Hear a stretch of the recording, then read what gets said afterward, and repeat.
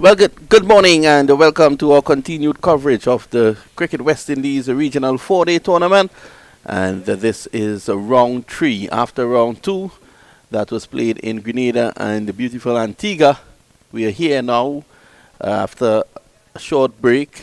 I hope that you guys enjoyed the break. You were able to catch up on some of the things you would have missed while looking at the cricket. But we are here, and as you can see, the TNT Red Force, they're coming up against the Guyana Harpy Eagles. News from Pittside is that the TNT Red Force, they have won the toss, and they have decided to bowl first. There's a tinge of green on that track out there. The ground is in spanking conditions. It's really beautiful out there. Testament to the ground staff and the authorities here. We have been experiencing something of a mini drought in Trinidad and Tobago these days, and to have outside there is looking like an oasis in the desert. As I say good morning to a man who is no stranger to the desert, and that's Gordon Pear. Good morning, Gordon. How are you? Yeah, good morning, Vinod, and welcome to all the viewers throughout the Caribbean, in Trinidad, throughout the Caribbean and worldwide. It's a beautiful picture here at the Brian Lara Cricket Academy, and we expect an exciting day of cricket. We just saw on screen where the handing over of the cap as Trinidad and Tobago have some of their players making their debut. It's Manikram, I think, who is making his debut, so he was handed his cap. The pitch looks a picture. I went outside just before the toss was taken, and it's a green top, so the who won the toss. The toss was very important. And this first morning here at the Brian Lara Cricket Academy is going to be very important in the outcome of this game.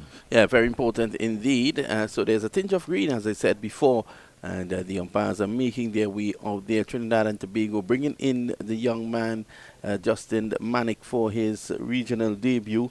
He has been in and around the Red Force setup a little while now, and he will be, I think, chomping at the bit when he looks at that track out there. Yeah, it seems to have a little bit for the bowlers on the good length. If you get you bowl in the right areas, you can gain some results. I think the left-handers, though, who will definitely think that some injustice has been done to them, because just outside there seem to be the cutting of the grass, as you would see on the screen, not totally smooth at that point. So it's going to be a nice track. I think it's going to be a good cricketing track, as we see the two batters from the Guyana.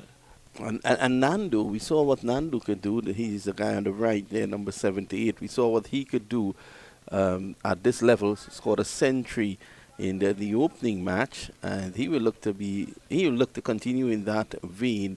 Now, having said that, with the grass on the track, the ball is going to come onto the bat as well. And given the very hot conditions that we are experiencing in Trinidad and Tobago, I mean, you can feel it for me. My apple trees, you can see it there, Gordon. My apple trees on the southwestern end of the ground. It's just brown. Yeah. And we know in Trinidad and Tobago that a number of people have visited this ground just to see the apple trees that we keep speaking about. They're yet to find it, though. Look at the standings, though. You have Guyana at the top, 28.6 points. Barbados a second, Trinidad and Tobago third on 20.6. The Windward Islands, they follow 19.4. The Leeward 17.4, and the Jamaicans on 10. So nothing really much between the horses. They're bunching at the moment, and Trinidad and Tobago will be hoping that with home advantage for the rest of the tournament, that could prove something that could work in their favor. So at the moment, we are going to see the young man Justin Manick. He's going to open the bowling attack from the northern or Gasparilla end. I like to call it the Gasparilla end. You were there earlier on today, Gordon, getting doubles. Yeah. Very tasty doubles, I must commend, just outside the supermarket on the junction. They're not quite sure what's the name of the supermarket, but it was definitely quite tasty doubles. Hats off to the doubles here at Gasparilla. Yeah, it's very tasty. As you can see out there as well, very strong wind blowing from the left. Yeah. And Manick is going to take up the attack with 3 slips and a gully. There is a point. Mid-off in skipper Darren Bravo. Mid-on, of course, there's a man running away down to long leg. as well. Now, the offside field is strengthened. Jason Mohammed goes across there into a squarish cover. So that's the field. As you can see, look at the ground here in Trinidad and Tobago. Everything is brown except the outfield here. It's magnificent to look at. Yes, definitely. It paints a beautiful picture. Manik here making his debut at this level. I think he's going to have a few butterflies in the stomach. Well, here's his first delivery. That one comes back a long way after passing the batsman. He immediately he looks at Nandu to tell him that the ball is in swinging. But look at that wind, Gordon. You just have to throw the ball, leave the ball in the air for any length of time, and it's going to come back in.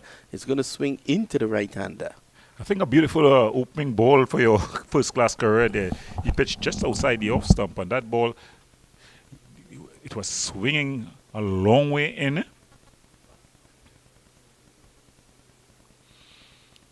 A strong 7-2 feel. And there's short outside your stump, and he gets up and cracks it away, square the wicket, and that's 4 runs there. Just losing his length there, pulling it back, and looks like Amlik, who was back and cracking it square of the wicket. So he's off the mark. So Imlak there just banging that one square the wicket. You know, I was saying before, Gordon, that although the track has a tinge of green, the ball will come onto the bat as well. And that one just stood up, and Imlak was able to punish that through the offside. Good delivery coming sharply back into Imlak again, but short enough that he had enough time to play it back comfortably. Good cutback ball there. You know, the youngster on debut. He was his second ball in first-class cricket, short wide of your stump, asked to be hit. The batsman did the needful, and then getting back that comeback ball, he was bang on target, and the batsman showing the full face of the bat. So a strong offside feel. The 3 slips a gully, 1 in point, cover, mid-off. There's also a mid-on and a deep fine leg. So Manik running in here. And he's up on a good length.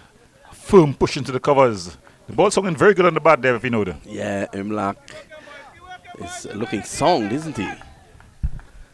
So Manik, on debut, he would realize that this is a serious step up of first-class cricket.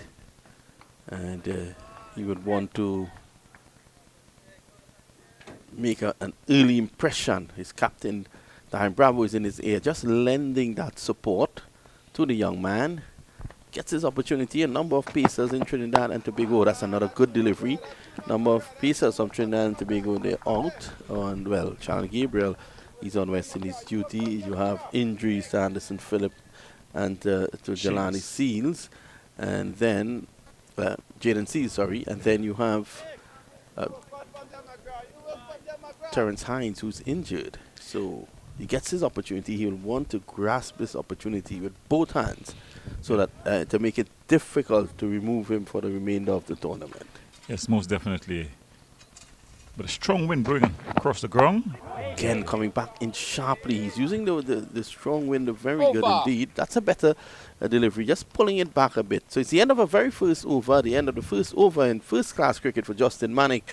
Trinidad and Tobago versus Guyana. Guyana sent into bat. They are 4 without loss. More thoughts from Gordon Pay. As I say good morning to a good friend from the Trinidad and Tobago Cricket Board, Amar Samaru, the former comptroller of customs here in Trinidad and Tobago, Gordon Pay, and you will see him swing around lunchtime with a Diet Coke. Yeah, good morning, sir. Well, we're seeing coming from the southern end. Not quite sure who is going to be coming in from the southern end there. Well, it's going to be Uthman Mohammed. Oh, yes, Uthman Mohammed here. How you didn't recognize Uthman Mohammed? He's from your neck of the woods, isn't he? I think he would have played for Mary Boys, like our fellow commentator Kadir Mohammed. And these days, it's got they're playing for Merry Boys. Well, he's having a bit of a tough season. He haven't been scoring much. I heard he's on the team. Yes, he haven't been scoring much. A couple teen scores, not doing enough, but the team is doing quite well. They've won 5 on a trot. So they'll be pushing for a return to the higher level of cricket. But back on the field here, Mohammed, he'll be looking to make an instant impact here as he's up against Nandu.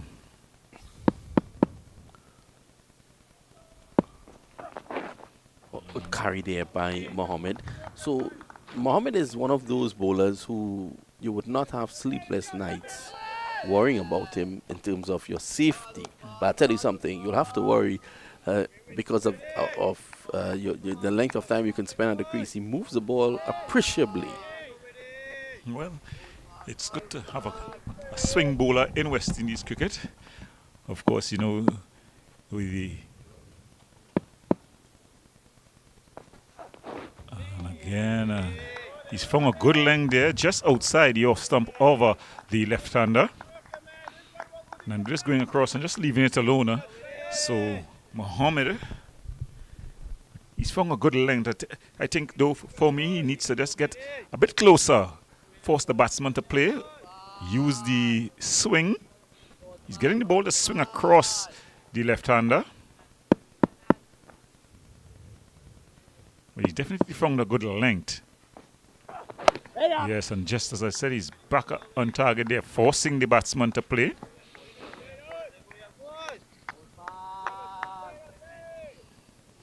So if you're just joining in and you're wondering what has taken place, Trinidad and Tobago up against the Guyana Happy Eagles. Trinidad and Tobago winning the toss and inserting the opposition here at the Brian Lara Cricket Academy. Manik was given his first-class debut. He's bowled the first over, and we're into the second over. And there again, bang on target there. Just pushing back up the offside of the field. So 4 dot balls in this over.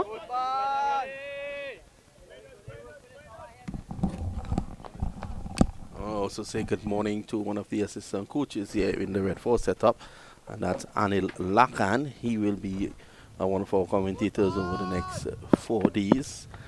And of course, the Merry Boy star, Kadir Mohammed. Uthman just outside the off stump there, left alone by the batsman, just going through to the keeper. Well, Uthman is as tall as you, and you would have played for North Zone as a fast bowler as well, Gordon. Would you have liked to have exercised practice your craft on a track like this? Yeah, definitely. I think, a grass stop is something that a fast bowler love to see. Just getting closer. He's just putting it down on the onside, but it's a strong offside field. The keeper has to go across and do all the fielding. So at the end of 2 overs, Guyana Happy Eagle, after being inserted, they're 5 without loss. Well, Counselor Adrian Ali, who is really turning out loads of runs on the domestic circuit in Premiership 2. He scored a century again on the weekend. He's sending out best wishes to Justin Manik, who's on debut this morning. And he's saying that Manik was born and bred in Dino Road, Charlieville. It's a dream come true for him. His father works tirelessly with him to give him that extra push. And of course, he's a former player of Marching Patriots. That's a team that Adrian Ali owns. So, yes, say good morning to Adrian Ali. Continue the good work, sir. Yeah, congratulations all around. This is what cricket is about, and sport, especially the 4-day tournament. This youngster getting his first class debut here. He's just straying down the leg side there. He's getting his first ball at the left hand of Nandu. Nandu has shown that he has a lot of patience. Already has racked up 100 in this season. So he'll be coming in with some good form. He's going to be troubled though by the movement Manek gets. He struck him in front. A loud appeal.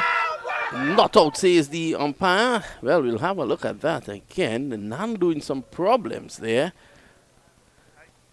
Manek, a loud appeal. And you can see Darren Bravo just going across to the umpire to ask him where did he get his doubles this morning.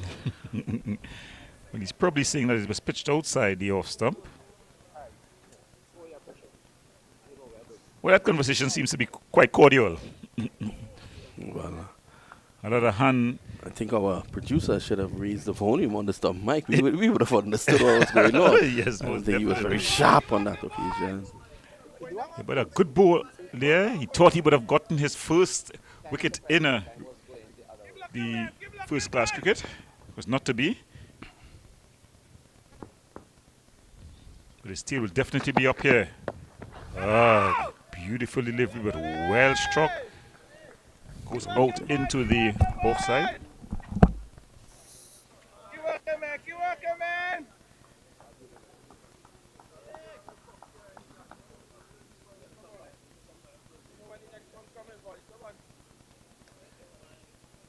So Manek bowling quite well thus far. The strong wind just easing up a bit. The sun is out in all its glory. A beautiful day for cricket. Glorious cricket. Again, good length. Just back off a length. Pushing it across the left-hander. Keep working, boys.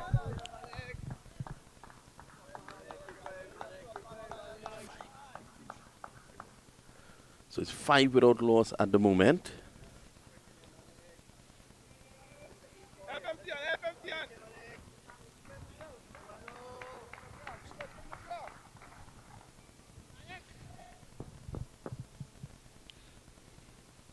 Well, the opening pair for Guyana here, they're doing their job. And he's driving it up the offside. Good fielding. Coming across. So just the third over of the day's play so far. 5 without loss. Nandu and of course Imlak out there. Nandu. He is yet to score. We all know what he can do. He has a lot of patience. Sometimes I look at him and ask myself, had he not taken up cricket, he might have been a doctor. Here is Manek. Nandu, who has roots in Canada. It's the end of a good over there from Justin Manek. He had a loud appeal for leg before. And at the end of over number 3, 5 without loss. So he's getting into his own here now, Justin Manek. Yeah, definitely. It's a good start, but nice promising start for the youngster. He's pitching, finding the right areas on the track. He's definitely asking questions of the batters.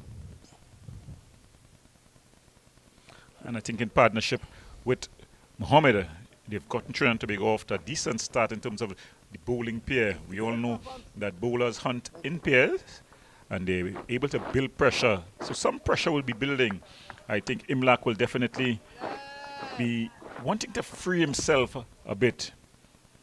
You know, he's on 5, but he hasn't had things all his way. He likes to field the ball on the bat. So it's Mohammed to him here. So Mohammed just back off a length as well, not giving him anything to drive. Now Mohammed brings the ball away, he moves the ball away from the right-hander. He can also bring it back. I would like to see him. This is the morning of a 4-day game. The ball is new. There's something in the pitch. I would like to see him pitch the ball up, look to swing it, bring the slip cordon into the business. That, what he's doing at this point in time, is T20 bowling. Just hard lengths, back of a length. Bring it there. That is what he needs to do. Tentative push by Imlak this time.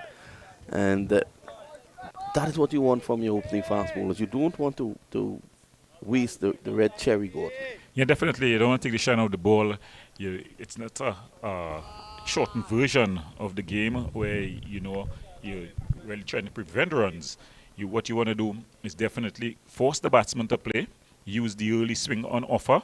The new ball, the seam is up, the ball is bumping a little bit. That's exactly the delivery. I think you you have a message going out. I think I can be a coach. I want to apply for Anil Lakan's job. Just as you pitch it. Yeah, drawing the batsman forward there. A beautiful delivery. Yeah, it really was a good delivery there by Mohammed. I think the slip Cordian, they were very, very interested. No edge found though. And again, drawing the batsman forward. Yeah, this is what you want to see. Get that slip quarter and the keeper, get them into the game. Well, we've seen just about 4 overs, approaching 4 overs on this track. What do you think you need to do to get wickets here, Vinod?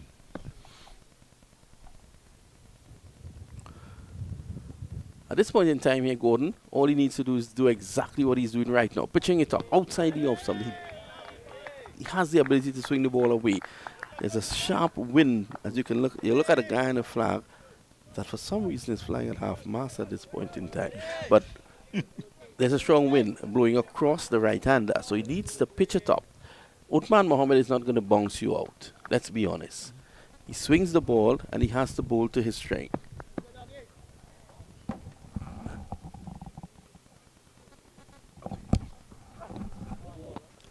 That is what he needs to do, just to live right outside there. So he's taking the ball away from the right-hander and into the left-hander.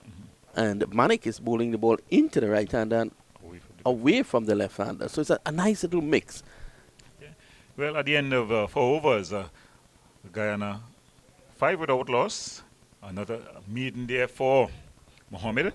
So he and Manik brought Trinidad and Tobago out to a good start this morning.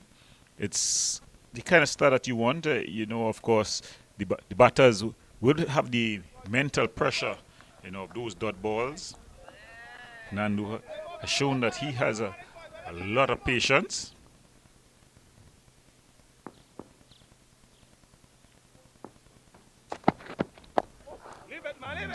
Manik bang on target there again. Nandu coming forward and just pushing it down the track. And you see the umpire just saying that Manik needs to get off the wicket.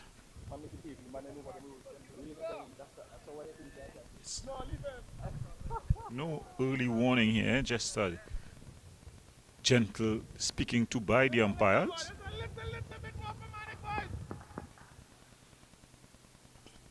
So Manik to continue. It's off the edge. That one got big on him. Bravo, you can hear Bravo saying you could have dived there, fellow. I don't think he would have gotten Look that. at it again. Let's have a look. It's off the edge. You'd have to be Superman. Not even Andrew Russell Superman. Yeah, I think Superman and Batman. You'd have to be the real Superman. The Clark Kent type of Superman to get to that one. But encouragement there for Manik. He'll be encouraged. He's on debut. He'll want to impress. I think he has so far. He has impressed. He had a very close call against Nandu.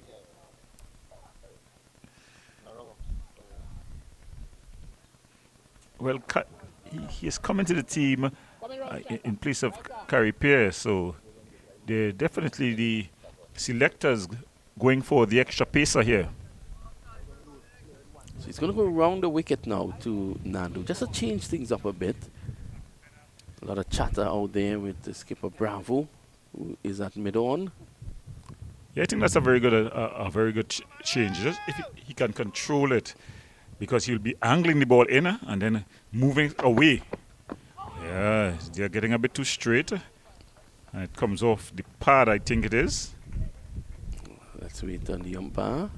So there's a lovely win, as we say. We're now feeling the effects of that So in the the com box as well. yes, the umpire saying it had some bat and pad in that. No signal from the umpire. Well, so often these days you see that players are going round the wicket immediately, the right-hand seamers, when the left-hander comes into play. And it's for that very same reason that you were saying. They look to pitch the ball straight, and you'll think it'll come into the left-hander with the angle. All they want to do is to straighten it. Yeah. And that could be disconcerting. Just outside your stump. The batter able to just go across. Tevin Imlag just able to go across, leave it alone. It's into the gloves of the keeper.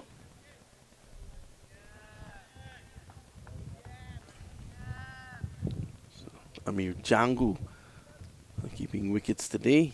Tion Webster is a slip as well as Brian Charles.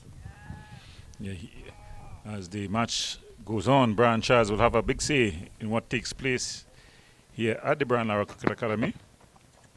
Ken Malik too wide. End of the over. The end of that over, which is over number 5. The Harp Eagles, they are 6 without loss. More thoughts from Gordon Pair. Well, thus far, things are going quite well here for both teams. I think both teams will be happy with the start. The Trinidad and Tobago bowlers, they have been on target. They have forced the batsman to play. But the Happy Eagles, they would be knowing that their openers are doing the job. They're able to get the shine off of the ball. I'm looking at Nandu, and his temperament remind me a lot of Tinarayan Shandapol in terms of his patience and his ability to bat long. Something that is so needed in West Indies cricket. Of course, Tinarayan Shandapol has not been as successful in South Africa as he was in Zimbabwe. It's all a learning curve. He has just gotten in, and it's all a learning curve for him, and one hopes that he learns from the experience of being in South Africa. It's not easy on those tracks to face the faster bowlers, and it takes me to a point that I made recently about domestic cricket here in Trinidad and Tobago. Team owners in Trinidad and Tobago, some of them, they're more interested in winning a trophy. Sometimes I think the president of the Trinidad and Tobago Cricket Board as ambassador to just buy a trophy and give it to them and say, look, this is your trophy. How big you want it? 10 feet? This is yours. Let's play cricket now. Because you have some of the tracks that are so tailor-made to the spinners in Trinidad and Tobago that when our players go out there and face tracks that give anything to the fast bowlers, they struggle. Yeah. Case in point, do you know Justin Manick was dropped by Powergen in domestic cricket this weekend, but he's playing for Trinidad and Tobago? Wow. How do you explain that? Powergen Cricket Club, of which he plays for, they set up a spinning track. You pass in the weekend, you might look at the ground and it might be spinning too. They're killing cricket. They're digging one in there, just trying to wake up the batsman, unsettle Nandu.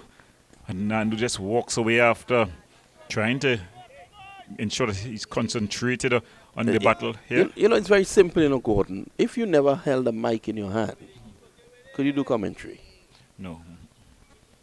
So practice makes perfect. Yes, You had to be introduced to it. So if you're getting tracks where on day one, the ball is rolling along to the wicketkeeper when the fast bowlers are bowling, what do you expect?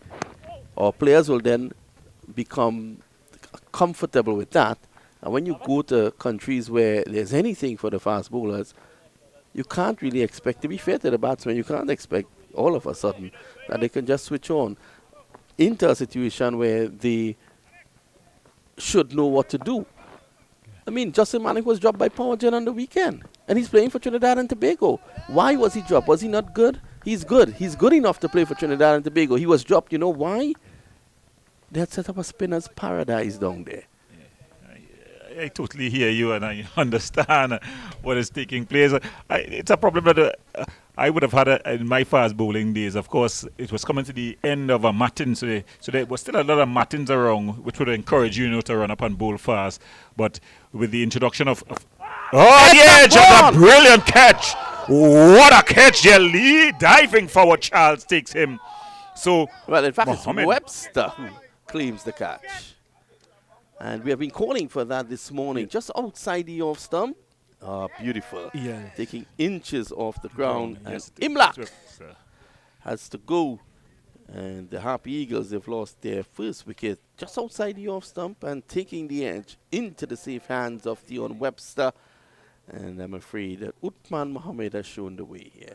Yes, great bowling there by Uthman Mohammed. He just pitched in the corridor of uncertainty, forcing the batsman to play at it.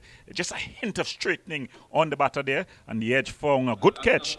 Diving forward there, the ball just dying on him at first slip. So a good catch there by Webster. As we look at it again,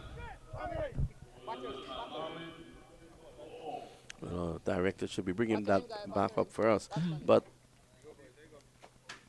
all he had to do was to put it on the right spot. It's a corridor of uncertainty. Bowled at fourth, fifth stump line. And Imlak, I was looking at him earlier on. He was looking a bit tentative outside the off stump. Yeah. And he was not coming fully forward. He was just pushing at those deliveries. And in the end, he has to go. So a good early breakthrough there for the Trinidad and Tobago Red Force. I think the tails will be up here as they have gotten it's just what the doctor have ordered. When Bravo called correct and chose to take the fielder, I think he would have been very happy to, after 5.5 overs, to have the Guyana Happy Eagles at 7 for 1.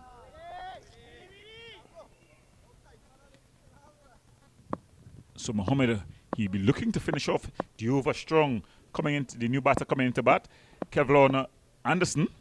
So Anderson into bat here. And that's a good delivery on our length. It pushed up on the onside. So that brings the over turn in. A successful over for the Trinidad and Tobago Red Force. And I'm going to be leaving you all and introducing to you Mr. Kadir Mohammed. And Yes. he's bringing with him the man himself, Anil Lakan. Yeah, so a double change here in the commentary box as two new batters take the proceedings. Pleasant good morning, viewers. As we're on day one of the West Indies 4-day championship, Guyana Happy Eagles up against Trinidad and Tobago Red Force after 6 overs. Guyana Red Force being asked to bat by Trinidad and Tobago at 7 for 1. Previous over just losing the wicket of Tevin Imlak, caught by Tion Webster of the bowling of Uthman Mohammed. As Manik, 3 overs, none for 5 into his 4th over. And Anil Lakan, I must say, Justin Manik, I'm super excited for this young man. He's been working hard, on his game. And it's really a proud moment for him to really make his first-class debut for Trinidad and Tobago. And he's done well so far. He's asked questions of the batsman. What are your thoughts so far on Justin Manning? Well, excellent debut thus far. Good morning to all listeners and viewers, wherever you may be. But I think a lot of credit has to go to that bowling coach, Mr. Kelvin Williams, who have worked tirelessly with this young man to refine him, and I'm sure it's indeed a very, very proud moment for him as well, having the distinction, of working with that young man. So yes, Justin Manick making his debut at the age of 21. And really exciting times ahead as well. He must be very privileged indeed, to be getting such a wonderful pitch in which to bowl on. It's a nice layering of grass. And, as the day progresses, it's expected that this pitch will harden up. Yeah, definitely. I had a look at the pitch this morning, and I must say, it's a very good toss to win. Skipper Darren Bravo winning the toss, and the early morning moisture that we would expect on the first day of a 4-day game, and I think Trinidad and Tobago have done well. I just want to see maybe pitch the ball up slightly and bring those slips into play. But again, can't really fault the opening pair of Manik and Mohammed. They've been quite economical so far into the seventh over, just 8 for 1. So can't really fault them too much, Anil. No, both Uthman Mohammed and Justin Manik, they've definitely kept both batters in check until the previous over, in which the opener was dismissed. But it brings into Kevlon Anderson.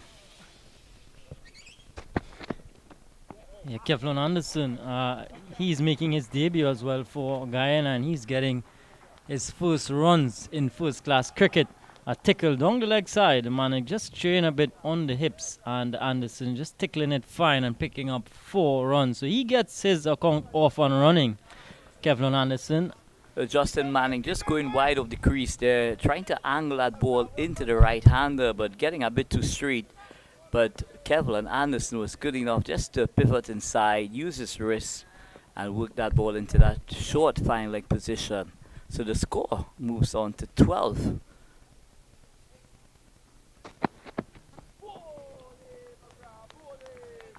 Yeah, So we're seeing Manik Kadir getting that ball to shape both ways of the seam. He just needs to be a bit patient here. I'm sure that the butterflies are still within him, having made his first-class debut here this morning. And, it was wonderful, to be part and parcel of that process. The likes of today, the coach who is in charge, Red Emirates, presenting him with his first-class cap. What a wonderful, momentous occasion it has been indeed. Yeah, I'm sure it's a moment that he's going to treasure for the rest of his playing career. Justin Manik, just 21 years of age. And I remember coming up against Justin Manik those days. He was playing for Aliscon Comets. And he was in and around the setup. But now he's really, he's done well. And he's done so good that he's able to make his debut. Well, I'll tell you a little story about Justin Manning. Just about a year and a bit, he was left out of the camp, the CWI under 19 camp in Antigua, and other guys had gotten the opportunity, the likes of Shiva Sankar, Anderson Mahis, and those guys, they got the opportunity to go to that camp. And, one thing I admire about this young man is that even though he was left out, and I'm sure he would have been disappointed, he took that in good stead. And I must admit, his work ethics is second to none. He really did the hard miles. And today, we witnessed, a very proud moment in his life, and also for his entire family, friends, and well-wishers. We want to say a pleasant good morning to all of you. Yeah, definitely. And that's credit to his hard work. Hard work always pays off. And it's going to be an interesting day for him and the entirety of this match. Justin Manik. So Trinidad and Tobago this morning leaving our Caripia and Vikash Mohan, and including the young rookie fast bowler in Justin Manik. Having looked at the surface this morning for quite a considerable amount of time, Kadir, it's obvious that this surface will assist the seamers.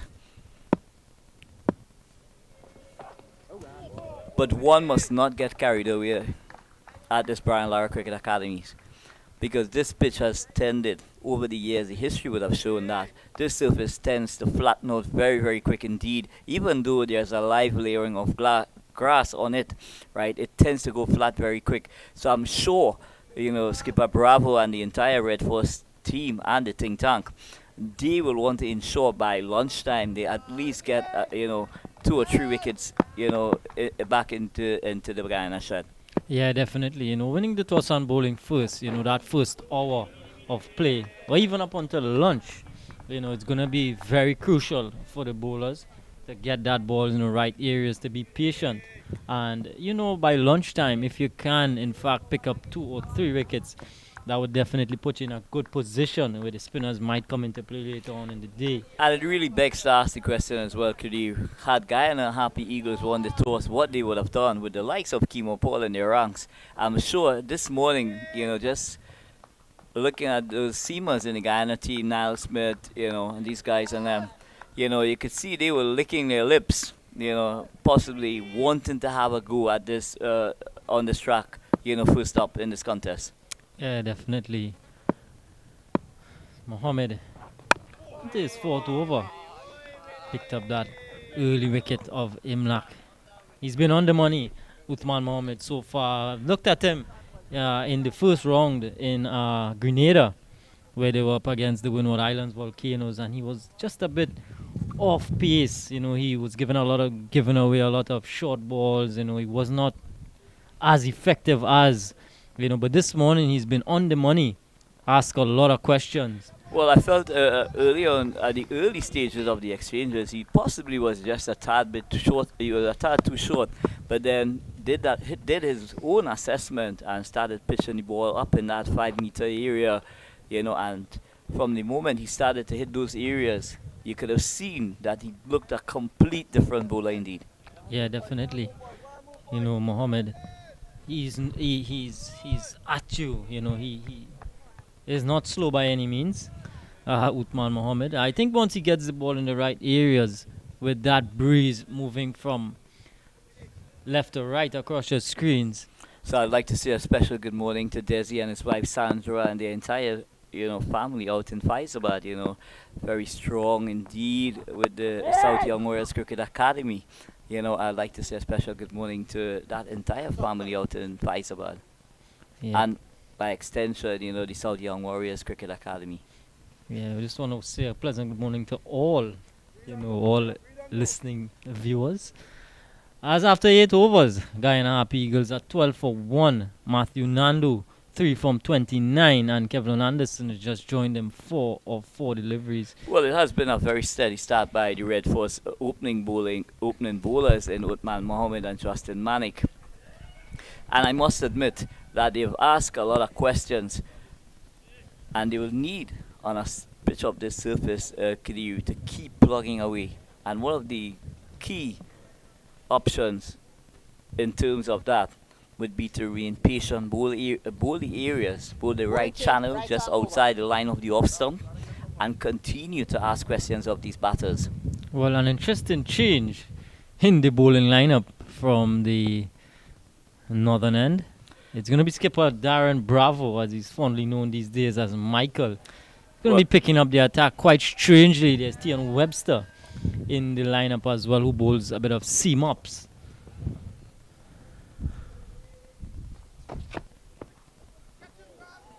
Well, I must admit I'm not surprised at all, Kadiru, because Darren Bravo has done this stuff at a domestic level for his resident club, Queen's Park Cricket Club, and he does have the ability to shape the ball.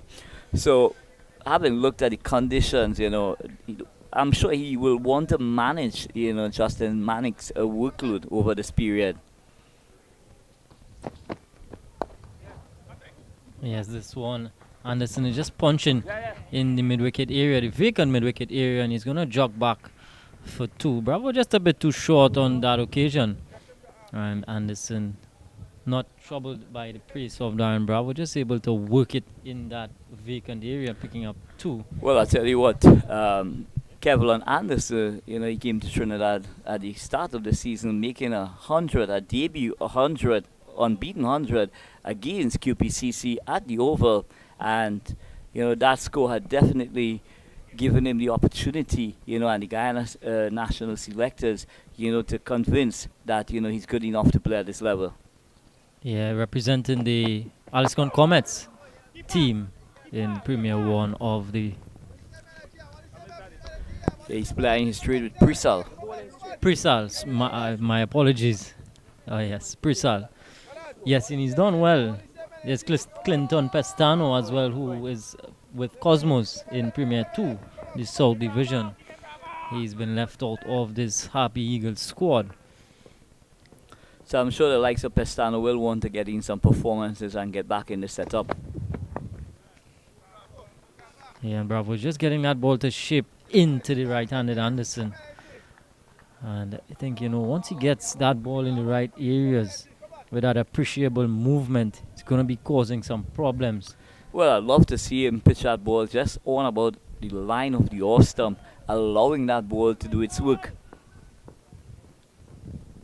What is going to be interesting is with that movement back into Anderson, a low appeal is going up, and Darren Bravo strikes. Kevlin Anderson chopped on the crease, and what a timely change from skipper Bravo, as Kevlin Anderson has to go LBW. He has to go for 6, and my, Anil, what a bowling change from Darren Bravo. Well, Darren Bravo would have assessed the conditions exactly what it is, and Kevlin Anderson was moving across his crease there, trap in front, playing across the line, that ball shaping back into him, and the umpire had no hesitation whatsoever in sending Kevlin Anderson on his way.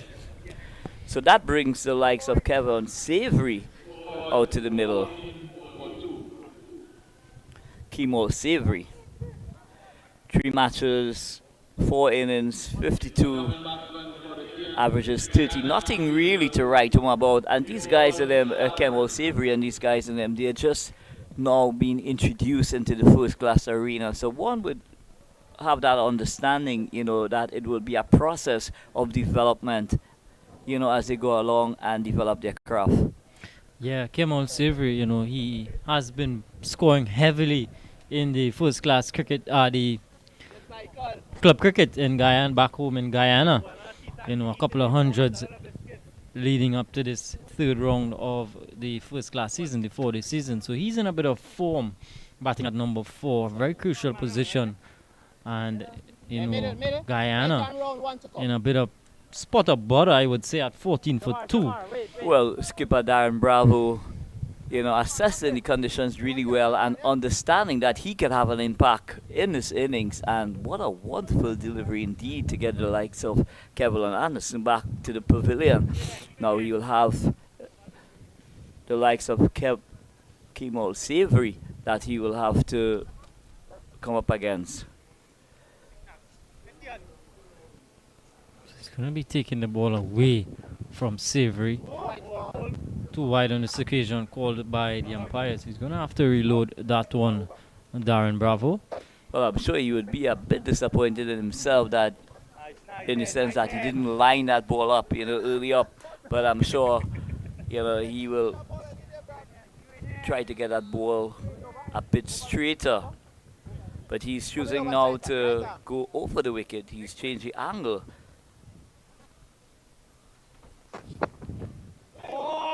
Very good area from Darren Bravo to finish his first over. Successful one for him.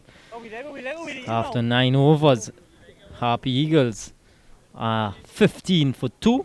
So Tevin Imlach going for 4, and Kevlin Anderson also being dismissed for 6. So at the end of over number 9, Trinidad and Tobago winning the toss and asking the Guyana Happy Eagles into bat. They are 15 to 2, with Savory yet to score, and the left-handed former West Indies on the 19 opener, Matthew Nandu, he's on 3 not out. Yeah, so Nandu doing his usual thing, you know, being very patient at the crease. 3 from 29 deliveries, and this being his first season in first class cricket as well, he would have scored 100 in the previous round. So that would have done his confidence a whole lot. Well, I tell you what, having looked at Matthew Nandu, he seems to be a very organized player. He reminds me in the mode of Tejnarayan Chanderpaul in terms of the way he sets up, you know, and he just seems to know exactly where his off stump is. He's not playing at deliveries that he don't need to, and just allowing bowlers now to try to bowl to him. Yeah.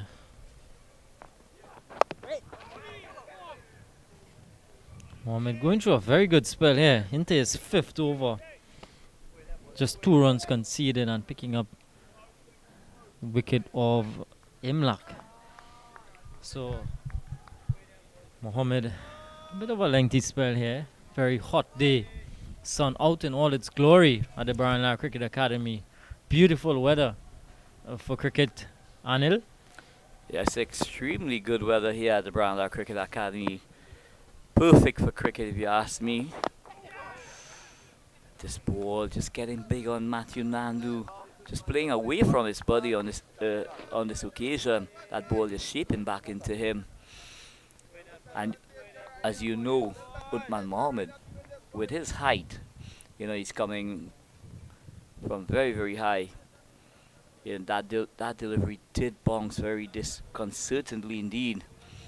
And it's important for the likes of Uthman Mohammed not just keep pitching the ball up, but remind the batters that he does have a good bumper as well. So that will help to tend to push them back a bit. Yeah. He's operating in a very good area, Mohammed, just in that corridor, that fourth or fifth stump channel. Yeah, it's a corridor of uncertainty, Kadir. But I'd love to see one of those deliveries just hold its line. He's getting that ball to shape away from the left-hander, but I'll just possibly a crossing delivery, just holding its line, and let's see what happens.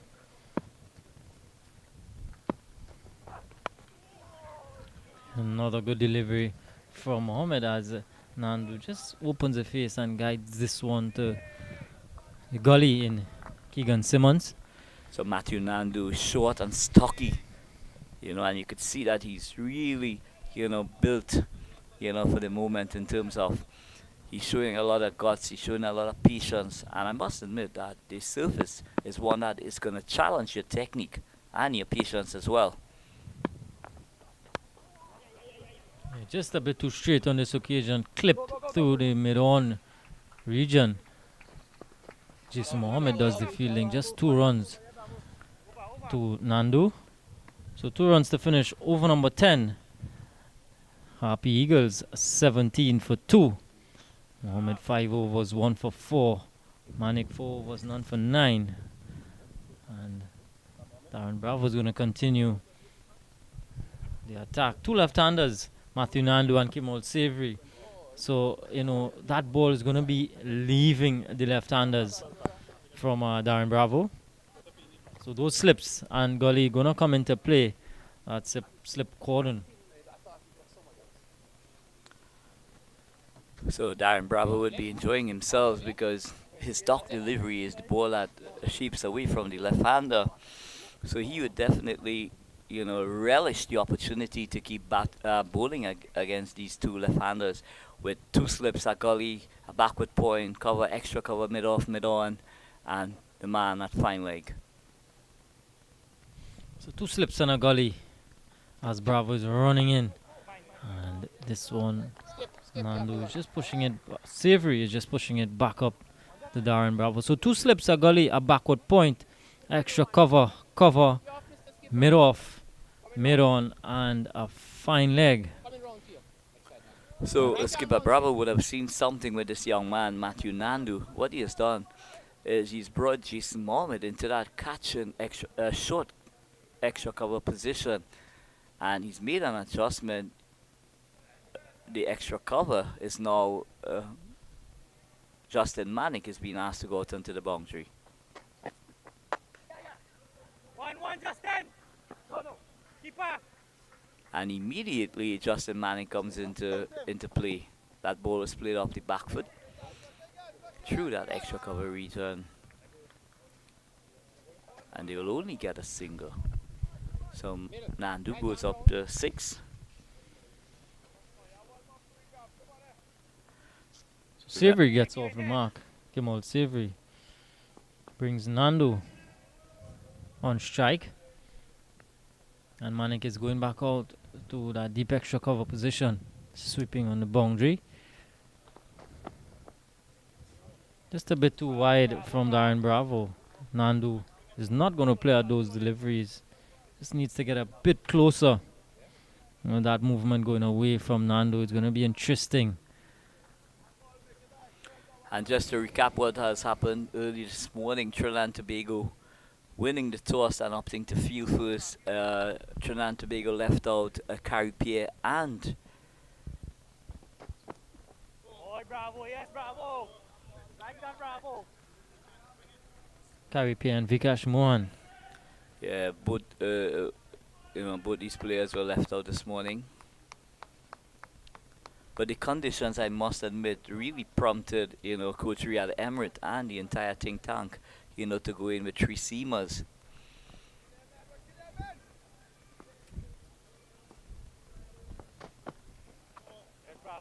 Well, in fact, it's 4 seamers.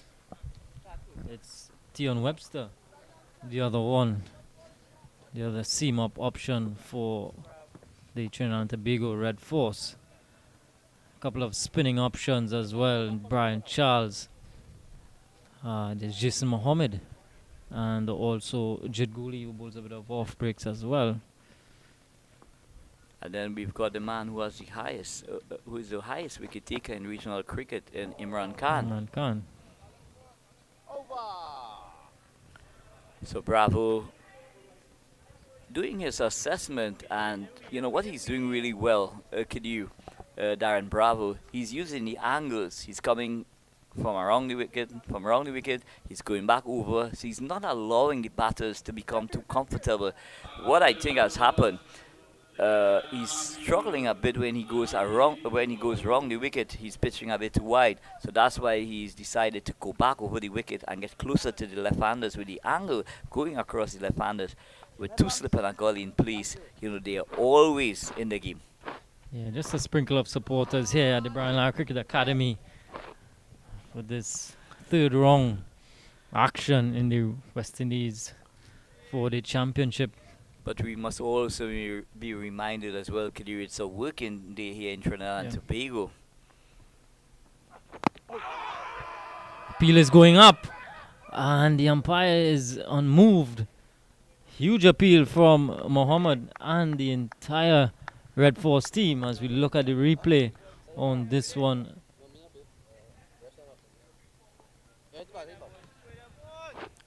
That must be very, very, very close indeed.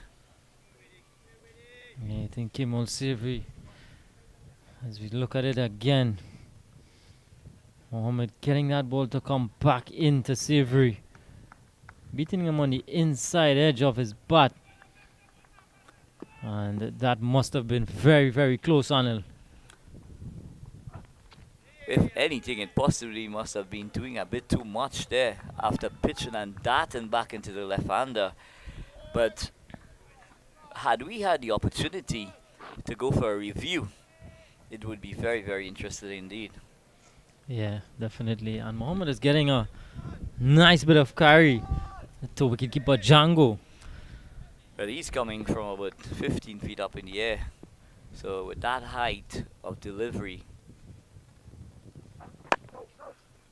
Not a good delivery again from Uthman Mohammed. Very impressive opening spell from him. He's into his 6th over. But I'm just asking myself, if the Guyana batters, if they are apprehensive in their approach, seeing that, that this Brian Lara Cricket Academy pitch, it's not often that we see there is a nice layering of green live grass on it. I don't know if it's playing on their mental. And this one is in the end. It's going over the top. Brian Charles is giving chase, and it's going to get to the boundary. But very fortunate for Kimol Savory.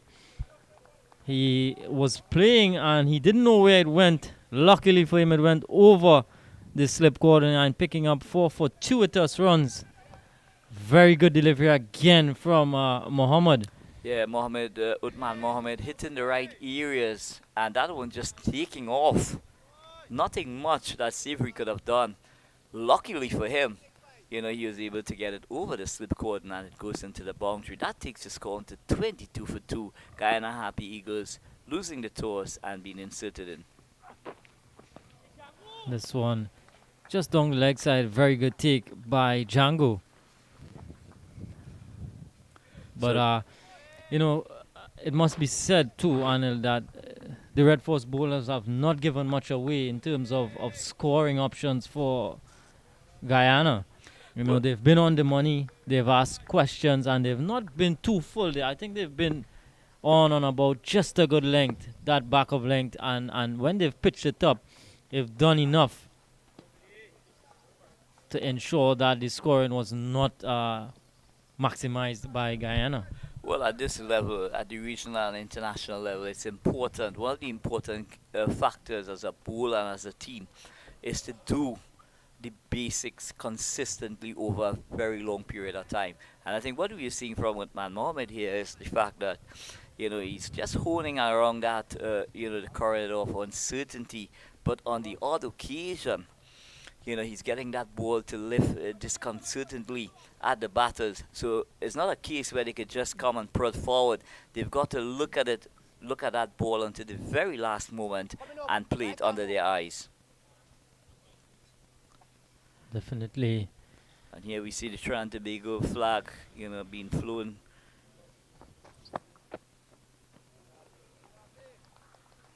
Bravo Beautiful just getting a movement. bit too wide. Yeah. Kadir. But I like the shape he's getting on those deliveries.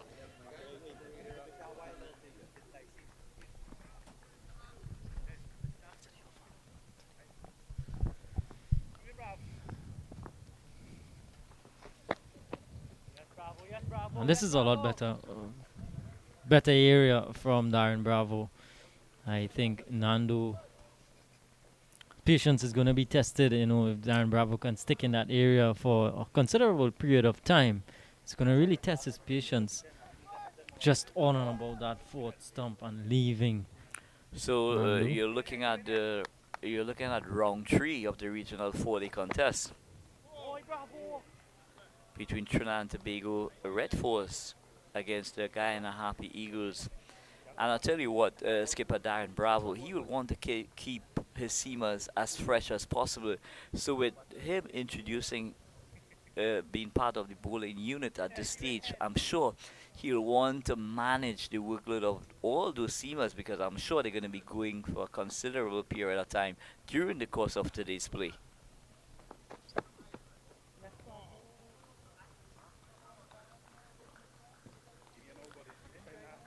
But I wouldn't be surprised at all after at the end of this over, in the next rotation, that we see a change of bowling. You in hand. You in Yeah. hand.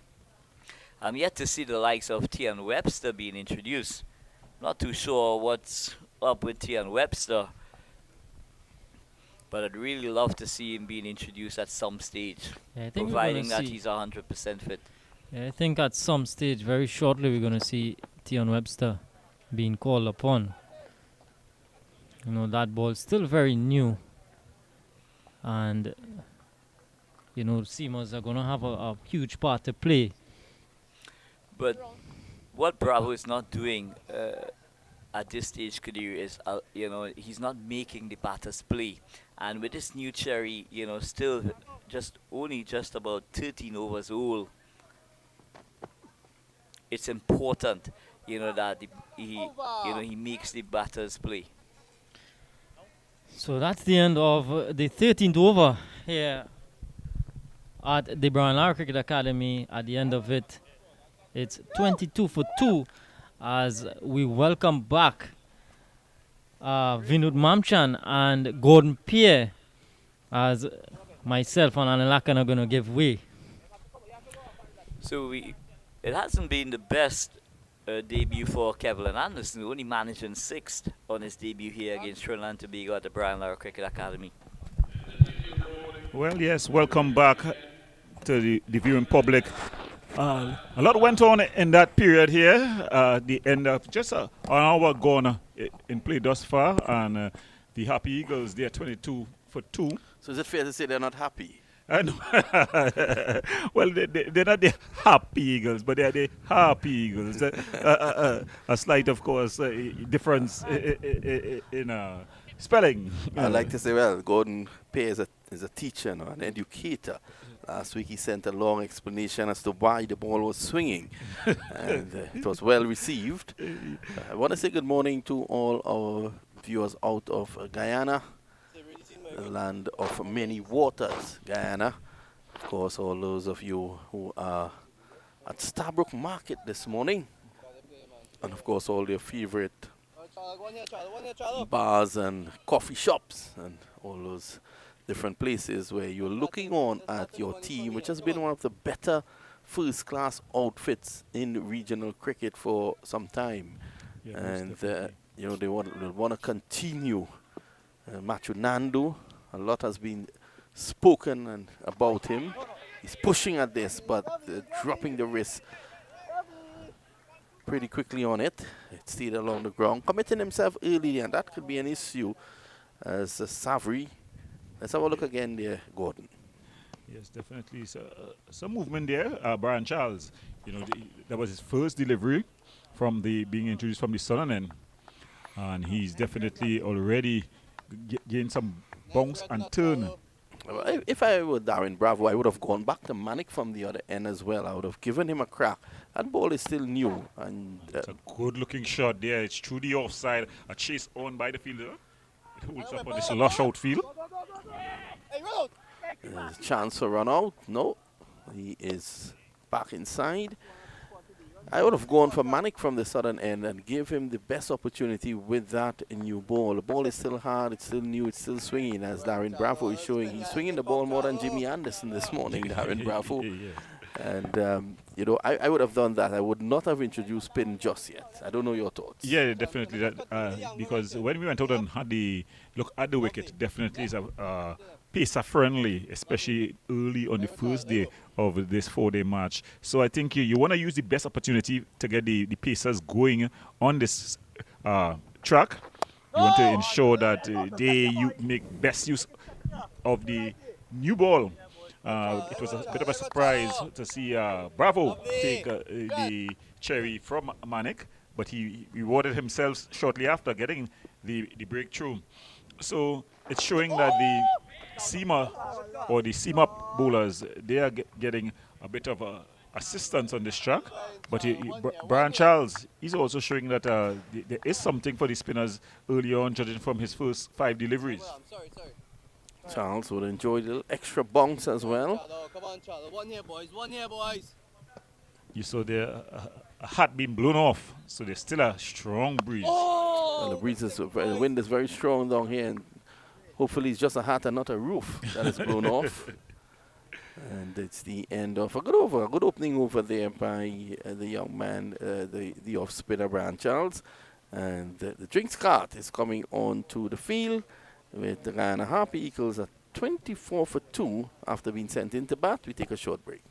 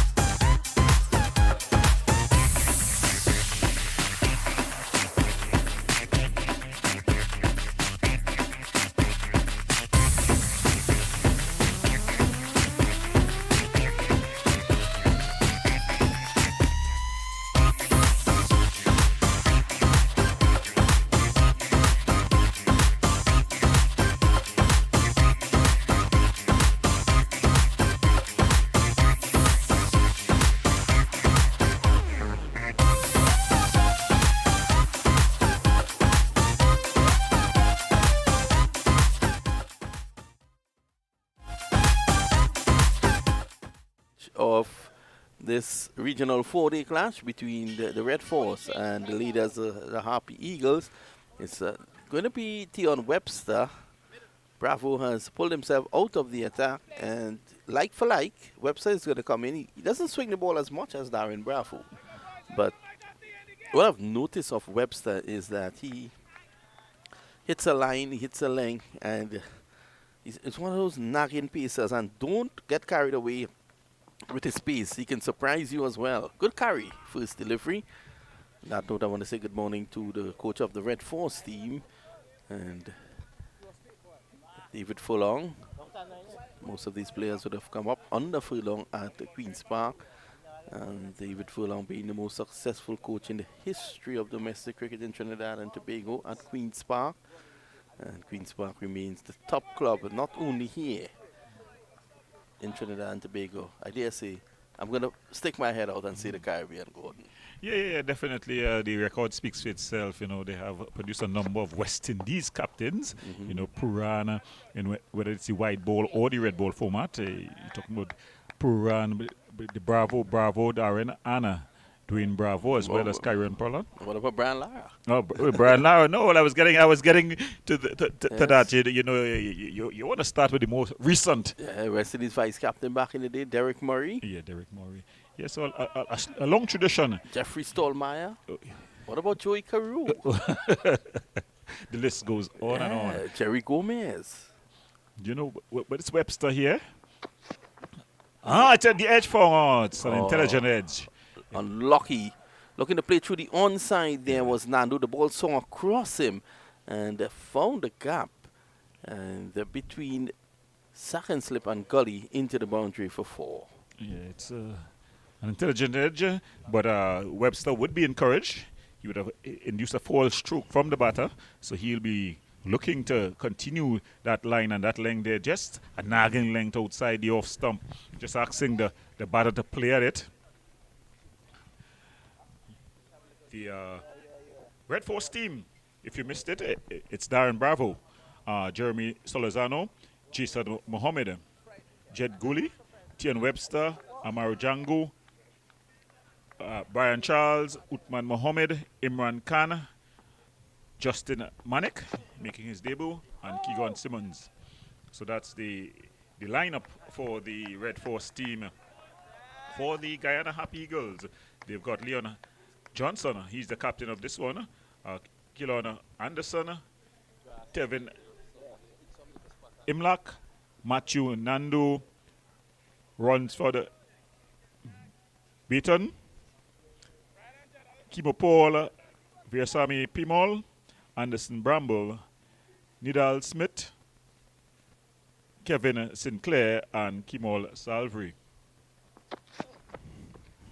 And just leaving that one alone, an extravagant leave alone there by the batter Nando. Yeah, he has a nice high back lift, Nando. Saw him in the opening round in Antigua, and there is definitely something that you can work on with him. Obvious talent. I like his mindset. Yeah, well, he's very patient. 9 runs from 50 balls. A lot of folks will say that he's lucky to still be there after a very strong appeal against Manik. That looked very, very good indeed. I want to say good morning to Prakash Ramsumer, the man who takes care of all of us here at this venue. So it's 28 for 2 after 15. Yeah, so a testing over there by Tion Webster. You know, good start there as we see looking to continue from the southern end. It's Charles who's going to continue. Trinidad and Tobago will think if they can get another breakthrough here, they'll really enjoy whatever is served up by Suzanne for lunch. This one going down the leg side, struck outside the line of the leg stump as well. Yeah, strong appeal. The Trinidad and Tobago Red Force team are there, very chirpy this morning. A lot of energy.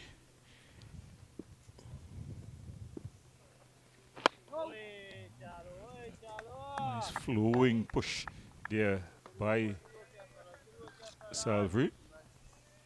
One hand is Jono, Charlie. One hand is Jono, eh? One in hand we enter Jono. One hand we enter Jono. So the debutant for the Guyana Happy Eagles, he didn't have a very happy stay this morning. That's Anderson. Already back in the hutch. Charlie, working, Charlie. The importance of this game to the Red Force push for a regional championships. Well, it's very important because the Happy Eagles are atop the standings, and after this, they go home to play their final 2 rounds. So they will have home advantage. And Red Force will want to defeat them here and look to jump ahead of them as they go back home to complete their matches. Then Red Force will have 2 further games home here to play as well. Remember, there are a number of games still to be completed in this tournament. Red Force is at home for the rest of it. Good catch from you here, Rex. Yeah, that will definitely be an advantage the players will love. It's so much better waking up to your home bed, if that is being said. You know, some teams just don't travel as well. This season, though, the CWI, they went for a bit of a different format in terms of sticking more to the format that was used when the COVID-19 came, where you have a localizer. It also eliminated travel costs and, of course, the whole logistics of getting players to and from countries from one weekend to the other.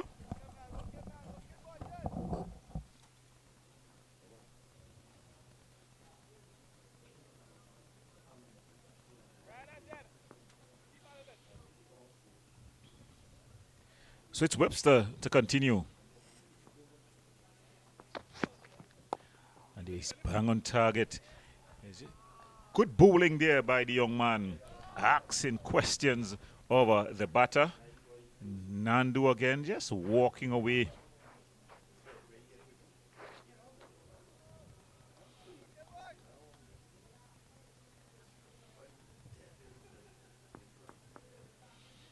So Webster. That's a good shot, but it goes out to the sweeper there in the cover area. So Nandu continue to take over. He's into double figures. Very patient knock. Seem to have a very good mentality.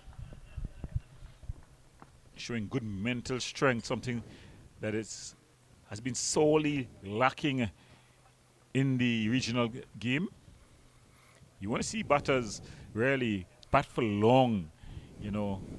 Of course, the Caribbean flair always there, the ability to score quickly.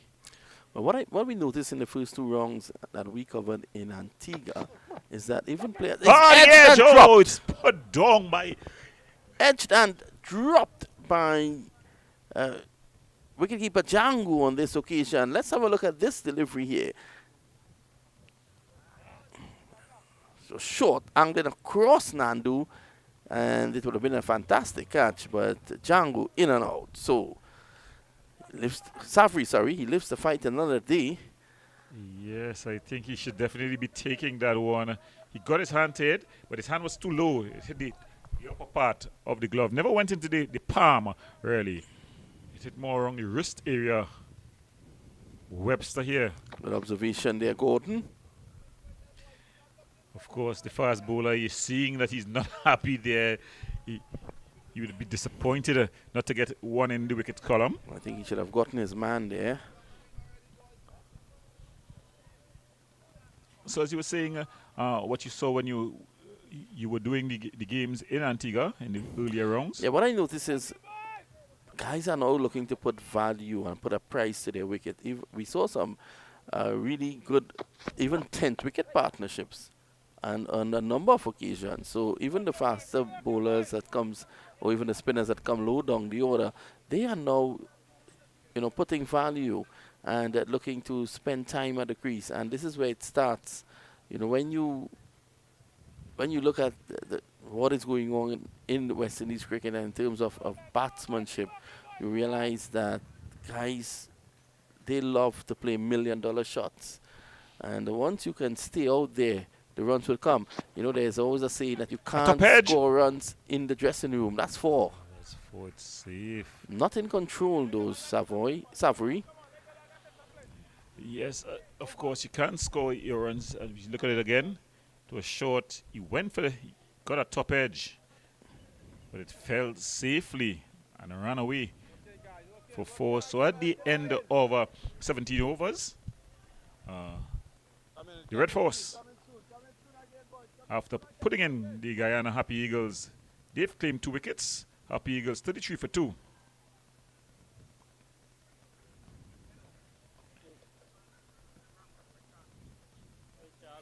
Trying to Tobago consider themselves very unlucky. Working here, Brian. Working here, Brian. Earlier there was an appeal that Work, Brian. Work, Brian. Work, they thought should Brian. have gone their way with young Justin Manick against Nandu, and then Savory being One in there, dropped Brian, one in by Brian. wicketkeeper Amir Django. Now, get it. Oh, it's it's a gone! brilliant catch! He's gone, caught at the short leg, right into the clutches of, it seems to be Keegan Simmons. Fantastic catch by Keegan Simmons. And Trinidad and Tobago has struck. Nandu has to go. Guyana loses their 3rd wicket. It's now 33 for 3. It was short. He was getting back, looking to play it behind square. He stayed low, and that was the key. Fantastic catch there by Keegan Simmons. Yes, definitely. For all young cricketers watching, that's what you do when you're feeling close to the bat. You don't just turn your back on it. You know, he kept his eyes on the blade of the bat all the way, and he stayed down, you know, and he was able to snap a really impressive catch there. I think Gus Logie would be proud of taking a catch there at that short leg position. Yeah, well, Gus Logie took a number of those catches at a short leg, but the key, as I keep saying there, Gordon Pear, was that he stayed low. Well, it's going to be the captain coming out here, Leon Johnson. He's coming into bat here, and he'll be looking to make his mark on this one. He's coming out with his team in a spot of border on a 33 for 3. Yeah, guys, come on, boys. So the Trinidad Red Force, they'll be happy with their decision to insert the Guyana Happy Eagles. Yeah, I think they will be the happier of both countries at the moment. One in here, boys. One in here, boys. Come on. So Leon Johnson, who has signaled that he will be retiring at the end of this regional series. He has been a very, very successful captain for Guyana over the years. So he will want to end strongly. I think he led them to 5 successive regional titles. Yeah, That's no easy feat. Yeah, of course. They definitely, showed their mettle, this Guyana Happy Eagles team, over the years, within recent times. And I think they want to continue. But they're up against it here. Working here, Brian. Brian Working Charles here, Brian. One in here, showing Brian. One in here, Brian. he rewarded the captain, Good ball here, Brian. One good ball here, confidence in Brian. bringing him in. And a time when you would think that One good ball here, Brian. it was One better good ball suited here, Brian. to have the pace-up bowlers, the seamer bowlers, to continue. But he repaid that confidence as he looks to continue here.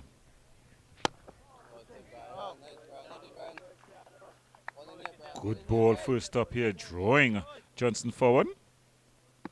A lot of left-handers in this Guyana batting lineup, Vinod. Yeah, a number of them. And the off-spinner, Charles, would like that because he'll be moving the ball away. He'll be spinning it away from them. There's a little extra bounce on offer as well. Fantastic catch early on there by Keegan Simmons. Just going down the leg side there. I will think that he missed out there, Johnson, but he has just come in. Just want to take a few. So I think the pressure, good partnership, good captaincy by Brian Charles, by Darren Bravo here, by Darren Bravo here, to really apply some pressure. As there, just picking up that ball there on the offside. He's gotten his changes correct this morning, Vinod. He brought himself on. He was able to claim a wicket. He also brought on Brian Charles. And that move have also There's a shot, a beautiful shot to get off the mark. It was short, it was wide, it asked to be hit. He got back into the back foot and caught it away in front of the point and down to the boundary for 4. So he's finishing off the over with a boundary there. And Leon Johnson, he's off the mark.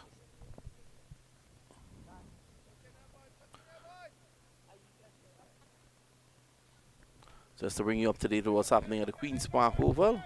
Barbados are 43 for 1 after winning the toss and deciding to bat first. And Jonathan Drakes is on 13. Zachary McClaskey is on 25.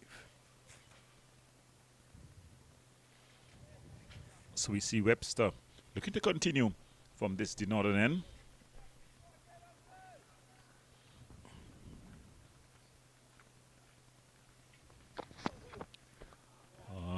Good carry there.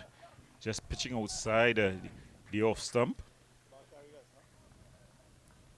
Webster have been hitting the keeper gloves very hard this morning, Vinod.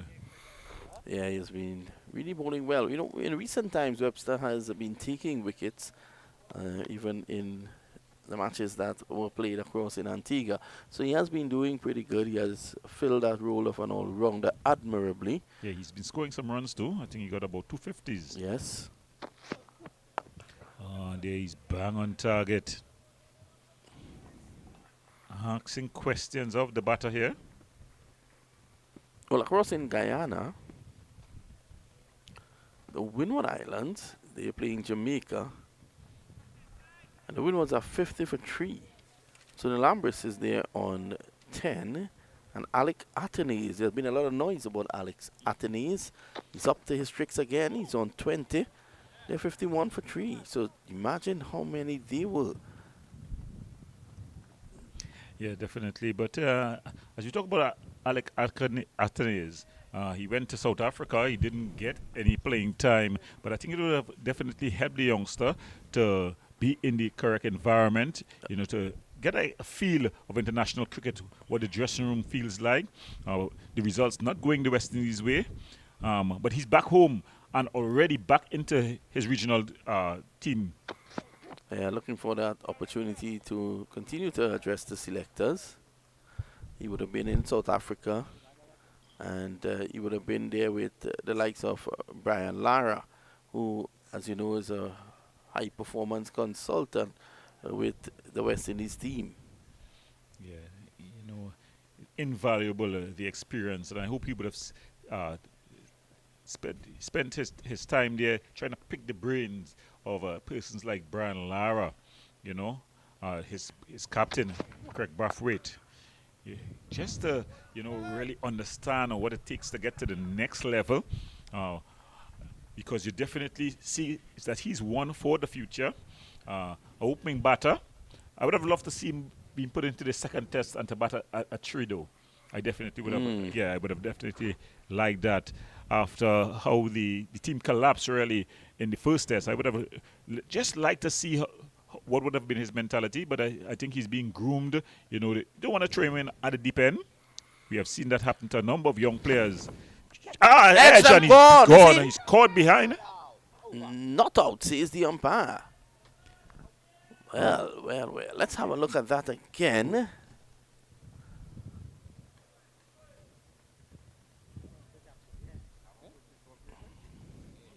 Definitely exaggerated movement after it passed the bat. Yeah, so, no edge there. Much ado about nothing. As we see, looks to be a bowling change. I think it's going to be Mohammed, who's going to continue. He's being brought back on from the southern end.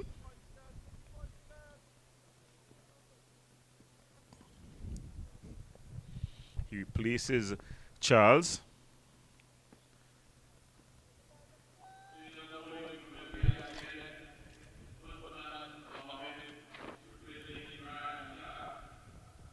So Mohammed is back into the attack for his second spell this morning.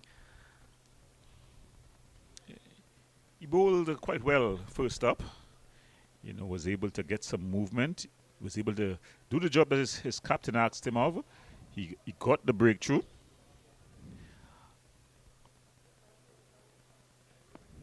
Sitting back, Tevin Check into.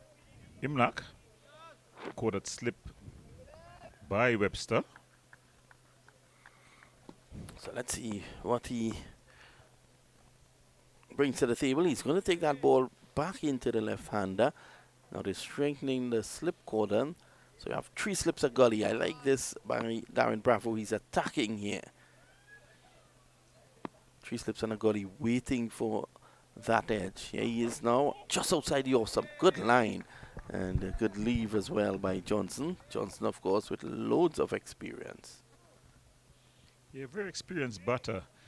You see he's going down and doing a bit of gardening there. You know, just prodding the pitch.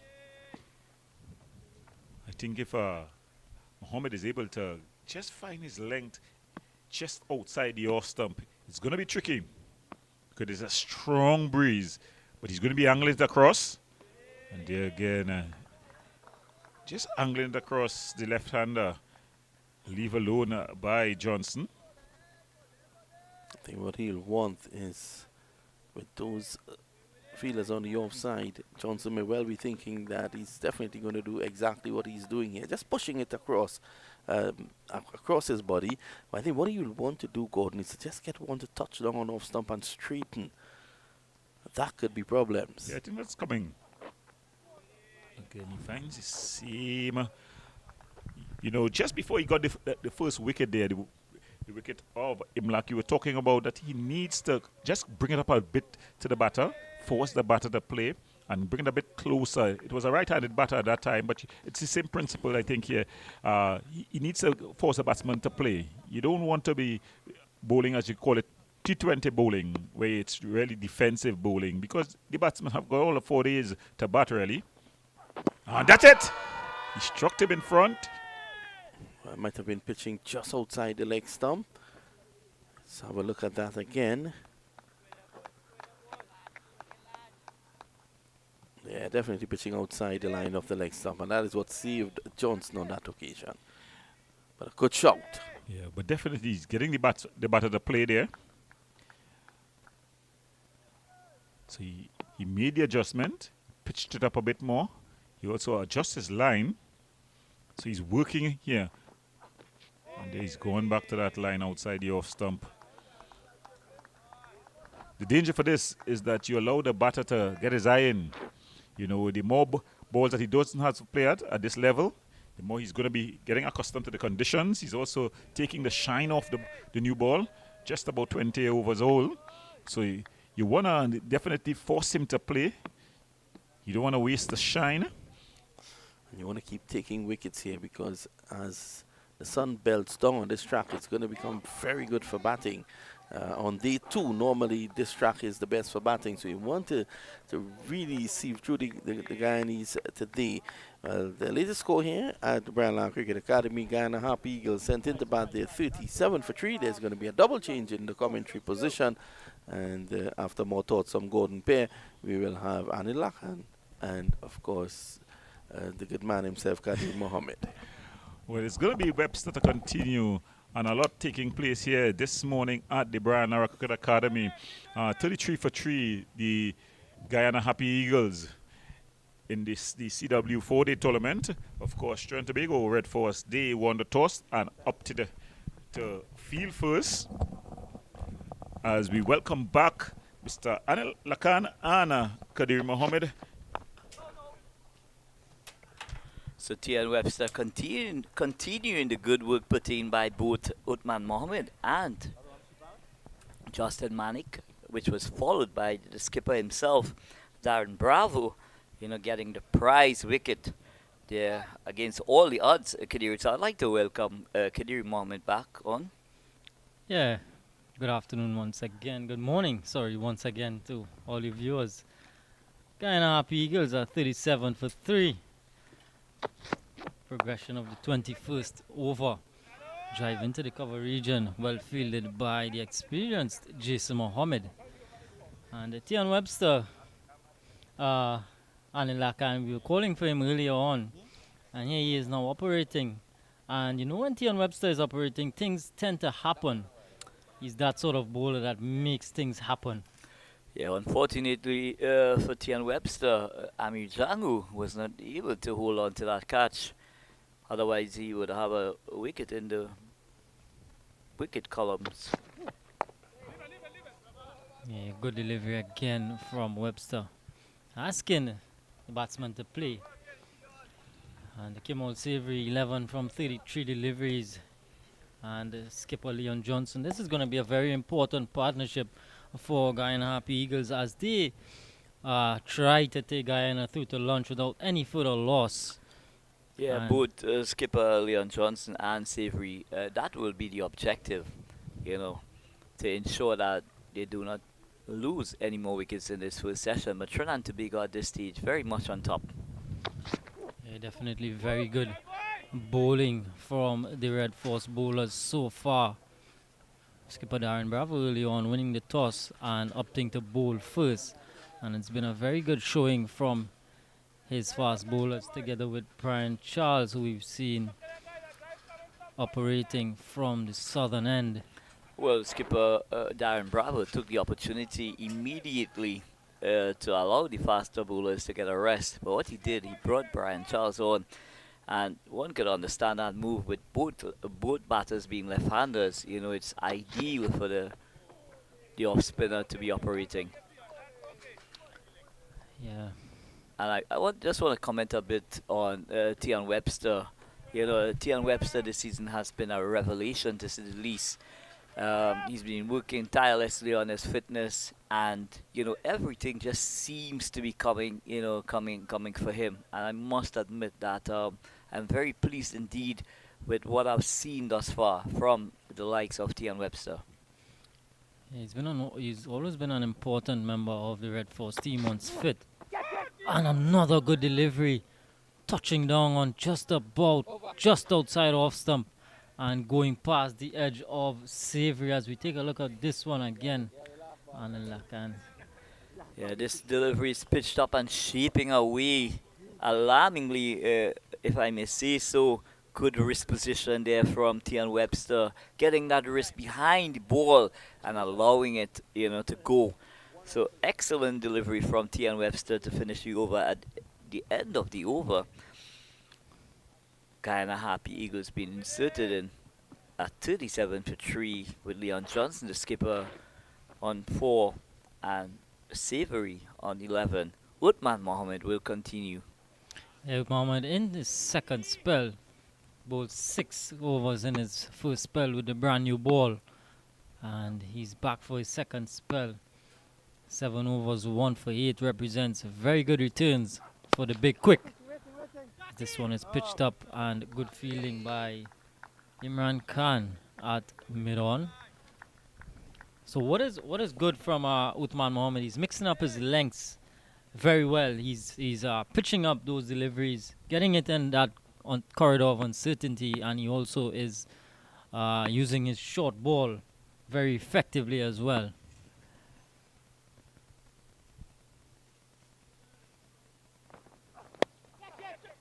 Oh, just over Jason Mohammed at cover.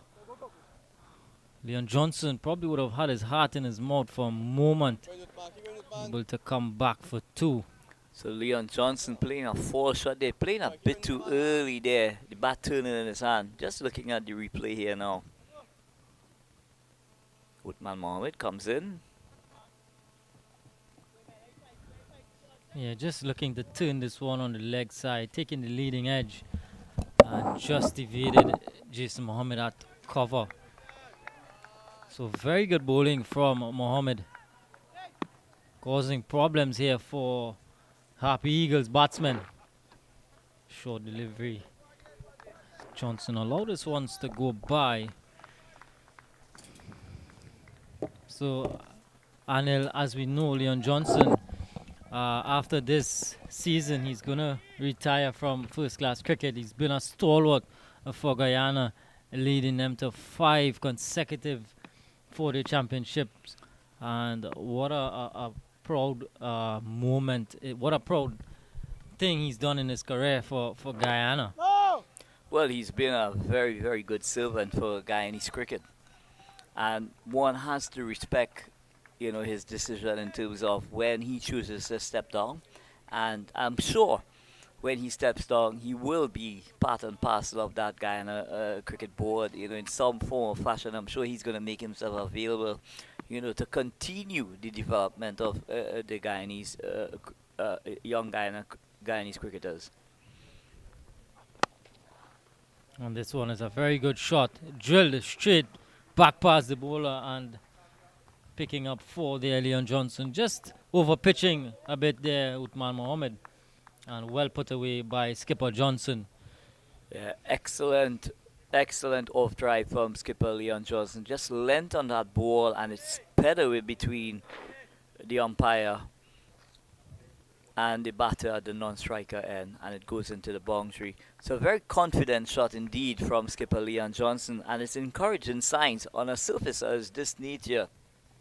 You don't want to be ultra defensive because one could just hit the seam and that's the end of you. Yeah, definitely. The objective is still to put pressure back on the Red Force bowlers, and I think once they get a bit too full, you got to cash in. Well, I think one needs to remember as well that cricket is a game of runs. So you gotta show intent. You gotta have that positive mindset, even though, mentally when you look at the surface with that layering of green grass on it, sometimes you may just second guess yourself from time to time, but it's important to remain in that positive frame of mind. And at this juncture, I'd like to say a special good morning to Mr. David Fulham, head coach of the Trinidad and Tobago Red Force. Our prayers is with you, sir. We wish you a speedy recovery, and we hope to see you back out as soon as possible. As we extend our well wishes to the head coach of the Trinidad and Tobago Red Force team, Mr. Furlong. So 43 for 3 after 22 overs. Webster to continue here. 2 slips, a gully, a backward point. And Savory just pushing this one into the leg side and picking up a easy single. So 2 slips, a backward point, a sweeper, cover, mid-off, mid-on, and a fine leg. That's the field for Tian Webster. I'd like to say a special good morning to Mr. Richard Ramkisoon, the owner of the Central Sports Club. Good morning to you, Richard. I know you're listening.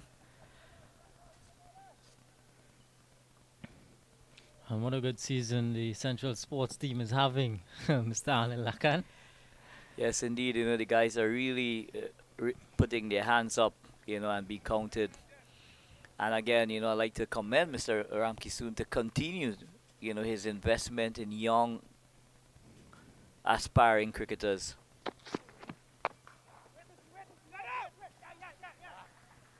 Johnson pushes this one up into the offside and picks up another single. So just from a Central Sports perspective, we're going to compete in an under-17 tournament, and we're going to have full complement of girls participating in a boys tournament. It's very good news coming out of Central Sports, and I know Central Sports, one of the premiership teams who they do a lot of good work with youngsters. They had the academy and so on. So really promoting young cricketers, aspiring young cricketers. Well, which is always a good thing. Last year during that September period, we had a program running with over 200 kids, and it was very successful indeed. And I'd like to say a special good morning to MP Mr. Dinesh Rambali, who was a key figure in having that program up and running at Invaders Ground. Yeah, that's something I personally always like to see. The involvement of youth, that next generation of cricketers, molding them and making sure we instill the basics in them. Yeah, and what was important as well, having a 2.5 year without cricket, through the pandemic. It was important to restart these developmental programs.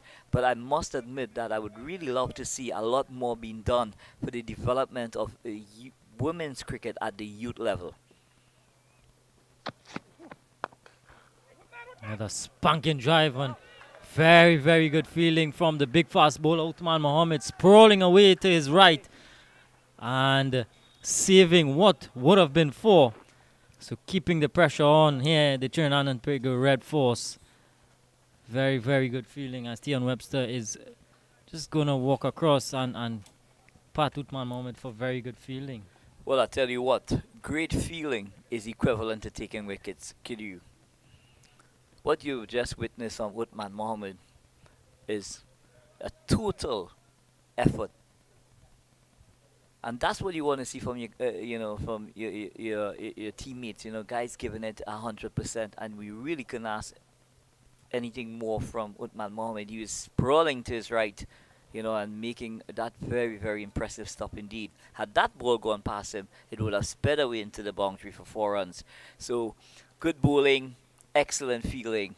It's really a good combo. Yeah, total commitment from Mohammed. And excellent work from all of the Red Force fielders so far. I like them been excellent in the field and really kept the pressure on the Happy Eagles. At the end of 23 overs, Guyana Happy Eagles are 45 for 3. Kemal Savory and Leon Johnson, the not-out batsmen for Guyana. As we approach lunch on the first day here at the Brian Lara Cricket Academy. So I'd like to say a special good morning to Christopher Ramsaran, who is following us very, very closely indeed. Morning to you, Chris. Ramas, enjoy your day, bro. So this weekend, the Central Sports Club will come up against the powerful and mighty Power Gen Sports Club at Invaders Bay. Mouth-watering clash. Indeed. I'm sure Kamal Puran is going to be licking his lips. So far, he's had a very impressive start to the season. Had that impressive double 100 and followed it up with 100 over the weekend as well. Well, I'm sure he'll want to continue in that rich vein of form and also try and ink his name somewhere. But a loud appeal here from Brian Charles. Savory. My apology, Leon Johnson. Really going, as we say in local parlance, half cock. You're not really fully pushing out there to that Brian Charles delivery. Oh, landing just short of Keegan Simmons. And Anil, so take a look at this replay. Charles operating from around the wicket. And that one may have just been going down slightly. Well, Brian Charles bowling wide of the crease. It just possibly would have been taking it past that leg stump, with the angle. There's not much spin on offer at this stage. So more than likely, the ball is just angling into the batters rather than spinning. Yeah, I like this from Darren Bravo. Attacking field. It's a pad. It's a mid-wicket and mid-on. And this one just a bit too wide from Charles, and Johnson is back and cutting away and picking up 4 more. But I like this from Leon Johnson, Anil. Yeah, just too wide and getting it past Jeremy Solozano and picking up 4. But I like this from Leon Johnson, trying to put some pressure back on the Red Force bowlers. Anything a bit too short or too full, he's looking to cash in, which is very, very key here. And as I had alluded earlier, it's important to keep in that positive frame of mind, because scoring is at a premium, and it's important to keep that positive intent. Anything short, wide, Yeah, speaking of positive intent, I always remember Mario Belcon, the coach of Mary Boys, always says that as a batsman, the currency is runs. And in order to score runs, you need to be positive and you need to have that intent to score. And even when bowlers are bowling well, you need to find a way to rotate strike and get off strike. You know, and it makes batting become easier when you're able to rotate strike and cash in on those bad balls. Well, it's important as well to have that mental framework as well with as a batter, because there are going to be situations where it's going to be difficult. Scoring is going to be at a premium. Bowlers are bowling in tandem, in partnerships, and you've got to weather that period of time.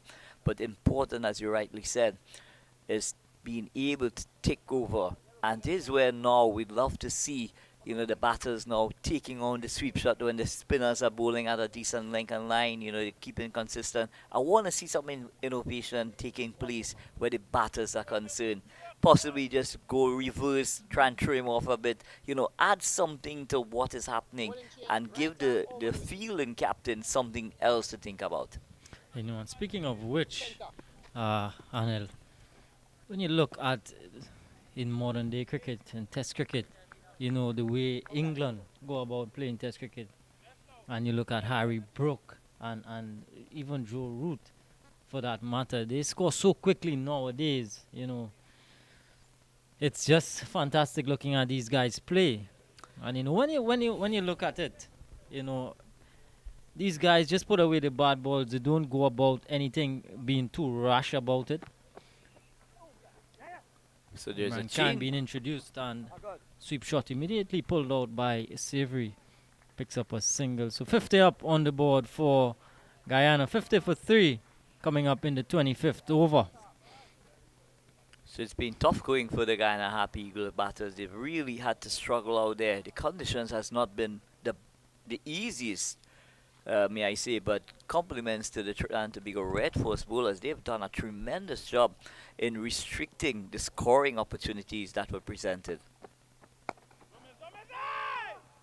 Yeah, no chance of a quick single as Mohammed was coming in quickly, preventing any thoughts of a quick single. So Imran Khan, with all his experience and expertise, all of 400 plus first-class wickets, it's going to be a crucial part of this Red Force bowling lineup. And what Imran Khan brings to the table, Kadir, is not just his wickets. He brings a lot of momentum in terms of the way he attacks the batsman. So there's always an opportunity when Imran Khan is bowling. Full delivery and good feeling by Darren Bravo at that short mid-wicket position. So an attacking field here for Imran Khan. There's a slip, a backward point, cover, mid-off, mid-on, regulation mid-wicket, a catching mid-wicket, a short mid-wicket, a bat pad on the leg side, and a man out at deep backward square.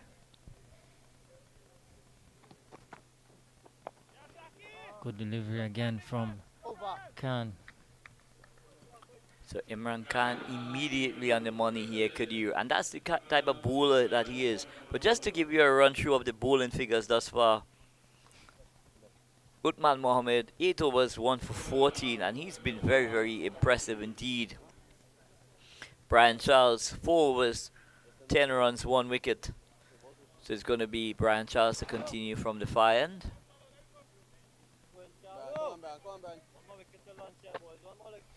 Yeah, Leon Johnson and Kim Savory will desperately be trying to weather this period as we're very close to lunch on the first day.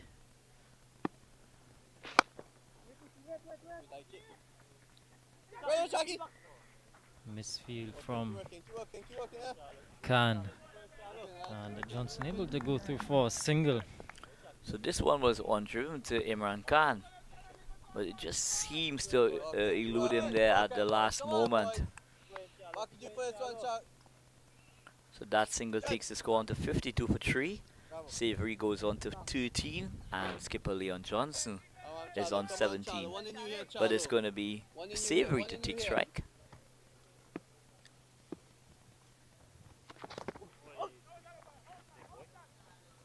Tongue the leg side from Byron Charles. Good take from Django. So Django has been very, very impressive indeed. He had that moment of where he spilled that catch, but other than that, he's been a model of concentration. Three, Chalo. All three. In front, all three, Chalo. So Trinidad and Tobago Red Force winning the toss this morning and opting to field here at the Brian Lara Cricket Academy. Oh, down, oh, down. Good from Brian Charles. Went, Charlie. Yeah, Went, and Charlie. Pressure again, on. Kadiri, it's important to be bowling in partnerships. Oh, down! Loud appeal is going up. Very good. And the umpire is on move. But I tell you what, that has to be extremely close indeed. And we're gonna have a look at it here on the replay. Just drifting on up here. Just. Okay, that one hit on straight.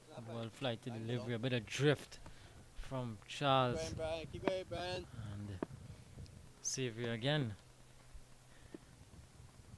Oh, yes, Chalo. And I think, you know, that is what the Red Force bowlers have done this morning. They've bowled in partnership. They've hunted in packs. So Utman Mohammed 1 for 14 in 8, Darren Bravo 1 for 4 in 3. Yeah, they've bowled well in partnerships. You know, no letting up from any of the ends, and that is what has brought them huge success. But I think it's This important. morning. I think it's important, Kadiri, that Trinidad and Tobago Red Force team, you know, they try and pry out another wicket before the lunch interval. Another good-looking shot, equally well fielded by Webster. And this Trinidad and Tobago fielding outfit, this really seems to be on the money here today. You know, everything just seems to be going according to plan. Their fielding has been top-notch. Yeah, excellent so far. See, two fantastic catches so far by Tion Webster. The first to go, you know, with Evan Imlach, and Webster picking up a good low catch at second slip. And then Keegan Simmons at bat pad. A very good catch to get rid of Matthew Nandu. It was indeed a specky by Keegan Simmons in blocking that one out of the air at that forward short leg position. And as you would know, Kadir, it's not the easiest place, you know, to be when it comes to catching. I think what was key for Keegan Simmons, he stayed low. You know, and no is a place where you don't really have much time to react. So he stayed low and he pouched a very good catch. Picking up a big wicket there, Matthew Nandu for just 10. As we know, Matthew Nandu has the concentration and the ability to bat for very long periods. So what Keegan Simmons did really well there, he looked at the ball from the moment it left the bat and he kept looking at it until the last moment when he had total control of it. So it's important for all our viewers and listeners, you know, the importance of looking at that ball until you have that ball in your possession. You know, you've got that control. You missed that ball there. Business. Yeah, it's a fielding place, it's a fielding position that you gotta be brave firstly. Right under the bat, no one really wants to go there. But if we look at what has transpired, you know, internationally and you know, at the regional level, a lot of those forward short leg fielders, you know, have had to go for concussion tests, you know, being struck several times. Whoa! I Well, my believe. word, that was just a quarter paint away, and Ami Jambu, he was already going up, thinking that that ball would have hit the sticks. A good judgment from Savory. Oh! Kimmel Savory looks very compact, very solid in his approach, very organized as well, Stay locked in here, come on. and he's been scoring heavily back home in Guyana for his club. Oh! So coming into this game with some confidence on the back. Couple of hundreds. Came out savory. And Brian Charles is coming into this game with a lot of confidence as well, having gotten some wickets for Queen's QPCC on the weekend. And it's a good ploy by the batters here, Kadir, for them to implement that sweep shot, to just take away, a bit from the bowler. Not just allow him to wheel away on a line, on a length. The sweep shot really comes in handy, in putting off the bowlers when they're bowling consistently. As a batsman, Anil, when you're employing the sweep shot, I know different batsmen would do different things, right? But when you're employing the sweep shot, some batsmen would sweep off of length, some would sweep, when it's outside the line, outside the eye line, so they know it's on leg stump or just outside leg stump. What do you think is the right or the right approach when implementing the sweep shot? Well, I think basically the batters would use the length of the delivery in order to execute, right? It doesn't have to be predominantly outside the line of the leg stump. If it's outside the line of the leg stump, it's a bit easier in order to conduct the shot. But it doesn't mean to say if the ball is on a length that you cannot sweep from middle stump or outside the line of the off stump, right? Guys do it consistently with balls that are pitched on the stump, but it has to be with your head going towards the ball, first of all, and the full extension of your arms. Good fielding again from Mohammed, but not able to prevent the single. If you go back in history, the likes of the legend himself, BC Lara, against Shane Warne and those guys, Mullet Ran and all those guys, he adopts, the sweep shot.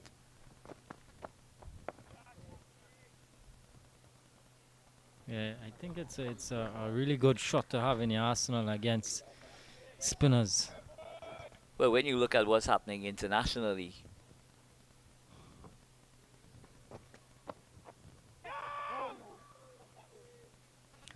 the reverse, the switch it, all these innovations are an integral part of any batter now that's playing their trade at the international level, because they need to be innovative sometimes to just break the shackles. Yeah. Yeah, and that's what the English have done well of most recent time. And able to play those reverse sweeps and those switch hits and so on and what have you. And they've done it effectively so far. And it's something, Anil, I know it's something that you're very big on, guys, implementing those innovations. But I think it's something you also have to go about smartly and not just, instinct, but you have to go about it in a Well, again, it all comes down to career. It all comes down to assessment, right? The pitch, what you have assessed of the pitch, the field placing, it's a lot of ingredients that you have to put in the pot before you could really go about executing. You've got to ensure that these things, you have that assessment is done properly before you could embark on it.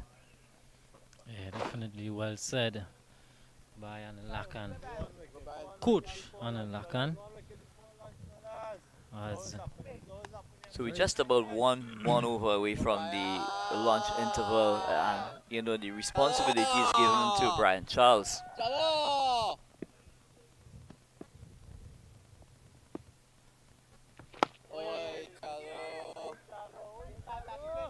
Now, because there is a thick layering of live grass on the pitch, there isn't a lot of side spin. So more or less, Brian Charles has the responsibility of bowling wicket to wicket. And if it does anything off the surface, well, then he's in business. But I'm sure that skipper Bravo, is using him in a way that he could rotate the seamers from the other end and still have that option of Brian Charles. Yeah, I think the end that Brian Charles is operating from He's getting a lot of assistance with the breeze going from left to right. He's getting that ball to drift back into Savory. Back to working with man. You So know, skipper Darren Michael Bravo.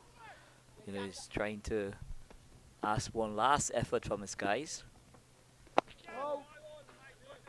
Brian Charles bang on the money here. Brian Charles. very good from Brian Charles. It is 7th over. See Anthony Bramble, next man in for Guyana. This one is outside leg stump. And it's going to run very close to the boundary. In fact, it's going to get there. As Manick and Webster was converging, none of them could haul it in. So Kemal Savory taking on the sweep shot there, getting a top edge over the wicket keeper, and it goes into that fine leg position for 4 runs. Yes, So safe shot, you have to say. Well, if you ask me, with just a couple balls before the lunch and interval, I thought that was a brave effort from Savory, to say the least. I would go the other way, Anil. Outside leg stump. There's no one at short, fine leg. There's a man back, deep backward square. No one in that leg spot. In fact, Jason Mohammed is going in to the leg slip for the final delivery here. Oi. And Savory comfortably negotiates that over. So we've come to lunch on the first day of this clash between the Trinidad and Tobago Red Force and the Guyana Happy Eagles. And at the end of the first session, 30 overs bowled in this session. Guyana Happy Eagles being asked to bat first. 60 for 3. Kemal Savory and Leon Johnson, the not out batsmen for the Guyana Happy Eagles. And early on this morning, the opening pair of Tevin Imlach and Matthew Nandu. Tevin Imlach, he had to go for 4, caught off the bowling of Webster. Caught by Webster off the bowling of Uthman Mohammed. Matthew Nandu caught Simmons, bowled Brian Charles for 10. Kevlon Anderson, LBW, bowled Darren Bravo for 6. Kemal Savory not out on 20, and skipper Leon Johnson on 17. So the successful bowlers for Trinidad and Tobago Red Force: Uthman Mohammed, 8 overs, 1 for 14. Darren Bravo, 3 overs, 1 for 4. And Brian Charles, 7 overs, 1 for 16. And it was a morning in which Justin Manick, the young medium pacer, was given his debut. 21-year-old making his debut, bowling 4 overs in the morning's proceedings. So, Anil Lakan, your thoughts on this first session of play? Well, just about even Stevens. I think the Trinidad and Tobago Red Force, they have just forged themselves a bit ahead of in terms of the first session. We could safely say that Trinidad and Tobago Red Force, they are in the ascendancy after session number 1. But we've got to take into consideration that this contest is all about 12 sessions, and in order to win any cricket game, you've got to win at least 8 or 9 out of those sessions to continue to be in the ascendancy. Uthman Mohammed, Justin Manick making his debut, you know, very exciting moment for the young man. But Uthman Mohammed, you know, he was really on the money this morning, getting that early breakthrough. And then skipper Darren Bravo seizing the opportunity with the live grass on that pitch and being able to pry out a wicket as well. And then Brian Charles, you know, prying out that 3rd wicket, compliments Keegan Simmons, that spectacular catch at a forward short leg. So at lunch, Guyana Happy Eagles being inserted in on a green top at 60 for 3. You know, Trinidad and Tobago Red Force, they may just tell themselves they possibly would have liked to possibly have 1 more wicket in the shed, but you know, compliments to the Guyana Happy Eagles, both Savory and Leon Johnson. You know, they've really battled hard out there to ensure that they didn't have further loss until the interval. So that's it here from the Brian Lara Cricket Academy. It's lunch on D1 here. It's Trinidad and Tobago Red Force against the Guyana Happy Eagles. Guyana Happy Eagles at lunch, they are placed at 60 for 3 with Savory on 20 from 66 deliveries and skipper Leon Johnson playing his last season at the regional level. He's on 17 from 36 balls. So it's back. We'll see you back in approximately 35 minutes when you can rejoin us for session 2 of these games.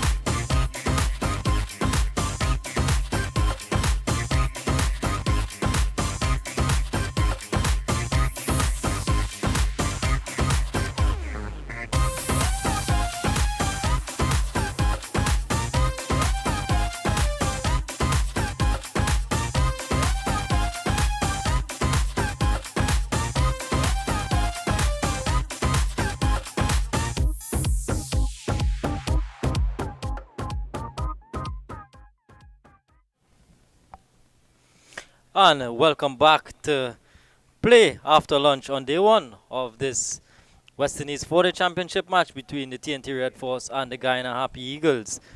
The Guyana Happy Eagles resuming on 60 for 3. The not-out batsmen Kimal Savory and Leon Johnson. As I welcome back my fellow commentator Gordon Pierre. Gordon, an interesting first session to this the first day of play. Yeah, very absorbing first session here. 3 wickets falling, 60 runs being scored. I think some youngsters making their debut today. Manikram as well as Anderson for Guyana. Manikram, he impressed early on. Manik. Yeah, I mean Manikram. Yeah, Manik, sorry. Yeah, Manik impressed early on. And some good captaincy by Dwayne Bravo. Darren Bravo seemed a bit of a lunch time fatigue, ethnic fatigue stepping in there. So it's going to be a very interesting after lunch session here. We're expecting the Trinidad Red Force to try to press home the advantage that they've gained in the first session. Remember, Guyana comes into this game leading the standings on 28.6 points. Tightly bunched. You know, they're in first. Trinidad, they are in third with 20 points. So that's it's very close at the top. And Trinidad and Tobago will definitely be looking to prize out, get a couple quick wickets here, you know, just after lunch. The batsmen not fully focused. They'll have to play themselves back in, get accustomed to the conditions and the both overhead and on the wicket. So it's Manik who is going to continue.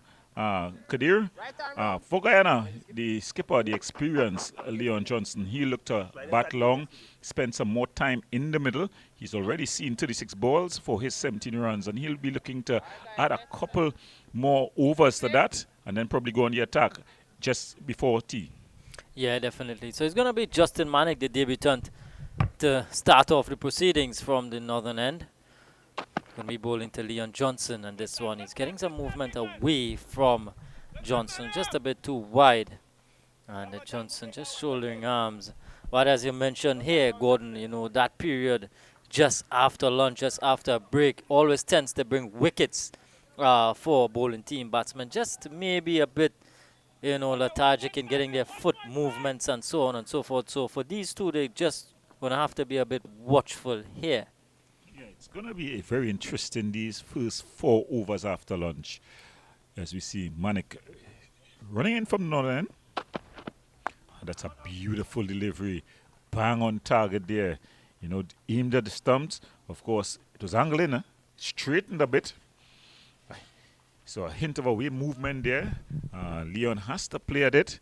So good bowling there by the youngster. And you see there at mid-on, that's the skipper, Darren Bravo, just providing that mentorship and guidance, you know, talking the young man through. It would have been an emotional time for him this morning when he collected his first hat for the Trinidad and Tobago Red Force.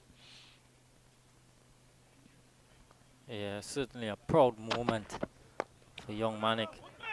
And, you know, I like what I'm seeing from skipper Bravo at mid-on and offering that experience to young Manik, and just to ensure that all is well with him, and just to take him through, you know, these first steps in his first-class debut, and, you know, as well as all the other senior players, really lending that support to him. And I'm sure this is going to be something that Manik would take with him for the rest of his playing career. A short, pulled away into the open one side field.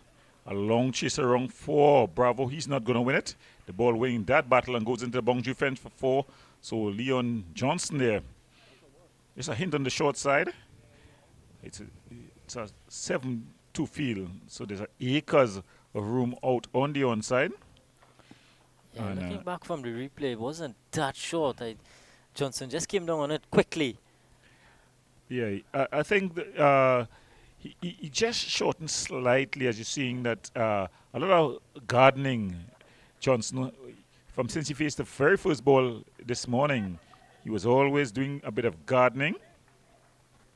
Manik will know that he has to bring it up. Very experienced Campina. That's Johnson.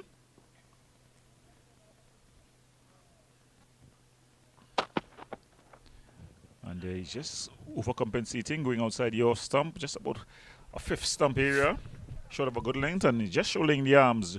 Johnson, Manic would consider himself unlucky not to have gotten a wicket early this morning when he had what seemed to be Nandu caught in front, but everyone in the whole of the Brian Lara Cricket Academy went up, but the man who mattered most, his finger didn't go up.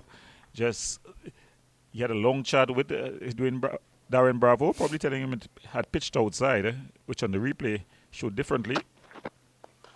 That's a beautiful drive. You'll only be running to collect that from the boundary fence. Well timed, just on the offside of the pitch. So 2 fours in the first over after lunch. A beautiful straight drive there by Johnson. The textbook makers would be glad for that one. Yeah, an excellent shot. Pitched up delivery from Justin Manick and met with a full face of the bat. Leon Johnson being very pugnacious and very assertive, in this short stay so far. 25 from 42 so far. Look to punks on anything loose from the bowlers. Come on, Charlie. So Brian Charles pick up the attack after lunch here from the southern end.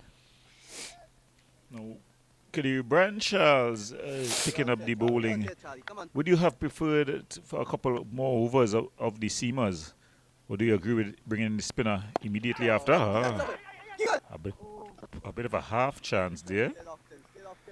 I think, the thought process from Darren Bravo might be to bowl the spinner or Brian Charles from that end.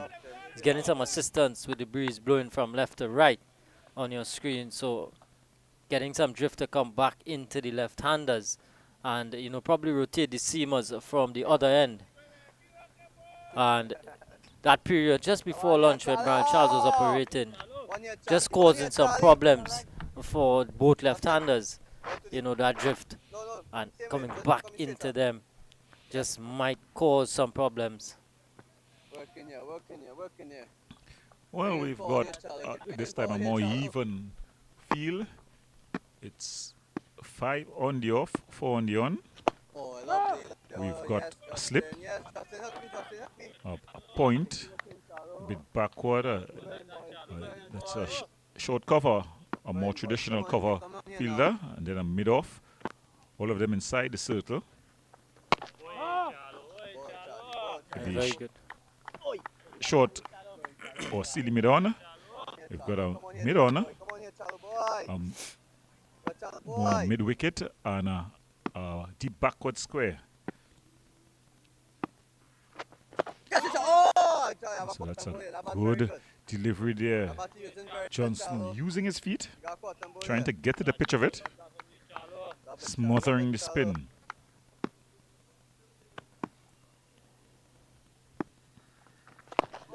Yeah, Brian Charles going through a very good spell here. Asking questions, operating from around the wicket. And using that drift to his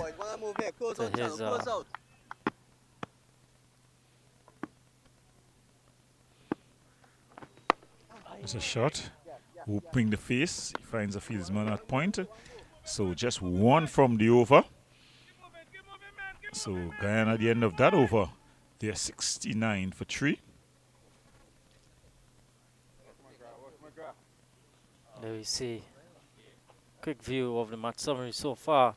So 3 wickets to fall, Gordon, in the first session. Tevin Imlach, he went for 4, caught off the bowling of Mohammed, caught by Webster. Nandu went for 10, caught Simmons, bowled Brian Charles. Kevlin Anderson, the debutant, he had to go for 6, LBW, Darren Bravo.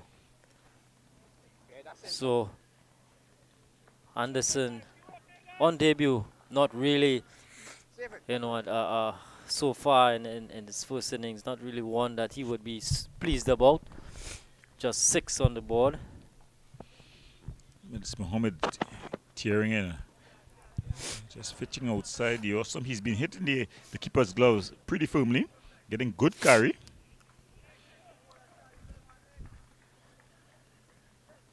Just 4 overs in Justin Manic's first spell. So another opportunity for him here to really showcase what he can do. Well, it's it's great. The young man, you got to manage the energy of the youth. You also got to manage his body. Not the biggest of frames on him. And you'd see that the fast bowlers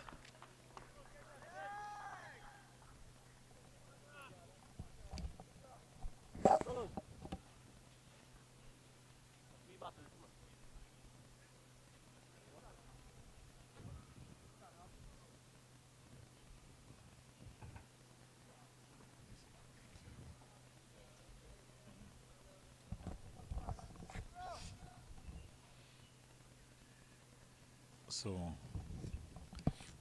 Manek here to continue. He's already bowled 2 balls in this over. He's up against Salvery.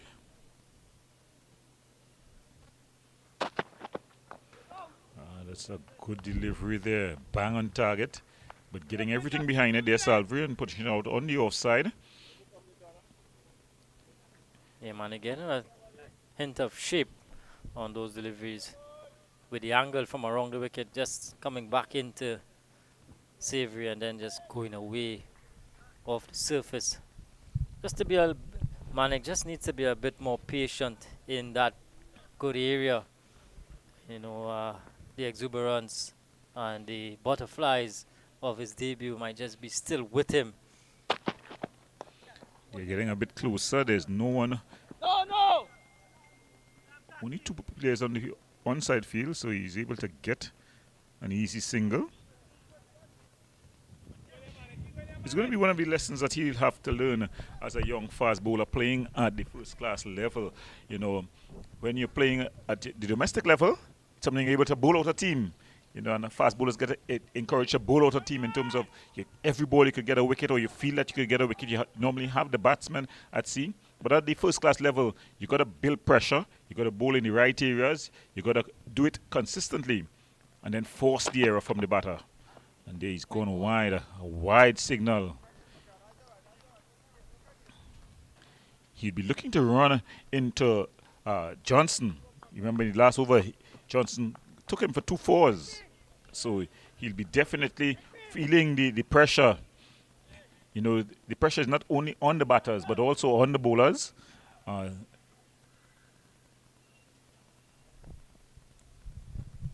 So he'll be wanting to do something special. Well, the last time he bowled, the last over when he bowled against Johnson, he bowled short and was pulled away, and then he overpitched, and then he's pulled again. This time not getting all of it. I think it's going to be 2 easy runs as the skipper Bravo is able to chase it down. Yeah, Manik just a bit too short there, and Leon Johnson looking to score on every opportunity that presents itself. Moves on to 27. The Guyanese captain, stalwart of Guyanese cricket, Leon Johnson. Yeah, since after the lunch break, though, he's come out and he's shown aggressive intent. He showed that he wants to score. And that's the delivery. Getting the edge there. It goes into the gully area, well feeded. So that was the perfect delivery there. Pitching it up, finding the outer half of the bats. As we see the scorecard there.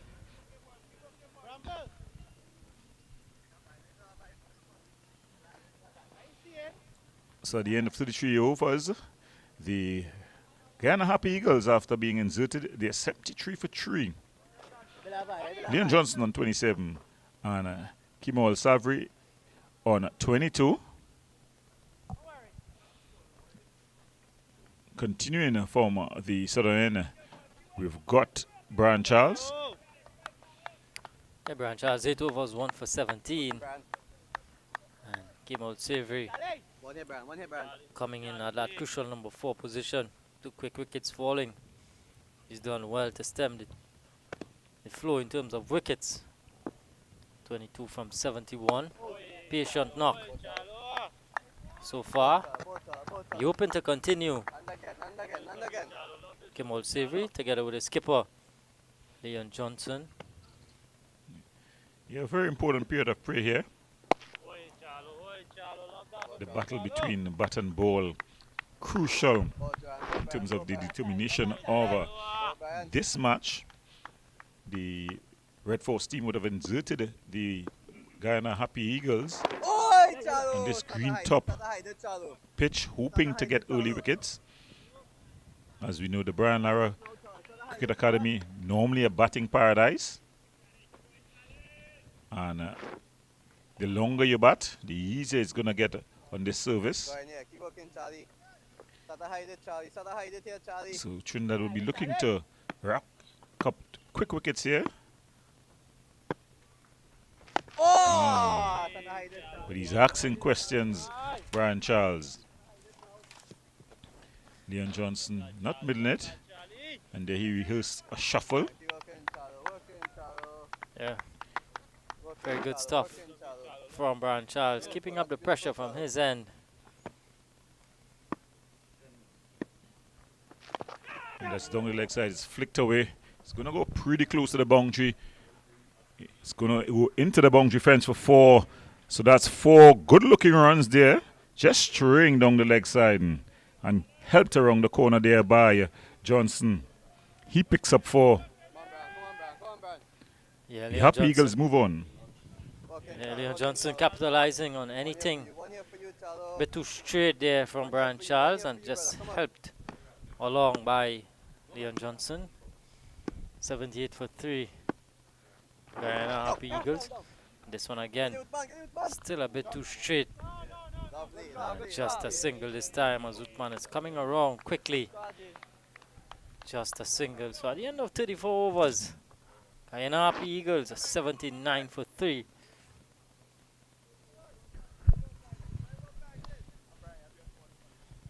Yeah, well, 6 runs from the Brian Charles over. Well, Manik to continue here, you know, and the game, I think, at a knife edge right now. You know, you could feel the tension, the beauty of this, the longer version of the game. You're seeing the captain, they're talking to the bowler. Also joining in is Jet Goli, as they're giving him some, you know, some instructions. They would want to really mentor him through this period. You'll see Savory, he'll be just looking to get a single and put his captain back on strike. His captain thus far has been quite commanding as we see Manik heading in. And that's a beautiful shot. Played out into the offside, but the sweeper comes in and it's only going to be a single. So on cue, Salvery's off strike and Johnson. This matchup here, a very crucial matchup. Young Justin Manik. They're trying to put him off. You can expect aggressive intent to be shown here by young Justin Manik, by the captain, Leon Johnson.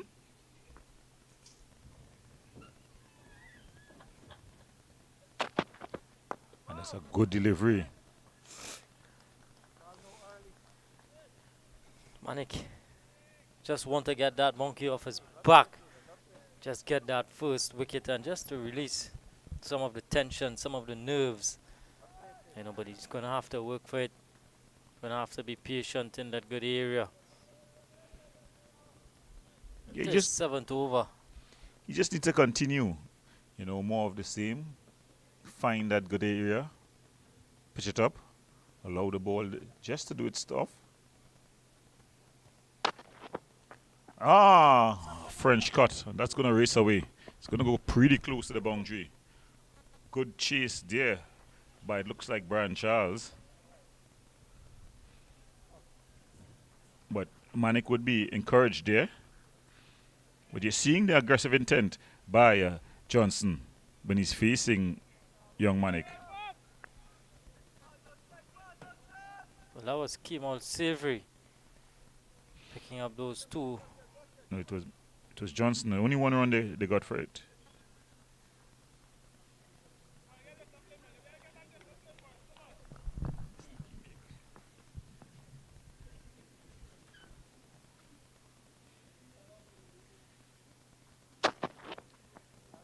Short outside the off stump.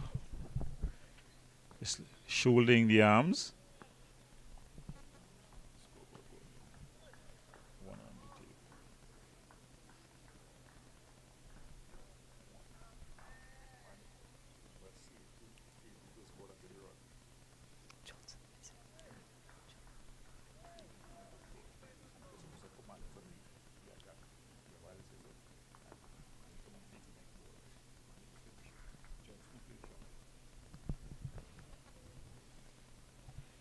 This mannequin.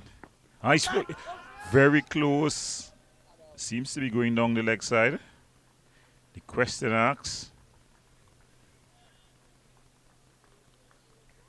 Yeah, the angle just taking it. It's straightened a bit. It's straightened a bit. Yeah. It's going to be very difficult to get the LBW decision from around the wicket.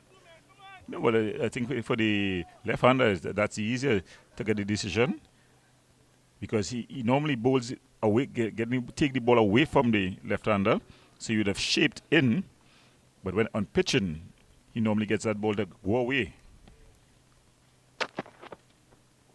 That one just left alone. You know, and just holding its line, allowed to go through to be taken by Django. At the end of 35 overs, Guyana Happy Eagles 82 for 3. So far, getting through this period after lunch, both Savory and Johnson so far unscathed, really. No real alarms for them. Well, no real alarm, but they would not be convinced with those couple of French cuts that they would have gotten. Nothing really going close to Hannah. And the ball has not really beaten the bat as such. But they've come out with a bit of intent. You're seeing them looking to play shots. They've decided they've seen enough. Johnson here, he's going to be up against Brian Charles.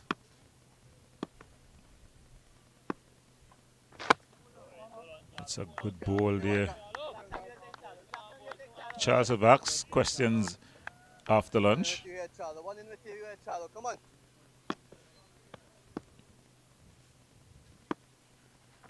Oh, yes, Charlie.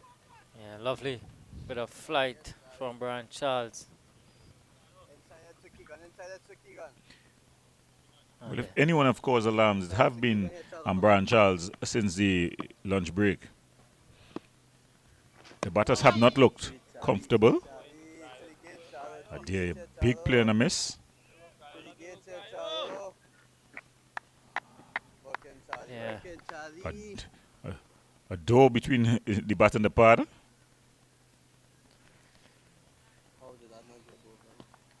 So you're seeing the intent.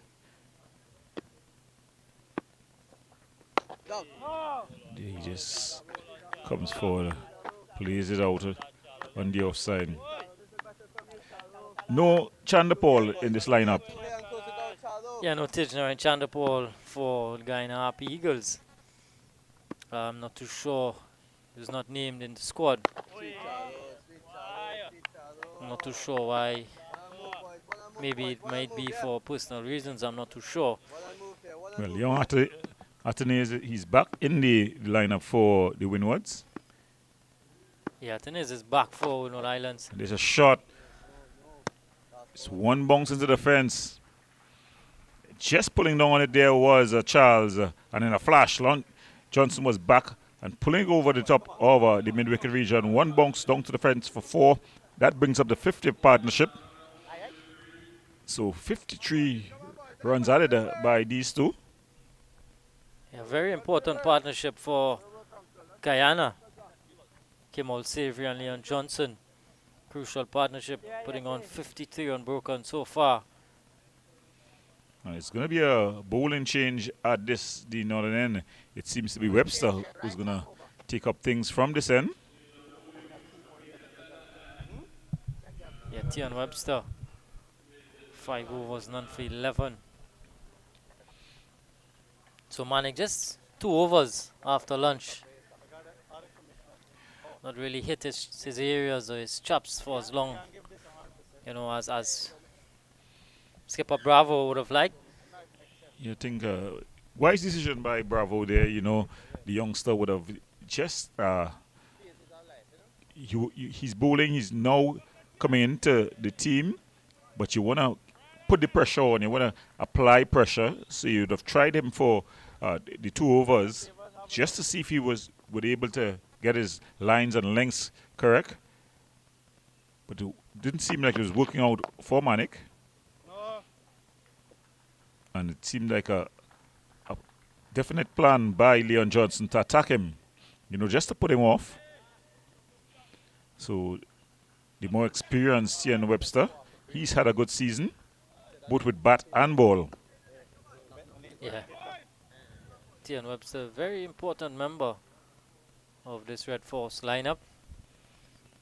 He's definitely had some length to the batting, and he's short and pulled away behind square for 4. So Savory now getting into the act. It was short, it stood up, it asked to be hit. And Savory obliged, pulling it behind square for 4. Good looking runs. Yeah, short delivery from Webster. No real pace on it. And Savory had acres of room on that leg side. And picking up 4. So he moves on to 29. Kemal Savory. Score goes up to 90 for 3. Well, these 2 batters, they've been out there a while, facing over 100 deliveries between them both. So they'll be looking to really push things on from here. You've seen that they definitely have decided that they are looking to a quick single, looking to score some runs. Occupation of the crease, taking second fiddle now to runs accumulation. Just changing gears here. You can see it here by the Guyana Happy Eagles. I just want to see the good work that the Red Force bowlers have done in the first session. I just want to see them continue on that path. Not go look searching for wickets. Just to be a bit more patient. 90 for 3, 91 for 3. Very good work in that first session. All of the bowlers were on the money. Yeah. And in this session, we've seen not that good grouping like the first session. We've been a bit all over the shop in terms of wide and some short deliveries. Brian Charles have been good. But Manik just didn't find his lines and lengths. Yeah, definitely. If you just look at the score, for the whole morning session, they scored 60 runs. And with just about 20 minutes gone on, it's another short one, and he pulls it away this time in front of square. If the first shot was good, this one was even better. Leon and Johnson there just rocking back, pulling it in front of square. And Darren Bravo only job was to retrieve that one from the boundary fence. So racing along now, the Guyana Happy Eagles. They've definitely putting their foot to the pedal. One left, right? They're changing gears quickly. Yeah.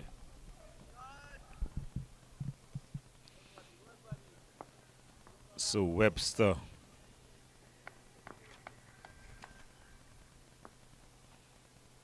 You want to finish off the over with a good delivery. He does just that. The ball being left alone there by Johnson. Well, on that note, we're going to have a double change in the commentator's seat as Vinod Mamchana joins us together with Mr. Samaru as he gets his red cap, making his debut here on Cricket 360. Thanks a lot, Gordon and Kadir. As you can see, the national flag of Trinidad and Tobago. I'm wondering, as I welcome Amar Samaru, who is, by the way, not making his debut, Gordon Pair. He has always been a member of 360. But Amar, the national flag of Trinidad and Tobago is flying a bit higher than the Guyanese flag. Why is that? I wonder why. That is maybe a little problem, a little issue with the thread to work out. But I will draw that to their attention to make sure there is equality. Yes, Trinidad and Guyana share very close relations. Whipped away down behind square. They're going to come back for 2. So you're seeing the experience of Johnson coming to the fore now. And this is why experience is so valuable, Amar. Agreed. Because Johnson has been in the Guyana team for a number of years. And at the present time, he's the captain of the Guyana Happy Eagles, which means he has been doing an excellent job over the years. Hence, he's retained as captain of the Guyana team. So again, as we see, Brian Charles continues from the VIP end. Worked away, runs here. It's going to go very close to the boundary. And the pull back just about now by Manik. And they come back again for a double. 97 for 3. Savary's on 32, Johnson 41. These two, they brought Guyana back into the contest after they lost 3 early wickets today. Yes, they are playing very good cricket. They are playing situational cricket, playing each ball on its own merit. Whipped away again, and there's this urgency from Savary and Johnson. Since the lunch period, they must have enjoyed lunch, Amar. Well, a sumptuous meal was prepared and sponsored by the Trinidad and Tobago Cricket Board. Well, we always take care of our guests. You expect nothing less from you guys at the Trinidad and Tobago Cricket Board. So what's up at the TTCB these days? I see your president, Azim Bassarat, is now the vice president designate at CWI. You are very correct, and that speaks in volumes.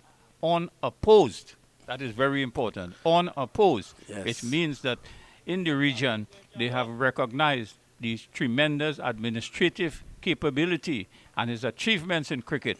Hence the reason why he was nominated unopposed as Vice President, Cricket West Indies. Yes, and we all know about his prowess as a cricket administrator, and one hopes that, in that position now that he can, really lend a lot to West Indies cricket. Of course, there is a battle for the presidency, and that's between Dr. Kishore Shallow and Billy Haven out of Jamaica. And the reports coming to hand is that there's a lot of support for Dr. Shallow. It's 102 for 3 at the moment. Johnson's on 41, Savary's on 37. And Johnson playing this one late. That's the key. And it brings the over to an end. So I know the Trinidad and Tobago Cricket Board will be looking to host, well, they've started a successful domestic tournament. We're in the midst of that. And I think in June, I'm told that there will be another Dream 11. Yes, those are the tentative dates for the next Dream 11 T10 competition. But in the meantime, as you said, we have ongoing games apart from the National League. We have under 15, under 17, under 19, and it was only a few days back, the National Cricket Center, we would have witnessed a match, between the National Under 19 team and a local opponent being played at the National Cricket Center. So there are a lot of efforts, in the developmental programs, especially with the under 15, under 17, under 19. And as a matter of fact, the under 17 regional tournament will be played in Trinidad and Tobago in August 2023. That's a lot of cricket, and I was told that the format has been changed by CWI, giving the youngsters more cricket. So you'll have a 2-day game, and this time he's flirting with danger. Just a lapse in concentration from Kemal Savary, and this is what happens when you are looking to score. You get into that groove. and you tend to play at deliveries that you shouldn't really. Agreed. Yes. And was a good ball by bowling from Tion Webster. Good line and length, moving away from the batter, to feather the ball either to the wicketkeeper or to the second slip. As Webster continues from the northern end. Yes. From my information, as you were speaking about presidency and vice presidency of Cricket West Indies, at this point I want to salute Dr. Kishore Shallow, current vice president, who is probably viewing this broadcast. Well, I know he loves his cricket. He doesn't really miss his cricket. So good afternoon to you, sir, from the Brian Lara Cricket Academy in South Trinidad. I was told that he's a dashing opening batsman, Dr. Shallow. I want to also say a very good afternoon to the president of Cricket West Indies at this point in time, Ricky Skerritt. And, hats off to the work of Ricky Skerritt and the other members of the board guiding West Indies cricket through turbulent times. If you can come out of COVID and still survive, Amar, that speaks a lot. And CWI, they were at the forefront of getting cricket back up. They sent a team to England. In fact, they sent 2 teams because of COVID. They sent 2 teams to England to play 1 series. They had backup. So it was really, really good to see that these guys were coming out and showing the initiative, showing that will to go out there and get cricket restarted. And Cricket West Indies should be commended, for those efforts. And I can tell you at the local level, from the time the government of Trinidad and Tobago said that contact sports would be resumed, the Trinidad and Tobago Cricket Board, rushed off of the blocks. Yeah, that's definitely so. It has been, you guys at the Trinidad and Tobago Cricket Board, you don't really rest. There's always some tournament being played. At this point in time, we have the Premiership tournament and all the zonal tournaments. The age group tournaments are being played as well. And we saw the Classic is on. The Under 15 Classic, North-South Classic, was played on April the 26th. We will have the Under 17 North-South Classic. And on April the 28th, you will have the Under 19 North-South Classic as well. So it's a lot of cricket. And these initiatives really are the brainchild of the current president of the Trinidad and Tobago Cricket Board, Mr. Azim Bassarat. In the past, we mainly had, North-South Classic senior teams, used to be played at the refinery there, at Garakara Park Refinery. Perhaps you were not born, at that time when this game was played. I'm flattered, Amar, but I was born way before that. So I saw so many battles at Garakara Park, where I think it's the only cricket ground in the world that is nestled in an oil refinery. I remember seeing Philo Wallace score 100 before lunch there.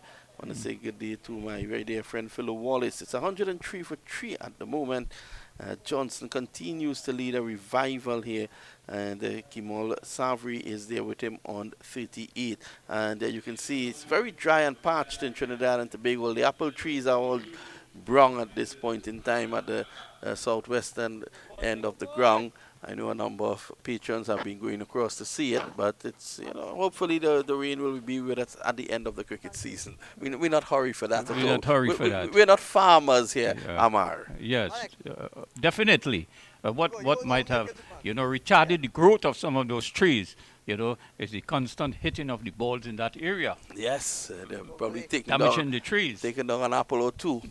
So at the moment, we are at a very parched Brian Lara Cricket Academy, but it's amazing, given the current weather that we've had in Trinidad and Tobago, that the ground is in such impeccable condition. Yes, and there's a lot of greenery. Yes, it's like an oasis, as I said this morning, in the desert. That is how it looks out there. There's a change of bowling at the southern end, and it's going to be Jit Gooley, right arm off spinner, bowls off his shoulders. As he starts a new over from the VIP end. Jet Gooley, more known for his batting prowess. It's good to see him in the lineup, though. There were calls for him in Antigua. Fully. Yeah. Good, Jedi. Where the last game was played. Oxford, Jedi, Oxford. So, from my information, we know is that there is going to be a meeting on Cricket West Indies board on the 25th of March, and around that time the elections will take place. There is only 2 candidates for the post of president of CWI, And again, good and eye. around that time the election to that post will take place. So probably on that day or the day after, we would know who is the new Good eye. president Come of on, good eye. Come West on, good Indies eye. Cricket Board, Yes. CWI. Shallow, who's done tremendous work, is facing a challenge from Billy Haven out of Jamaica. He's back cutting. That one made some height. Has to be careful there, Savory. Good eye. Yes. Savory came through the under-19 team, the Guyana under-19 team. So this senior West Indies championship, is a learning process for him. Well, it brings us to the end of the over, 103 for 3. I want to thank Amar Samaru for being with us. He always brings the news from the Trinidad and Tobago Cricket Board. And there you can see the spanking Brian Lara Cricket Academy. You can see Amar in the commentary position there as well. So I want to say thank you, Amar. And Amar, after some comments, will be replaced by Anil Lakan. Well, Vinod, I also want to say thank you very much. I appreciate the effort, you make. I see, you have upgraded the technology to international standards. For example, the cameras now could take up the comments from the wicketkeeper. Yes. This is real high level of coverage with the cricket. So again, I want to say thank you. It's always a pleasure to be with you in the commentary box. Mr. Vinod Mamchan is an international commentator, who at one time were in the same seat with Sir Clive Lloyd and Kapil Dev. Not on the field of play, off the field of play. Yes, in the commentary In booth. the commentary booth, yeah, Yes. Manchester. Yes, so that is the level, Mr. A proud son of the soil and has flown the Trinidad and Tobago flag. Maybe that is why he's flying higher, throughout this world with his cricket commentary. Thanks a So lot, Amar. thank you very much. And as we continue the cricket commentary here at the Brian Lara Cricket Academy. Played away down behind square, and that's 1-1. A bit too straight there from Theon Webster. Webster has been unlucky as Webster has been very unlucky today. And as I welcome back to the commentary position, Anil Lakan. Not a good day for Theon so far. He has bowled well, but just hasn't gotten the results. Yeah, unfortunately for him, the wicketkeeper spilled that straightforward catch. But he continues to toil here for the TNT Red Force team. He's bowling a bit too straight to the left-handers at the moment. He's round the wicket to them. And this one just noodled away. So, seen really good batting from Johnson and Savory. Well, it's been excellent going as well since the lunch and interval. They've scored 65 runs.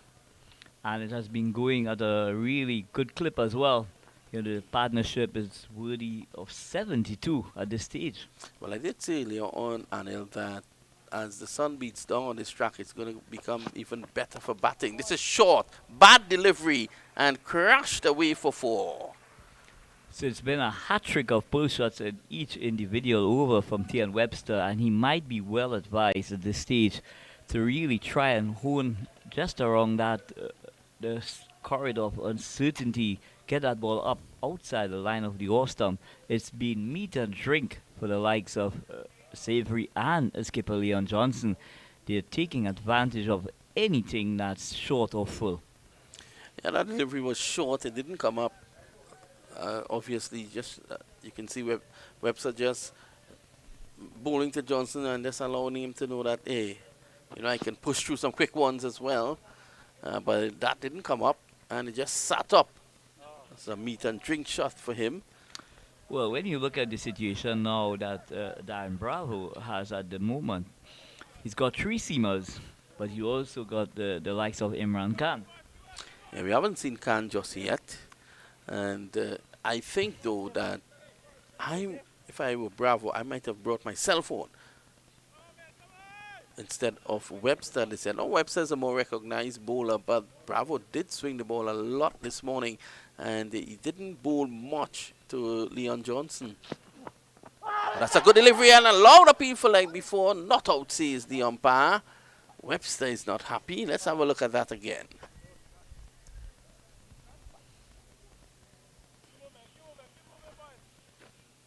Well, the summary comes up at the same time, so I think we'll have to look at that yet again.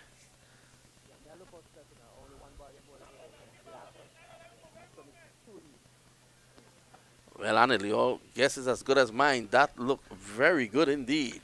It did look very good indeed, and I just believe that the umpire gave him the batsman the benefit of the doubt in terms of possibly just sliding down a bit there with the angle, but Well, he was struck on the back leg. had we had the option of a review, it would be very interesting indeed to see what would have happened in terms of, that decision making. Well, it's going to be Jid Guli. He's been called Jid Gulai by his friends on the Trinidad team, especially Amir Django. Well, just coming back to the predicament that Darren Bravo, is at the moment, he does have the champion leg spinner in his ranks, but with two left-handers batting, he'd be very reluctant to bowl them. He's back and cuts late. That's 4. I think had he cut that any later than that, and he would have got it tomorrow. He possibly would not have been at the stadium. Yeah, look at this. He's back and cutting. That's the class of the man, Johnson. He gets his half century. And, Johnson, a half century of 71 deliveries, he has changed things up. Johnson says he's going to retire at the end of this year. And when I heard that news, he's someone that I've really supported and followed his career. He's a master at regional cricket. I still think there's time for him to play cricket. You need seasoned guys like him. It happens in the English County. It happens in the Ranji Trophy, right? It happens in the Sheffield Shield. You must have seasoned players around the young ones coming up, because as you know, Anil, being a coach, the experience that those guys bring, he has single-handedly changed the game. Well, he has, and what I like about the manner in which he has approached things, the tempo has been at a very good clip as well. So he has shown, the kind of intent that was required to take away the momentum from the TNT Red Force squad. And if you like it, you will do it twice. Again, cutting late. Let's have a look again. Forward and then back, uppishly but safely down to third man for 4. So the runs coming here. Johnson continues to play his shot, and he came in with 3 early wickets falling. And what you saw from him, Anil, he did not go into his shell. He was looking at opportunities to score, put the pressure back on Trinidad and Tobago, which is what he has done here. Well, he's done that tremendously well, and having come in at a very tricky stage in this morning's session, with 3 wickets going on very quickly and batting on a green top, you have to really applaud skipper Leon Johnson, looking to seize at every scoring opportunity that these TNT Red Force bowlers present to him. But what I like about the manner as well, he has been very good support in terms of shepherding the likes of young Savory as well. And now we're seeing that Savory is getting into his own. So he's now starting to push on as well. And I must say as well, as the sun continues to be down here at the Brian Lara Cricket Academy, this pitch is only going to be getting better and better. Yes, there is a nice layering of green grass on it, but it's going to flatten out possibly by the end of this session. And I'm telling you, it will be tailor-made for batting. Both these batters now, they seems to be on trouble. They just seems to be taking control of the situation in terms of where they want to be as a team. But more importantly, they've stitched together a very important partnership that is worthy of 86 valuable runs at this stage. So it's just after lunch here in the Republic of Trinidad and Tobago. We had the Brian Lara Cricket Academy bringing you regional cricket, and Tion Webster is going to continue. I want to thank Joel Dusty Phillips from the Trinidad and Tobago Cricket Board. He just came across and brought coffee for us. And, you know, this is the type of service that you get from the Trinidad and Tobago Cricket Board. They treat us like royalties here. Well, we are royalties, Vinod. Dusty brought coffee, and I noticed Dusty didn't bring any for you. This is a drive through the offside, and it's going to take Uthman Mohammed over the ropes now with it for 4. Overpitched. Van Johnson just leaning forward and getting it through the gap for 4. Yeah, lovely execution of that extra cover drive from skipper Leon Johnson. Just leant on that ball, and the moment it left the bat, it had 4 written all over it. The likes of Uthman Mohammed was basically just shepherding that ball into the boundary. So he continues to prosper here at the Brian Lara Cricket Academy, really now taking charge of this innings.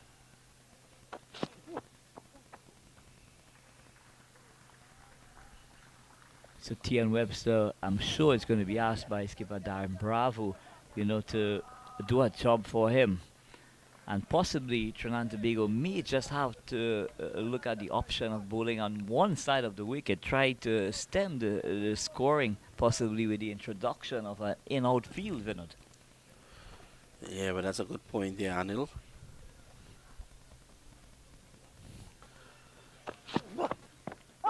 And he struck on the pad, going down the leg side this time. You can easily see that.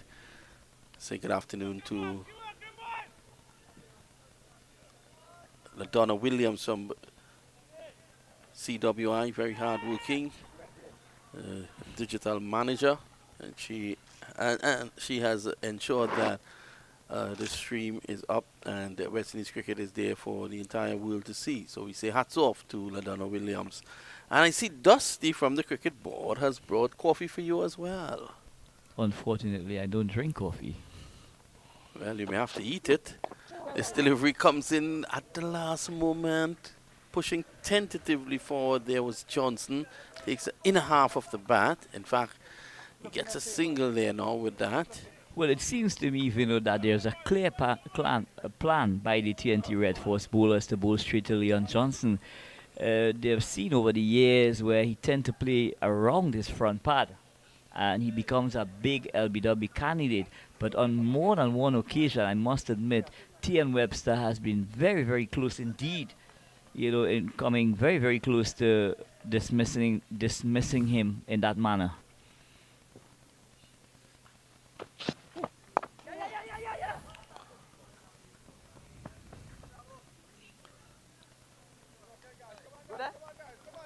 So I'm sure Darren Bravo would be thinking about the rate of scoring at the moment and possibly try to get plan B into action sooner than later.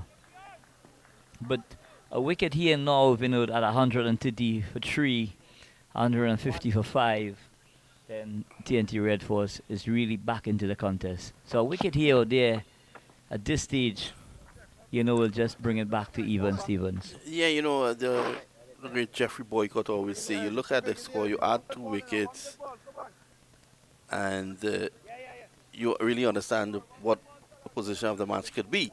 So if Trinidad and Tobago could get 2 quick wickets here, you never know what could be the situation. On that note, we take a short break here. When we come back, there'll be a double change in the commentary. And in fact, I think, no, we still have about 5 minutes or 6 minutes to go. And that coffee, I think, has me a bit too sharp. I just want to say thanks to Dusty,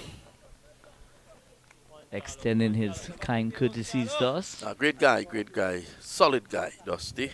Yeah, heavyweight indeed. This Dusty loves his belly, Vinod. Brian! Yes, I think Dusty is the type of guy who eats lunch for breakfast, dinner for lunch, and the following morning breakfast for dinner. Yeah, he's that kind of guy. He's on a seafood diet, Vinod. So we continue here. It's going to be a change at the southern end. Brian Charles is into the attack. Brian Charles, of course, took 1 wicket this morning. Pull it back here. Come on.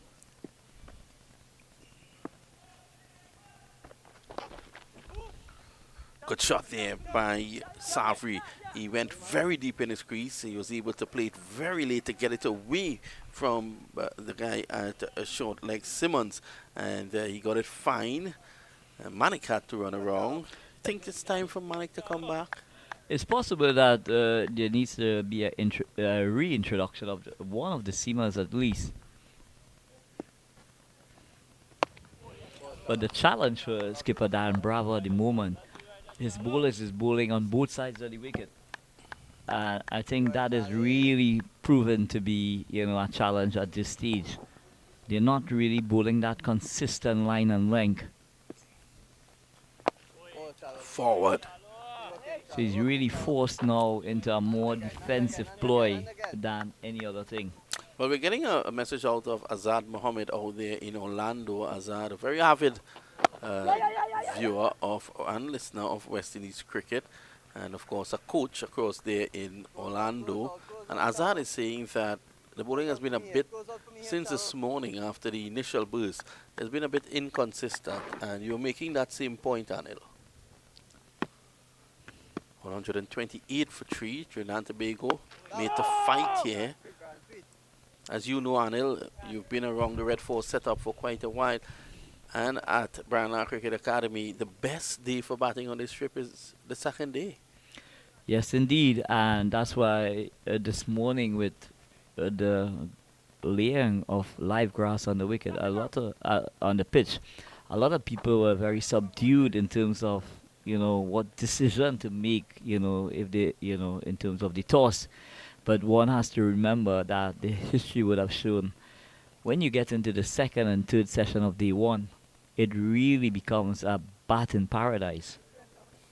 Yes, I would admit that there is still something in the pitch for the bowlers, but having said that, you need to still put the ball in the right areas in order to get the success. So it's going to be Imran Khan, the experienced Imran Khan. He's taken the most wickets for Trinidad and Tobago in first class cricket. And he is going to take up the attack now from the northern end. And when Imran Khan starts to bowl, he bowls for the entire day. You know that, Anil. He's a bit of a stock bowler, but has taken wickets as well. Well, he's been that kind of bowler where once he gets on, he has the knack of taking wickets. And I'm sure with two left-handers on strike, Vinod, he'll have to be possibly looking at bowling more sliders and googlies rather than the conventional leg spinner that goes into the left-hander. So it's going to be a battle here for Savri. Johnson would know a lot about Imran Khan. They would have had many battles over the years. And Imran Khan has been so successful for Trinidad and Tobago in first-class cricket. And he, of course, will want to continue in that vein, Anil. Yeah, well, Imran Khan just seems to be like fine wine. He just seems to be getting better and better with every game he plays at Trinidad and Tobago. It's swept away around the corner, so that's one more there. And Imran has taken 437 first-class wickets, and that has come at an average of 23.03, a best of 7 for 47 in an innings, a match best of 11 for 122, and he has taken 5 or more wickets in an innings on 25 occasions and 10 wickets in a match on 6 occasions. So that's tremendous experience there. This is his 111th first-class match. So he's, we may call him Nelson today. Indeed. And just for good measure, Anil, he has scored 3,584 runs. Just missed out on a century in the opening match in Antigua. High score of 125 at an average of 21.46 with 15 50s and 100. So I think he qualifies as an all-rounder. He definitely does. Just missing out on 100, getting to 92 and getting out. Speaking to him, is very, very disappointed indeed not to have converted that into 3 figures. But Imran Khan has shown what a clever craftsman he is at what he does. Edged and gone. Anil Lakan said it. He's going to bowl the slider and pushing forward. Savri didn't know too much about him. Imran Khan, the old master strikes. And as we predicted, you know, with the with the spin, with the pitch having a thick layer of grass, it's expected that there's not going to be a lot of side spin. And in order to really challenge the outer edge of these left-hander batters, you've got to get that slider or the googly ball that spins away from the left-handers to bring them into the game. Excellent there from Anil Lakan, the coach's cap coming into play. We are going to take a short break. When we come back, there'll be a double change in the commentary with Gordon Pear and his cousin Kadir Mohammed coming in.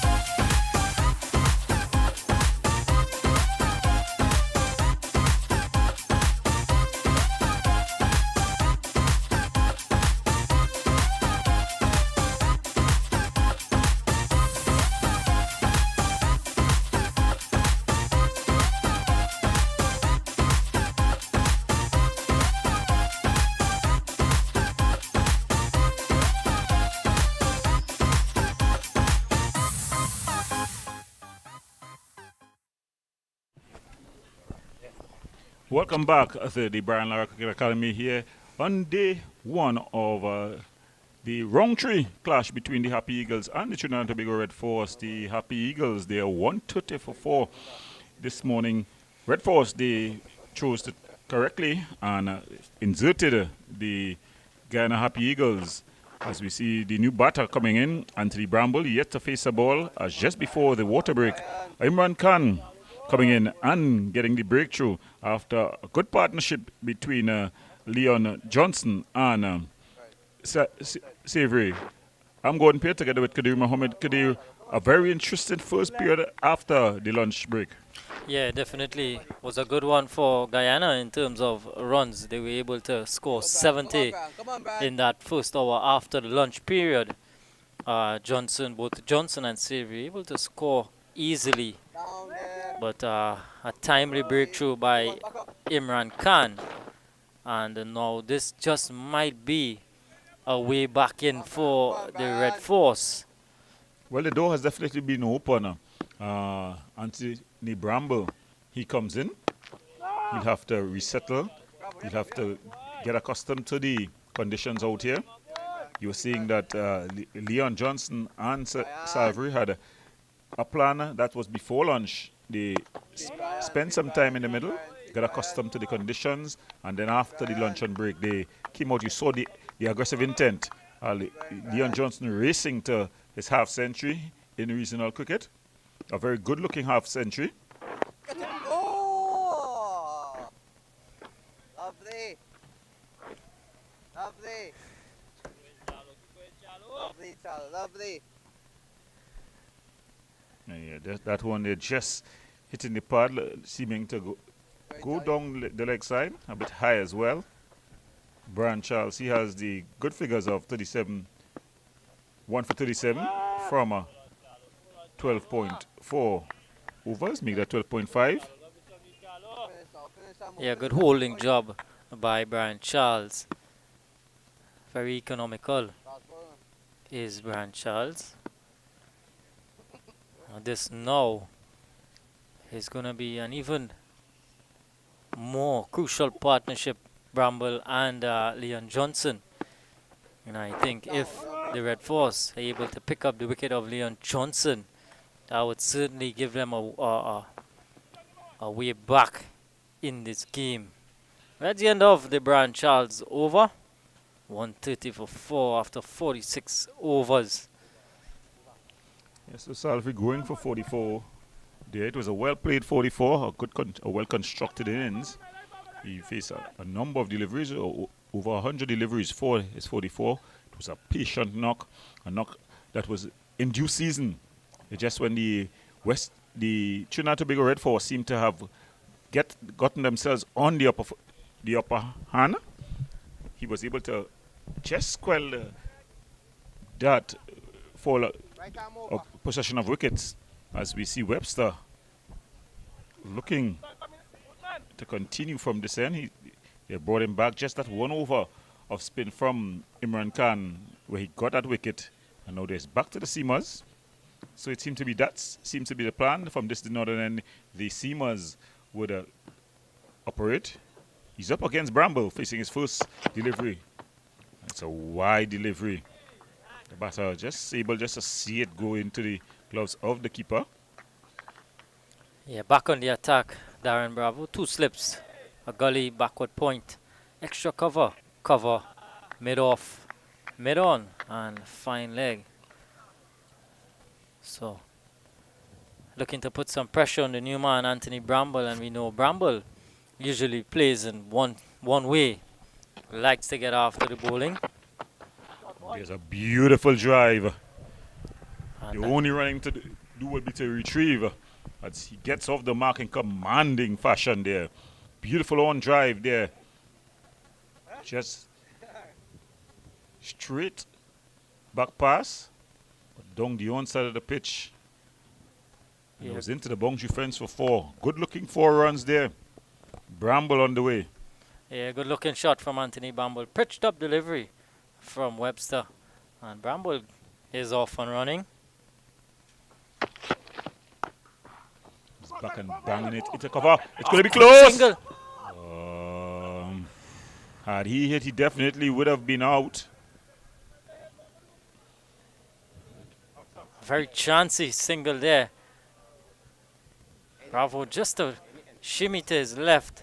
And had he hit, that would have been curtains for skipper Leon Johnson. You think he had more time to settle himself early. There he seems to be holding his shoulder. So a bit of he threw off balance there. So when you're off balance, there's no base to really get the body behind it. So you're throwing mostly off your shoulder. But I think he had a second or two more. It's a split-second decision. But he could have settled himself and really give it a good shy at the wicket. Bramble had given up. And his only hope was that Bravo did not hit the stumps. Things beginning to happen again for TNT Red Force. But it seems to be, you definitely, even though they've lost Savory, Bramble, we know he only plays one way. That's aggressive intent. But you're seeing with the running between the wickets as well. So it seems to be a concerted planner by the Guyana Happy Eagles to play off the front foot. Skipper Johnson, though, showing the broad face of the bat. He's been technically quite good today. He's played well on the front foot. Anything short has been dealt with the pull and the cut shot. Yeah, Skipper Johnson has really played a captain's knock so far, 62 unbeaten. And there's a short one outside the off stump. Flirting with the wide area there. That's Tion Webster. Captain Johnson, not interested in. Just looking at it into the arms of a goalkeeper. Wicketkeeper Django. Some football on your mind there, Gordon. Yes, well, recently in Trinidad and Tobago, the Trinidad and Tobago Premier League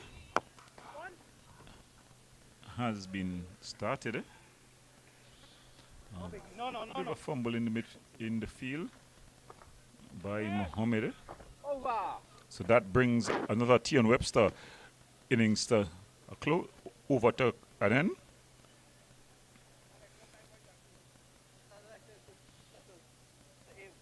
So after 47 overs, Guyana Happy Eagles have progressed to 136 for 4.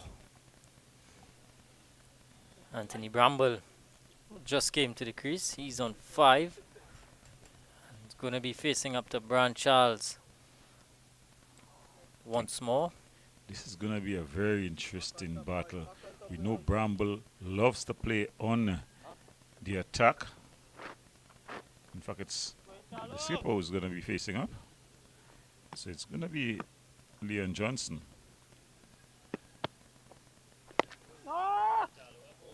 Well ball there by Charles, just pushed out on the offside. Skipper Bravo just feeling there, just prowling that short cover fielding position. Very good stuff from Brian Charles so far. Really doing a good job for Skipper Bravo, bowling from that end and allowing Bravo to rotate the pacers from the other end. Yeah, most definitely. It's short and cut, but straight to the fielder. Can't get it past Solazano at backward point.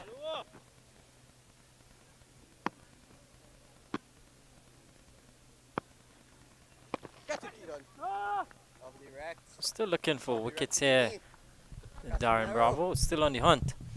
Slip and the forward short leg in position.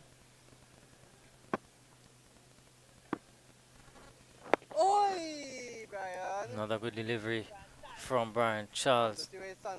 Well played by the skipper Leon Johnson. And that's where the experience comes in. You would have seen the wicket fall at the other end. While Salvery was there, he looked to be on the go. But now with Salvery gone, he's gone back into his shell.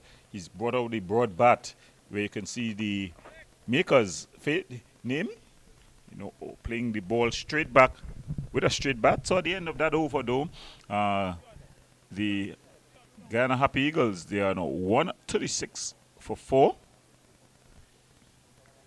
think we're going to see another bowling change. Imran Khan back into the attack.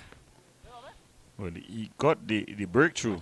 So it was strange at the very next over from this, and he was taking off, and they brought back Tian Webster. I think this is going to be a very important matchup. Imran Khan bowling to Anthony Bramble. And we know Anthony Bramble, how he likes to go about things. Likes to be aggressive, likes to field bat on ball.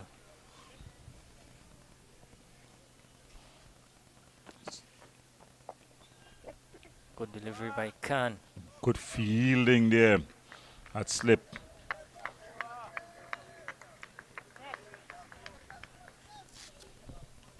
So Imran Khan into his 5th over. 1 for 6. Very economical so far. Tossed up delivery from Imran Khan. And firmly driven to mid-off, where Manik does the fielding. Good fielding there by Manik. There were shouts of catch him. So it probably was in the air for just a bit. Bit uppishly. Another tossed up delivery this time. Bramble bringing out his sweep, but clearly going down leg side. So action pack Anthony Bramble. But even though, you know, Gordon, Anthony Bramble, he likes to attack, he likes to field bat on ball. You would like to see him go about it a bit on this time. He's flicked this one into the vacant square leg region and picking up 4 Bramble. Well, this was a safe shot. He didn't have to do anything spectacular. A full delivery on the line of leg stump and just clipped it through the square leg region. Yeah, he made it on the half volley there.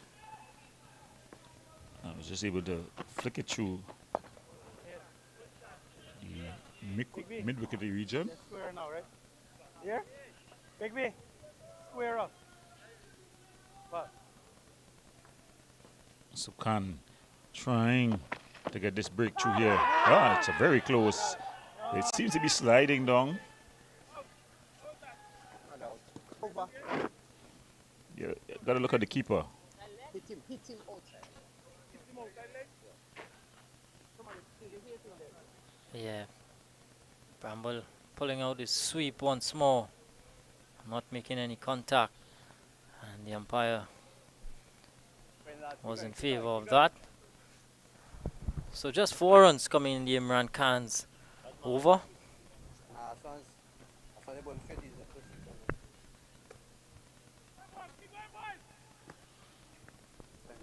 So Brian Charles to continue from the southern end. He's up against Johnson. Go Brian, love it Brian, love the quiet overs Brian, keep working boys.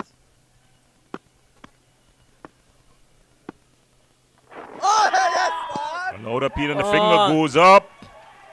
And this time, Brian Charles gets his man, Leon Johnson.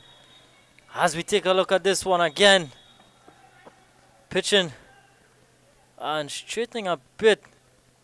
Leon Johnson might feel a bit hard done by, but the umpire, most important man with the finger up. So Skipper Johnson has to go for 63. And Guyana Happy Eagles slipped to 140 for 5. Well, the big wicket there. Johnson, he had just gone back into his shed. He looked like he wanted to bat long. Here he wanted to carry his team to a respectable total. But now, with the score at 140 for 5, I think the advantage swings back into the favor of the Trinidad and Tobago Red Force. Yeah, definitely. You would say the momentum on the side of the Trinidad and Tobago Red Force. 2 relatively quick wickets.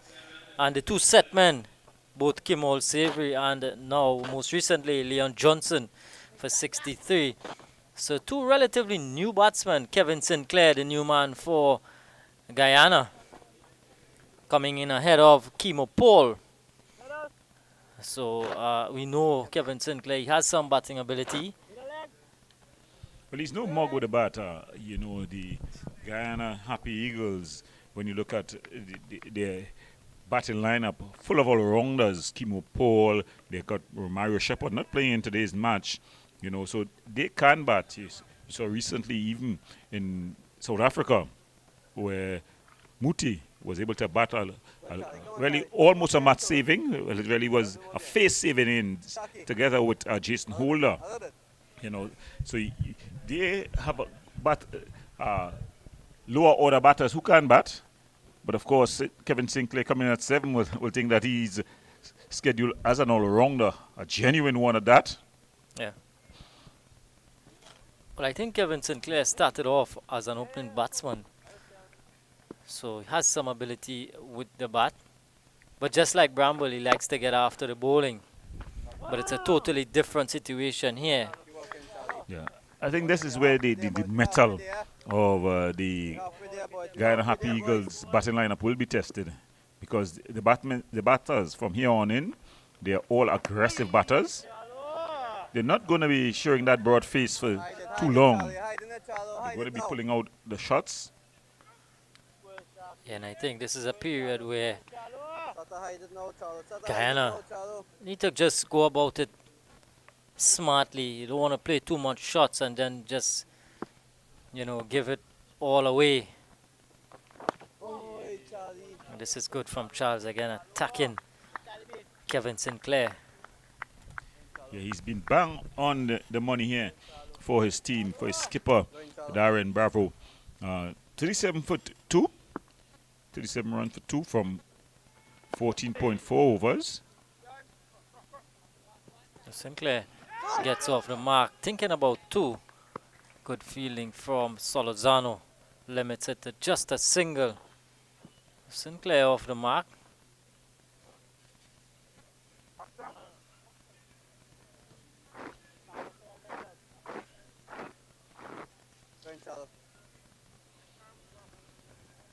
Work, Charlie. Heavy balls.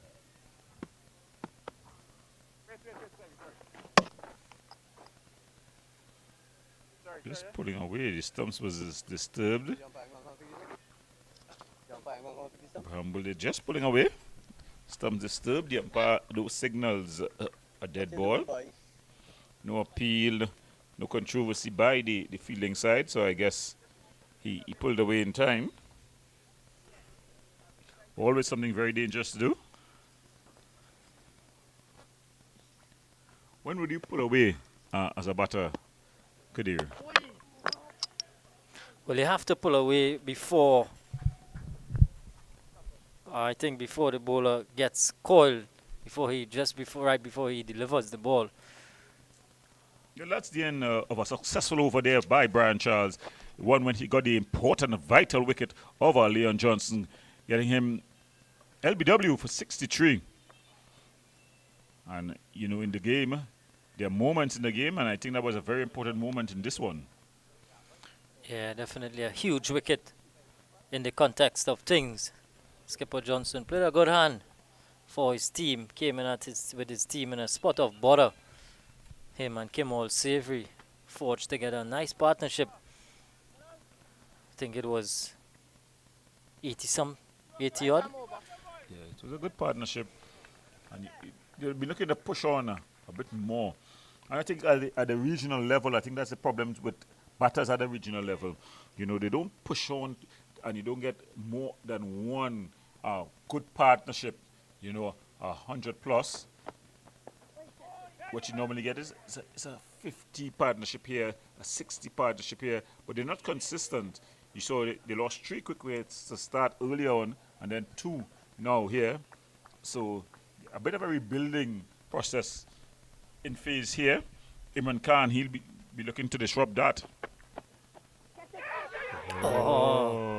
Uzanaz all around, just out of the reach of Keegan Simmons, looking at that forward short leg position. Imran Khan will think he should have done a whole lot better. Pat and then pad. Yeah, off the inside edge. And calling him down. There is Bramble, just telling Kevin Sinclair. Judging from the hand signals, not at too good at that, but it seems to he's telling him to free up himself and play a natural game. He seems to be pointing to the onside and suggesting that there's lots of room there. There he's back and shows the broad face of the bat. Yeah, and this is where, the likes of Imran Khan, with all of his experience, comes into play. Two new batsmen, and see he's bowling straight, wicket to wicket, at Kevin Sinclair, keeping him honest.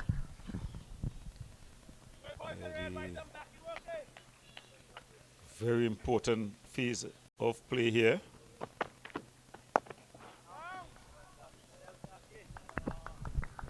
The first hour after lunch, it was all Guyana, where they got 70 plus runs. But then Trinidad and Tobago just getting back into things here with 2 quick wickets. They've stopped the flow of runs, taking wickets. At the end of another Imran Khan over, it's the Guyana Happy Eagles sent in the bat 142 for 5. Bramble, he's a 9. He's partnered by Kevin Sinclair, who's on 2.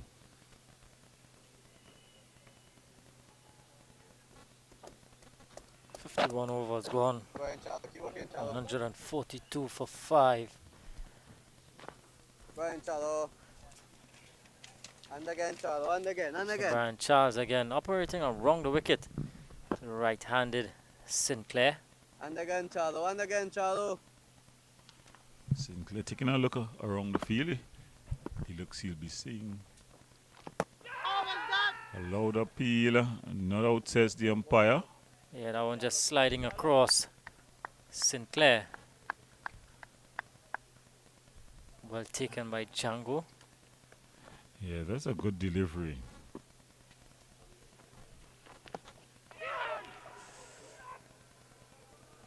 This time taking the outside edge of the bat. It's going to run very close to the boundary. Solozano is able to pull it in. They're coming back for 3.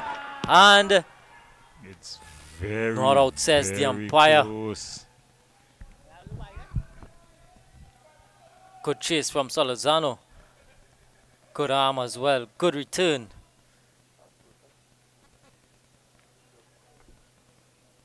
Django.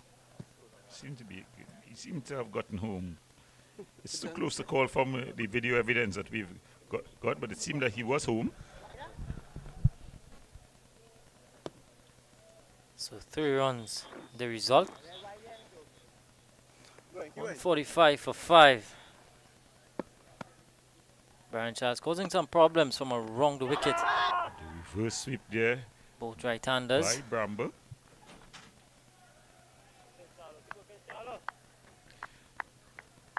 So joining Vinod Mamchan is Young Agard. That's Jason Agard. Jason Agard. Recently came back from West Indies under 19 camp in Antigua. There's a shot by Bramble. And this time Bramble. It's gone all the way. It was short. It stood up. And of course we know Bramble, it's action packed on to the Bramble. He gave it the full treatment and it went all the way for 6. Yeah, good shot from Bramble. Slightly short from Brian Charles, and Anthony Bramble is not going to let Charles get away with that one. Keep walking, Of course, he's going to be getting runs and getting them quickly. If he stay around for any length of time, you're going to see a score that is going to be a very high total. And this time he's back and punching. Can't get past mid-off fielder. One here, boys, come on. He's showing some intent. He's playing the only way he knows how. There's a big shot again, but there's a fielder out there. This time Manik does the fielding, so just a single to finish over number 52. At the end of it, Happy Eagles have progressed to 152 for 5. And with that, we're going to welcome back Mr. Vinud Mamchan and the young Jason rising Jason Agard. Yes. So one fast bowler being replaced by another.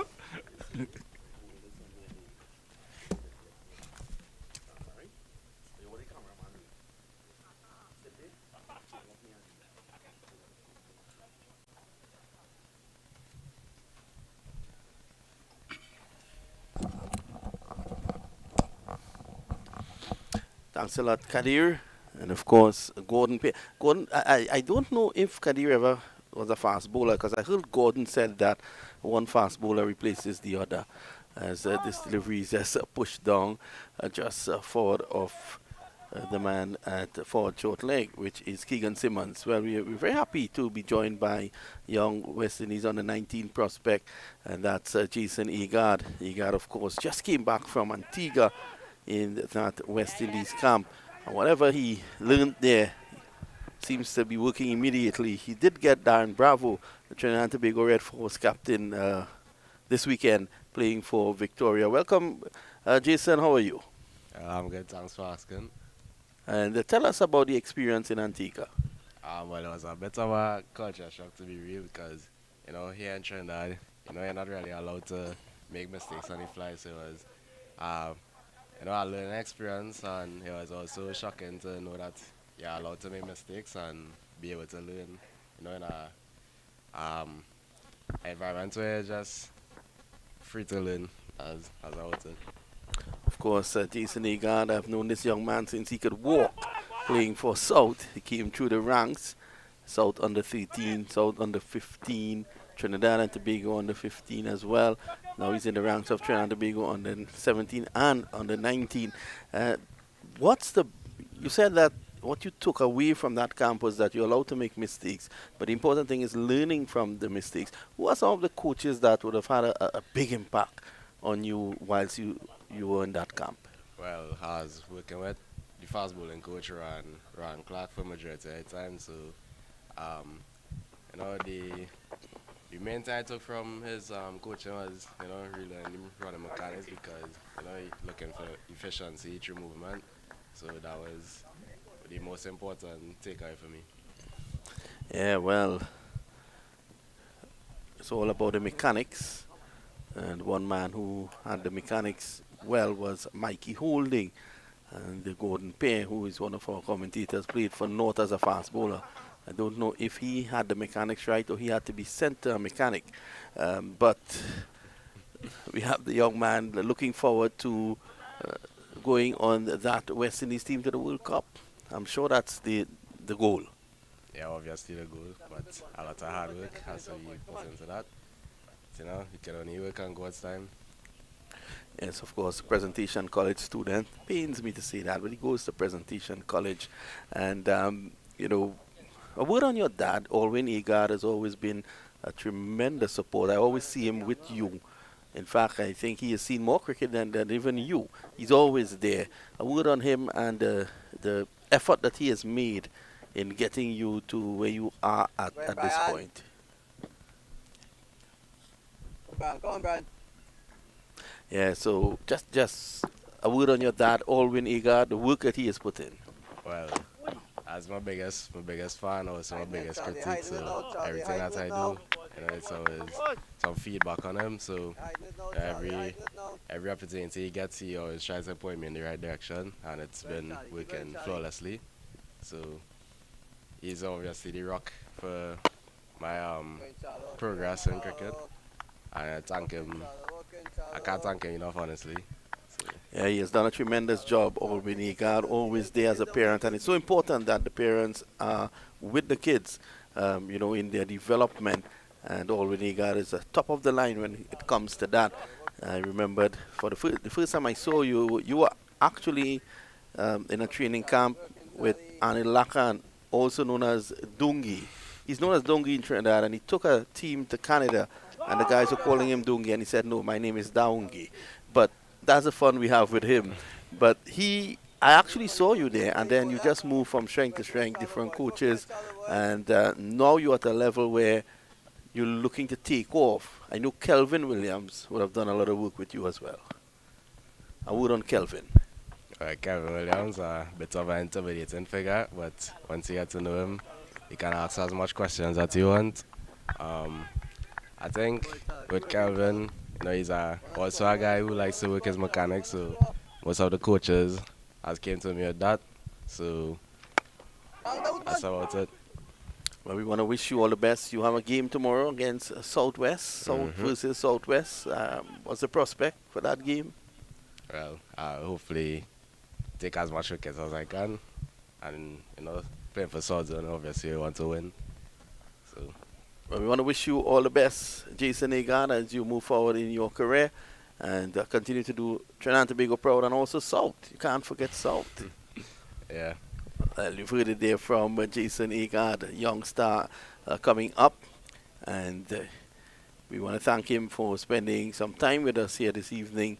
And where's Anil Lakan? Anil Lakan would have done some work with him in the earlies. Here's Khan, he's in now on bowls. This is whipped away. Runs here.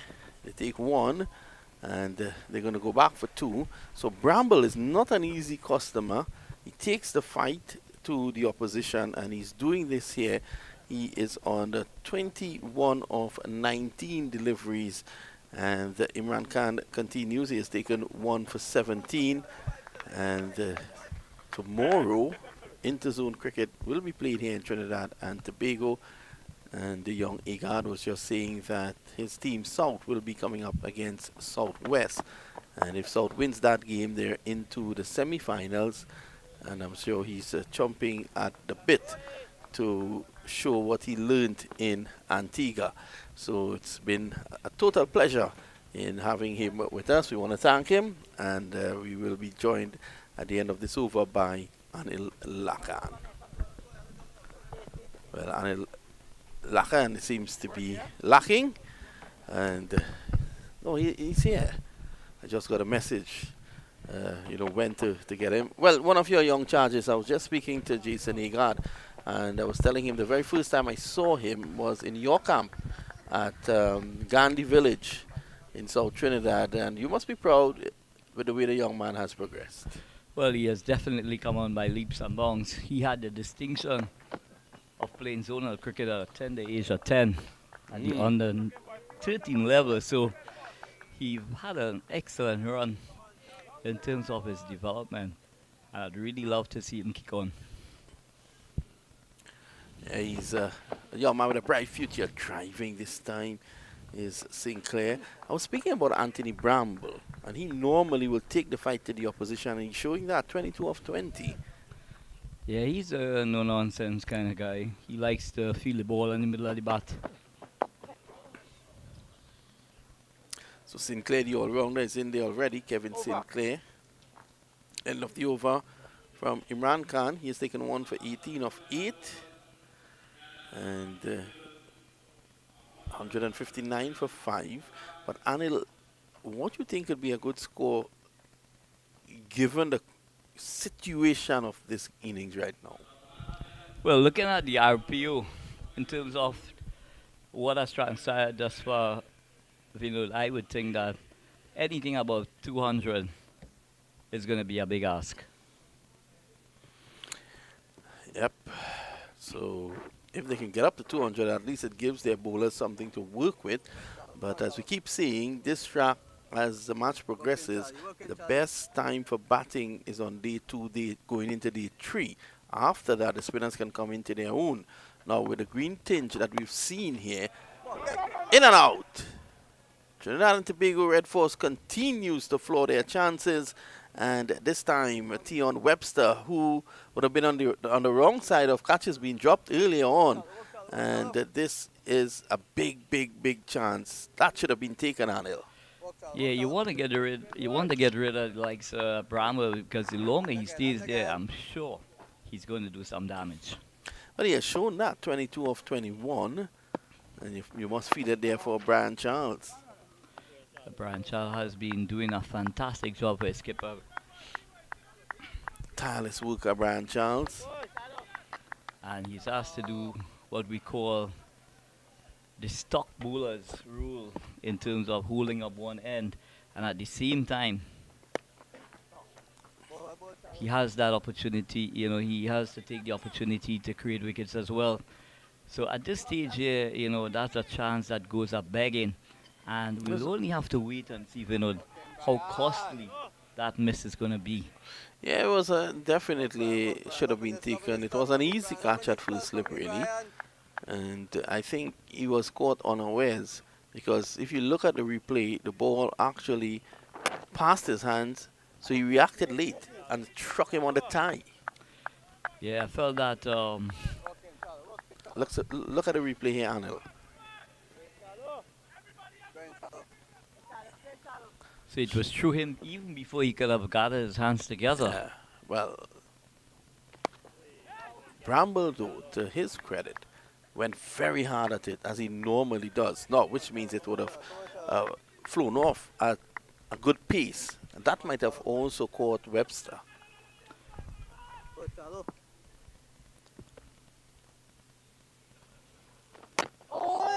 Well, it's ironic.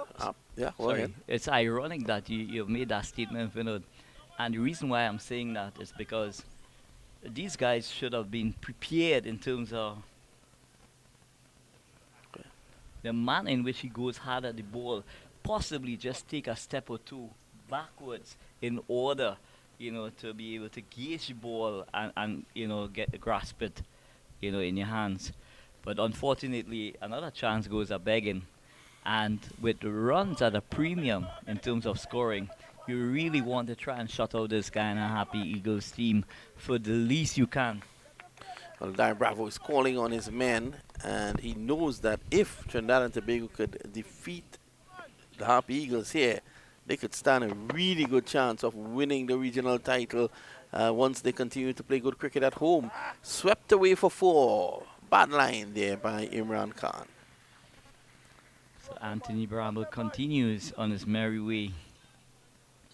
He will definitely take the bowlers on, Vinod, and we know that. So it's important now for Trinidad and Tobago Red Force unit, to really pull the strings here together and ensure that this guy and his batting lineup do not get away at this stage of the innings.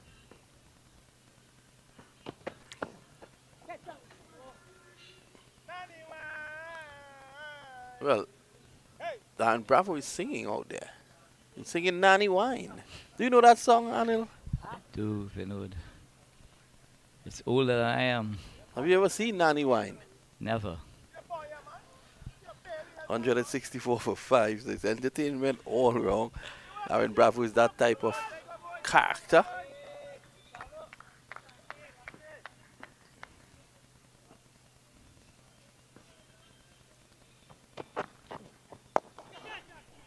Down the ground.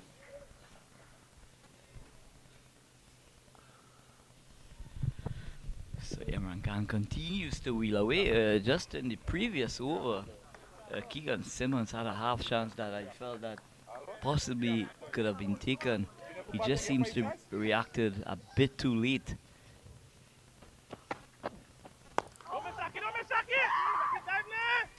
Bit short. Captain Darren Bravo trying to get his men to pull some strings here. Well, they're having fun with the umpires. The umpires gotten into the old talk with them.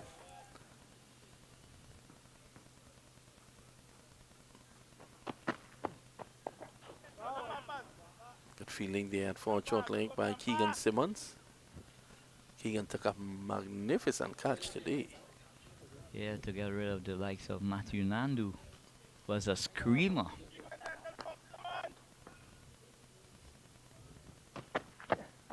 Short, bad delivery. And just as we said, oh, even worse fielding down at deep mid wicket. Well, well, well. So the wheels just seems to be coming off this trend to be a Red Force outfit at this stage here. The sun is baking down here at the Brian Lara Cricket Academy. But what is important at this stage and at any stage of the innings is for the entire team, to support the bowlers because they've been toiling tirelessly. And let's face it, at this level, you don't expect that kind of elementary feeling error. Yeah, so Lozano, the man at the wrong end of that. And it's 170 for 5. All of a sudden, another partnership forming here. And Bramble at the center of it with 32 of 28. So since he's been put down, he's added another 10 runs in quick time. Come on, boys. And every run at this stage here is going to be very, very valuable indeed.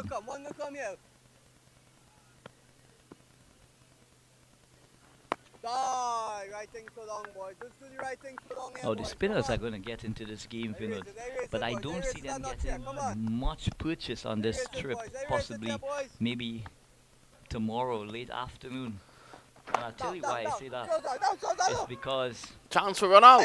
And just inches from a direct hit. Had that been a direct hit, I think that Bramble could have been in problems. Yeah, it would have been curtains definitely for Bramble, but an excellent piece of fielding. He wasn't even in the frame there, Bramble. Well, the ball actually struck him on hopes that he's okay. But Bramble continues to rub salt into the wounds of this TNT Red Force outfit, having been put down by Tian Webster. A straightforward chance. So he's getting some assistance there, and in one hopes that he's okay. We take a short break. We'll be right back.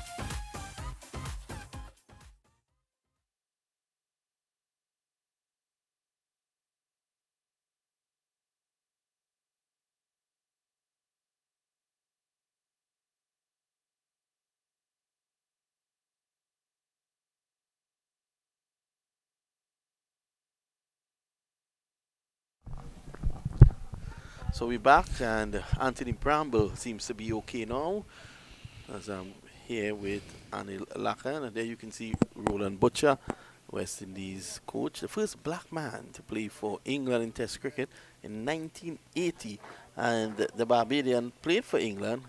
Guess where he made his debut? At the Kensington Oval. Yes, the Mecca of cricket. Kensington Oval at the Mecca. Kensington Oval in Barbados. Roland Butcher, he's now a West Indies selector. He's a man who has served cricket well. He's a commentator, would have commentated on Cricket 360 before as well. Good guy. Top man, Roland Butcher. So he's back. Bramble continues to bat well here, Anthony Bramble. And what has happened in the last 15 minutes, Vinod? Because the manner in which Bramble is playing, Captain Darren Bravo now has no choice but to be on more of a defensive mood than anything else. So he's trying to get Sinclair out by keeping him tight, but he just seems to, to be a bit worried in terms of the manner in which Bramble is progressing. Sinclair batting deep in his crease. You can see him reading the off spinner off the track. So it's a lovely day for cricket. It has been a lovely few weeks for cricket here in Trinidad and Tobago. Well, we have been blessed with lots of sunshine. So he's back again, looking to play deep in his crease. He has to be careful here. If one of those deliveries misbehaves, he could be in problems. It's the end of the over, 172 for 5. More thoughts from Anil Lakan. Well, having looked at the last 15 minutes, what Bravo is trying to do really is try and attack Sinclair in terms of getting him out, and as much as possible, trying to keep Bramble quiet. But what is happening, what I'm seeing is that the surface is still so good. There's not much side spin on offer. So the ball is more sliding on than spinning. Khan. Bad line. Lovely shot for 4. Khan to experience for this at the moment. And so Bramble goes to 37. You think with Bramble on the go, there's value in trying Jason Mohammed for an over 2, the man with the golden arm? Well, I was definitely thinking about a change, and more so a change from a seaman department, maybe a Outman Mohammed, ask him to come and, give you 4 or 5 overs, and really bend his back, because the pitch still is offering a lot for the seamers.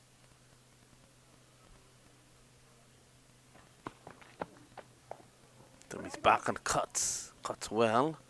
Gooley's in position at backward point.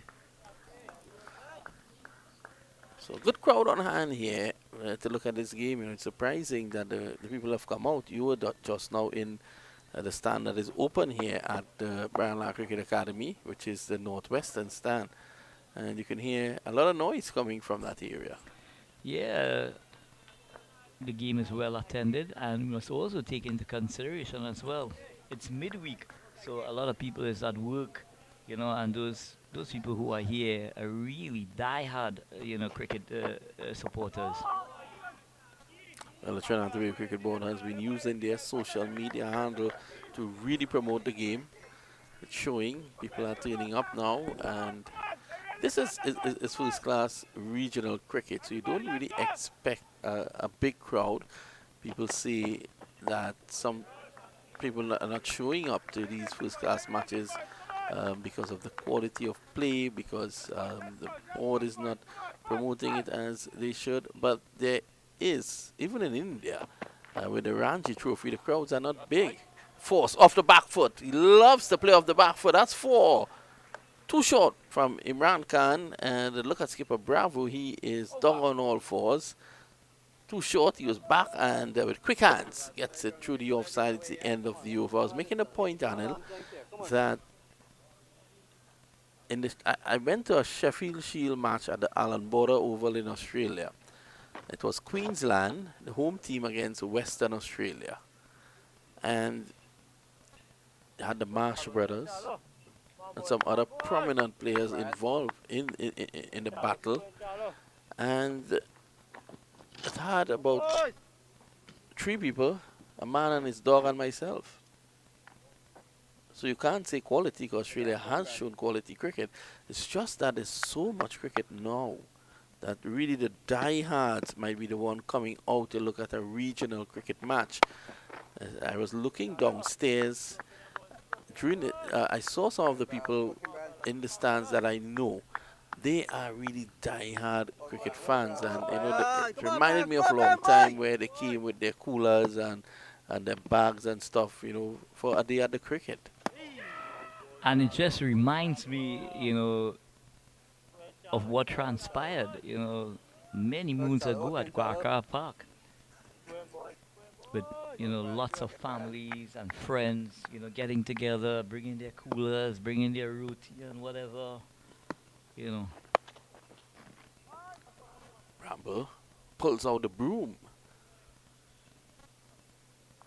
I want to say good afternoon to all our friends in Guyana. Got a nice little puff here. Got a nice little puff and cupcake here. Got a little puff here.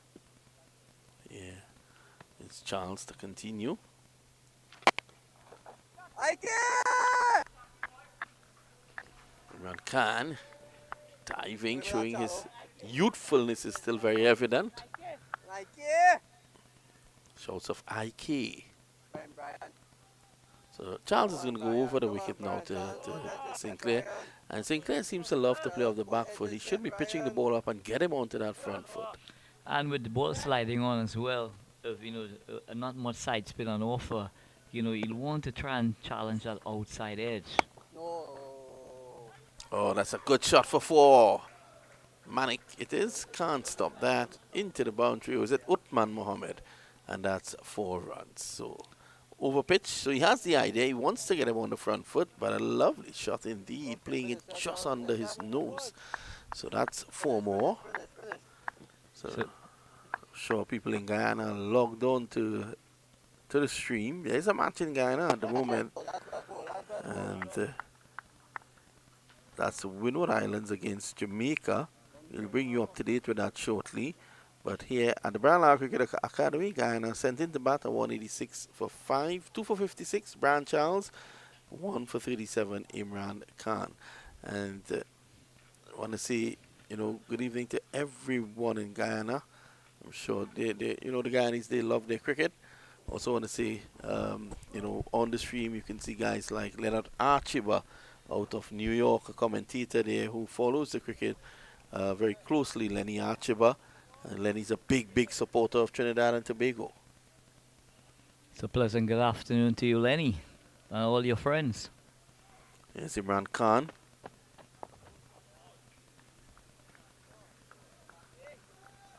So Bramble mixing aggression with caution as well. Bramble, who seems to be always in a hurry.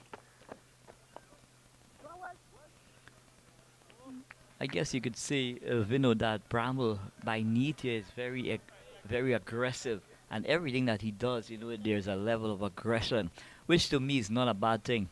Well, 39 of 37 tells you that. Back looking the cut, has to be careful.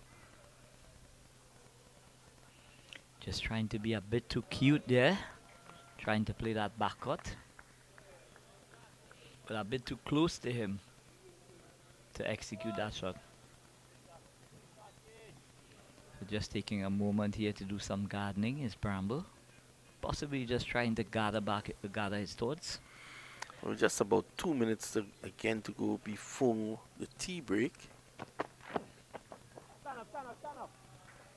That's 4 more. Khan again straying down the leg side.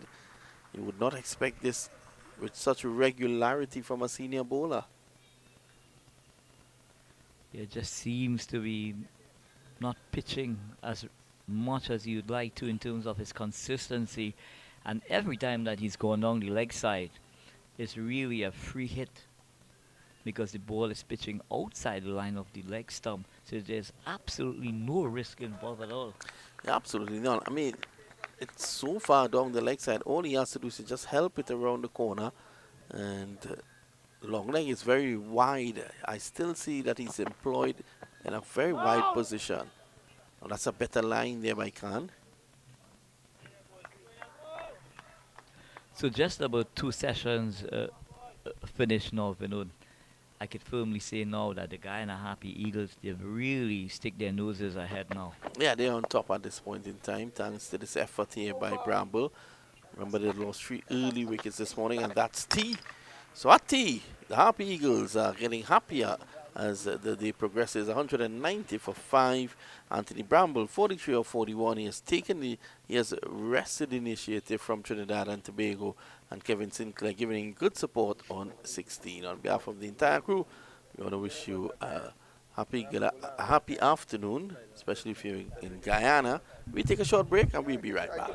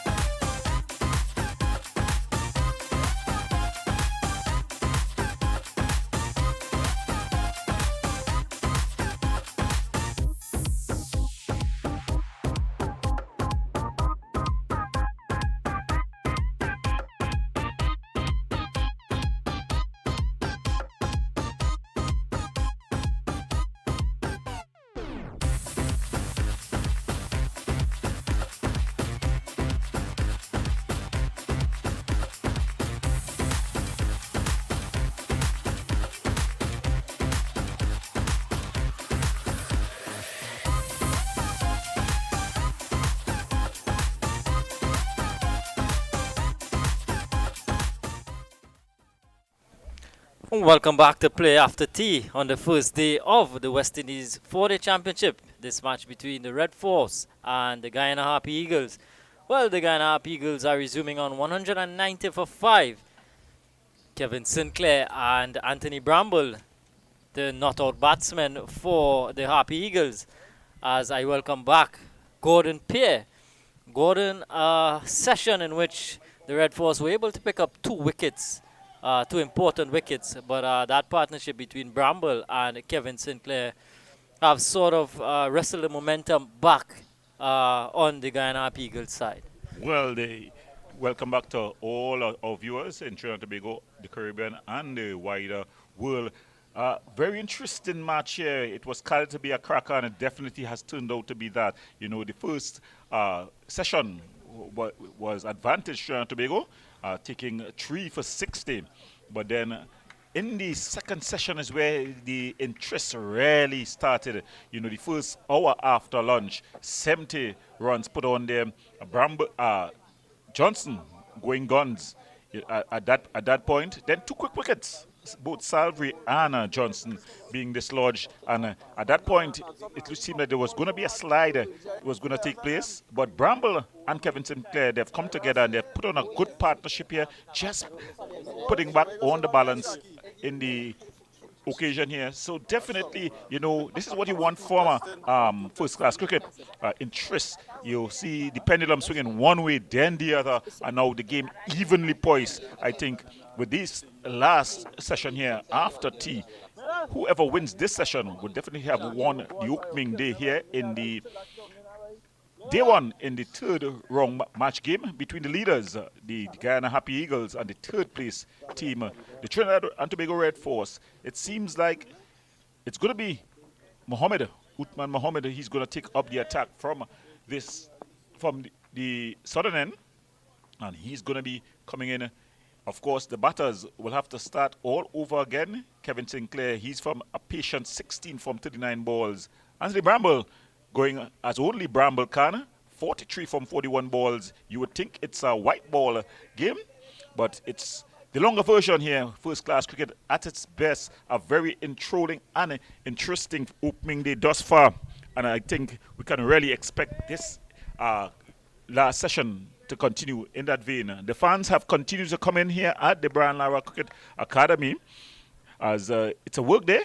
But as the workday comes to an end, the fans continue to come in, and some just get some of the last of the day's play here. So it's going to be Uthman Mohammed, who's going to be coming in from the southern end. Yeah, Uthman Mohammed, 8 overs, 1 for 14 so far in this game. He's really bowled well, Uthman, and we're going to have a look at him here operating. Good delivery to start with, a rising delivery. And Kevin Sinclair had to be careful of that ball, just trickling back onto his stumps. So a good start from Mohammed. And Kevin Sinclair and Anthony Bramble, as we've said, Gordon, really important partnership.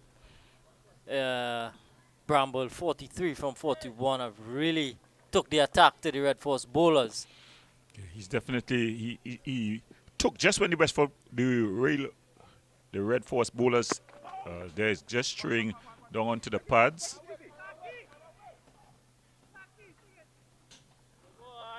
You look from no signal from the umpire, so he got a bit of bat onto that. So he gets his score ticking over after the tea break. So that brings Anthony Bramble on strike.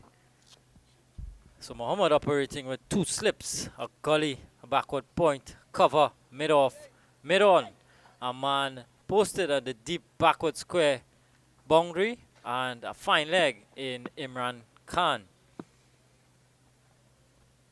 Acres of room on the leg side, and this one, Bramble is just pushing it up to the mid-on fielder in Jid Guli.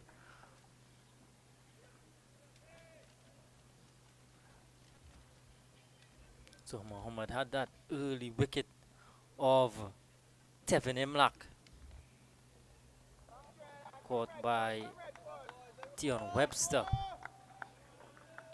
But it's been very good stuff from Uthman Mohammed. He's operated in good areas, asking questions, and he's hustling in here. This time he's on the line of leg stump, and it's clipped through the vacant mid-wicket region, and Bramble able to just jog through for 2 runs.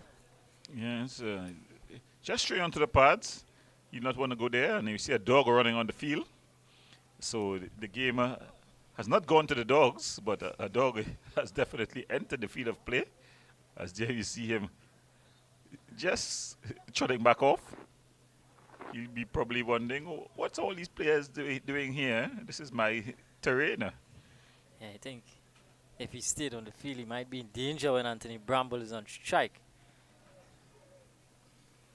So he retreats to the stands. So a bit of a change as Brian Charles has gone into a mid-wicket position, coming out from slip. So I think the Red Force really need a hard push here in the final session, you know, and Gordon 193 for 5. Red Force bowlers have in the first session have operated quite smartly, picked up 3 wickets in the morning session, 2 in the second session. So I think they'll be looking for one final push in this, the last session of the day, to really take a hold of this first innings here. Yeah, I think being put into bat, I think they'll be quite satisfied with that total. As we have some other scores, we have the Windward Islands. They are 195 for 8 versus Jamaica.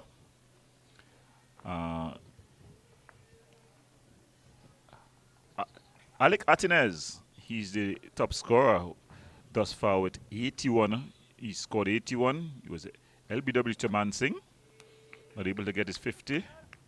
Justin Greaves also getting a half century. So Imran Khan to start off proceedings after tea. Imran Khan 11 overs, 1 for 41, and he's not been the Imran Khan. He's been a bit on the loose side. Couple of boundaries taken off him from Bramble. This time short delivery and punch through the cover region and picking up 4 there. Kevin Sinclair, short delivery to start with. And Sinclair needed no second invitation. In vain dive from Justin Manik. Yeah, Manik will think that he should have done a whole lot better there on debut, the debutant. So with that shot, Manik has stayed out on the extra cover boundary. This time Imran Khan is a bit fuller, and Sinclair is defending. And in the other game at the Queen's Park Oval in Port of Spain, Barbados, they won the toss and chose to bat. They won 64 for 6. Top scorer in that one, Shane Dorich. He's not out on 63. So a lot of batters putting up their hands, trying to put their names in the selectors' minds. Another short delivery, and Manik again into action. Just a single though. Kevin Sinclair goes up by 1 to 22. And on that note, I just want to shout out, say good afternoon to all of the Merry Boys players. I know they're viewing this one. They're listening, wherever they might be. Well, the Tobago Red Force, they'll be wanting a wicket shortly. The call is for 2. And they get it easily in the end. So that's 200 there. The Guyana bringing up their 200 for 5 off 62.4 overs. Yeah, this has been a good fight back from Guyana, considering at one stage they were 30 odd for 3.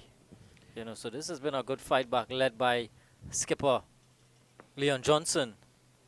came all savory with a good contribution of 40 odd. And now Anthony Bramble and Kevin Sinclair really looking to add some low order runs. Yeah, they definitely will be looking to push this total over the 300 mark. They've gotten to 200 for 5. And they're going at a fair clip for a 4-day fixture. 3.17 runs per over. You'll take that any day of the year. I think Imran Khan has been just slightly off today. 12 overs, 1 for 48. Going at 4 runs to the over is an important member of the bowling lineup. A lot of experience, over 400 plus first class wickets. Yeah, I think the problem that just a bit of a layoff, you know, and the guys probably just trying to get back into things. And they would have wanted to use the early advantage of the wicket. A very grassy. I think now, the last session of play, I think by this time the wicket now would be drying out and really be good for batting. And, you know, I've heard my fellow commentators who are quite familiar with this surface say that on the second day is really the best time for batting. So from a Trinidad and Tobago Red Force perspective, they would be looking to get these remaining 5 wickets and get them as quickly as possible. And, you know, spend some time on the 2 whenever their chance comes around to bat. Yeah, they'll definitely be wanting to try to prize out these remaining Guyana wickets. Guyana, your hand will look to push past the 300 mark, set a total, and then look to grind it out.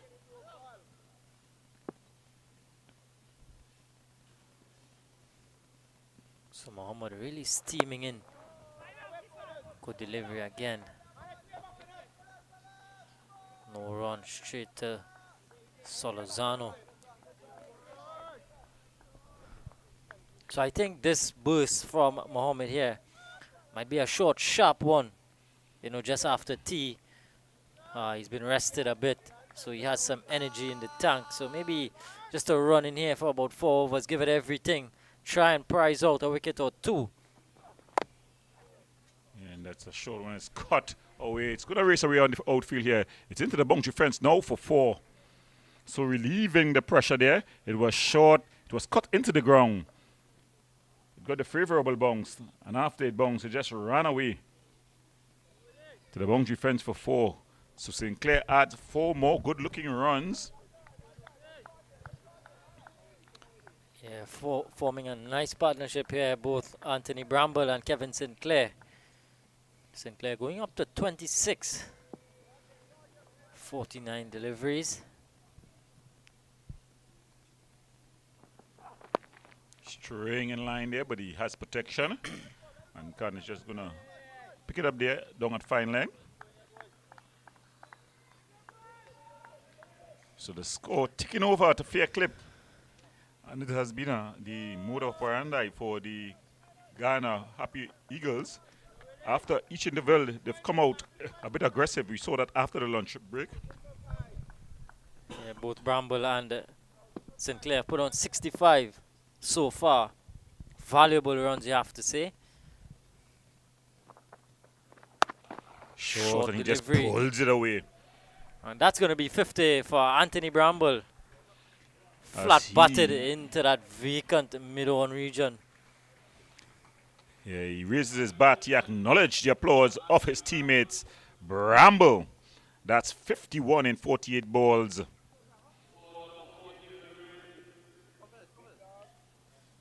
Yeah, short delivery from Mohammad, dealt with by Anthony Bramble. After 64 overs, Guyana Happy Eagles, 209 for 5. There we see some smoke. There it seemed to be a bushfire. Just on the northern side. Of course, earlier this morning we were showing the parched nature of all the vegetation around the Brian Lara Cricket Academy. Some parts just seem to have caught fire.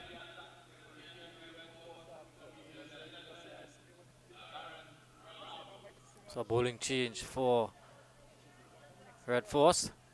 Darren Bravo back into the attack. Well, he showed this morning that he has the golden arm. Beautiful figures there of three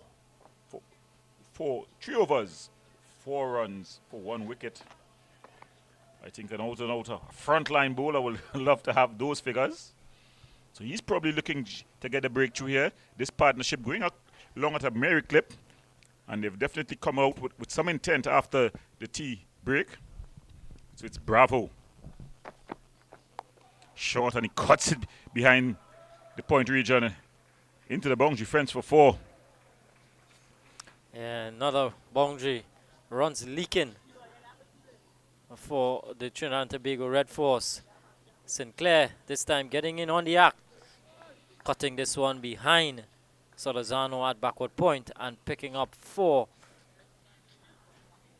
I think Gordon, Red Force might just want to bowl one side of the wicket, protect that side, and ask the bowlers to bowl one side. I think they've been a bit bowling 2 sides of the wicket and causing a lot of problems for skipper Bravo. Well, he has the ball in his hands, and he seems to be looking to bowl outside the off stump. He's got 6 on the off, 6 on the off, 3 on the on. So it's just about getting his line and his length correct. So a bit of a change in the field as Gooley is gone to the backward point boundary. Extra cover mid-off. Another short delivery. He has protection out there. This time, just a single.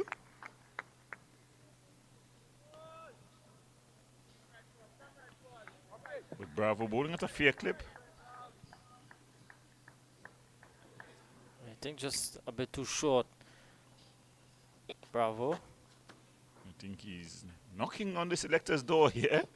Probably putting up his hand for that position that Reefer now has. Of course, Reefer batting at 3 for the test team. And he also is able to bowl a couple overs. So Bravo playing a match, Trump and follow suit. He's also presenting himself as that all-rounder, if you can call it that.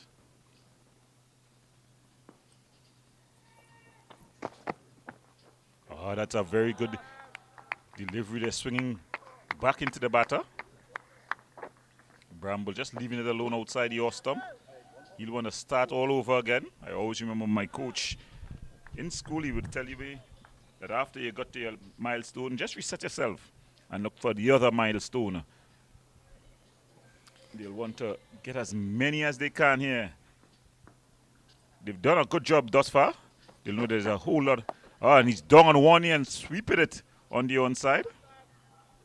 Fetching it from outside the off stump. Playing good. Get behind square for 1. Yeah, I think the thing with Anthony Bramble is, if you can keep him quiet for a couple of overs, he want to feel like he has to play a big shot. Doesn't like to be bogged down at all, Bramble. So maybe that could be a ploy. Try keeping him quiet for a bit and see what he does, how he goes about it. Well, it's 6 from that over from Bravo. As the Happy Eagles, they move happily along. They go to 215 for 5. Bramble, he's on 52 from 50. Kevin Sinclair, he's on 32 from 54. So Anthony Bramble in his 72nd first-class game. Just 3 runs short of 3,000 first-class runs. He has a high score of 196 not out, averaging 30.5. But he'd love to get those 3 runs to go past 3,000 runs in first-class cricket. A good milestone for him.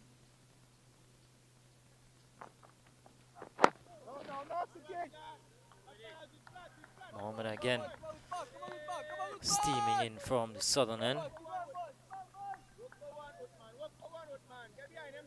Very chirpy, the Red Force team. As you see, Skipper Bravo just giving him a 5 there. Not a high one, a low one. But he'll want to be able to exchange that high 5, celebrating the wicket of Bramble. So let's look here. And it's a good delivery there. Getting some good bongs there off a length there, of a good length. Bramble coming in and doing some gardening. Hey, Uthman Mohammed in his 10th first-class game has best bowling figures of 4 for 28.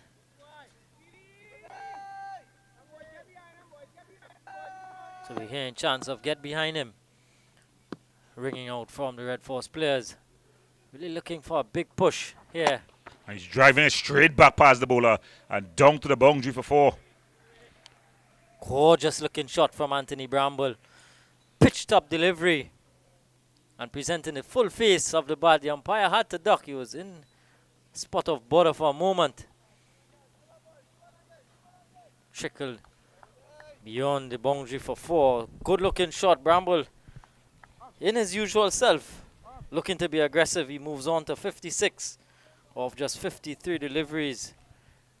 Action pack, Bramble. When he comes to the wicket, you expect something to happen one way or the other. And I think that has to be the plan towards him. You've got to put him under some pressure. He's seeing the ball well. The pitch is a beauty here at the Brian Lara Cricket Academy. So you got to use the pressure of the occasion. You know he loves to play freely. And they're just easing that pressure, going down the leg side there, Mohammed.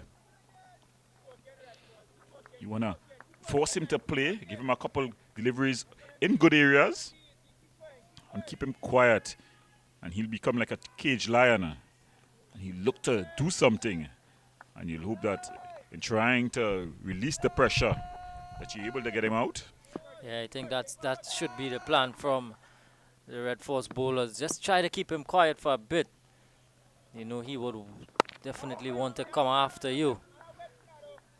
Just make him work a bit more. You know, he's scoring far too freely right now. He's going more than 100 a ball. The current partnership, 79 from 100 deliveries. So very good partnership here for the Guyana Happy Eagles. It's very close here. It's plump in front. He turned his back on the umpire, but it was full, spearing in onto the leg stump. But it hit him just about middle and leg. And Mohammed with the breakthrough. Bramble has to go LBW. Uthman Mohammed. And that's the one that the Red Force were looking for. Bramble has to go for a well-played 56. Guyana Happy Eagles, 219 now for 6. And what a timely breakthrough by Mohammed there, Gordon. Yeah, definitely was a beautiful ball there. Could have given him 2-dot deliveries. And then that one pitched up. Bramble going across the line. He missed it, hit the pads, and the umpire judged it to be adjacent. The dreaded finger went up. And Trinidad and Tobago Red Force, they celebrate. The fall of that wicket brings Kimo Paul to the wicket. Yeah, Kimo Paul, the experienced Kimo Paul, comes to the wicket. Coming back into the team for this game. Kimo Paul. Kimo Paul would like to make a statement here.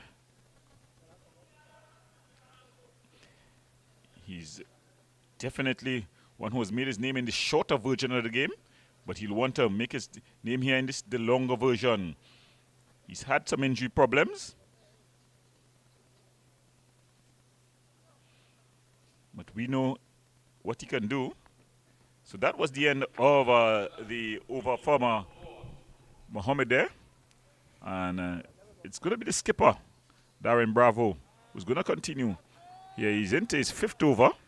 He's already bowled 4 for just 10 runs, and he's gotten a very important wicket.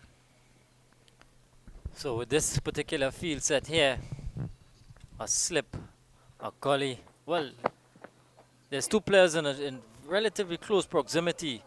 There's a first slip, there's a gully, and then there's another one not too far, and a wideish gully, I would say. A point back on the fence, extra cover, mid-off. Just two on the leg side in a mid-on and a wideish fine leg. So this field would suggest that Bravo is looking to bowl that off-stump line, and he has the protection out there. And he's bang on target there. So Sinclair long forward, showing the full face of the bat. All the coaching manuals would agree with it. Head over the ball. Yeah, I think now this is an opportunity for the Red Force to string together some quiet overs here after just picking up that wicket of Bramble. String together a couple quiet overs. And he's flashing outside the off stump here, Sinclair. Flirting with danger.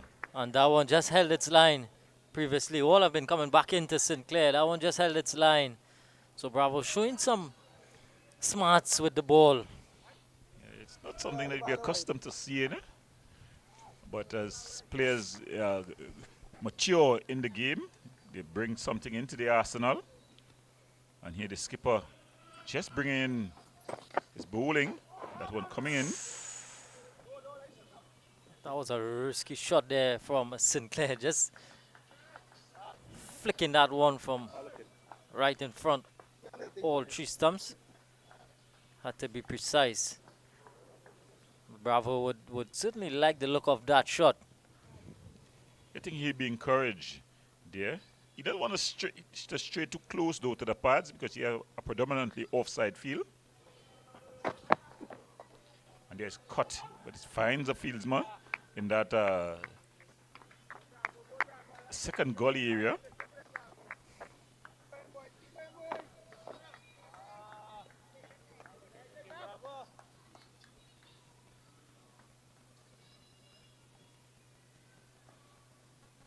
So Bravo doing a good job here. I was about to say doing a good job for his skipper, but he's the skipper. And he's just flicking this one off the legs. So he's going to keep the strike, Kevin Sinclair. So at the end of that Bravo over, it's the Guyana Happy Eagles. They're 220 for 6.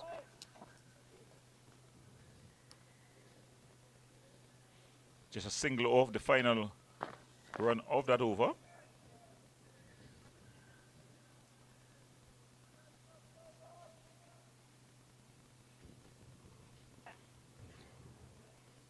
Uthman Mohammed, he'll continue from the southern end. He got a wicket at the end of his last over. He has good figures of 11 overs. Taking 2 wickets for 30 runs. It's driven back powerfully by Sinclair, but well feeded off his own bowling. Mohammed, a tall man, getting down there. And it's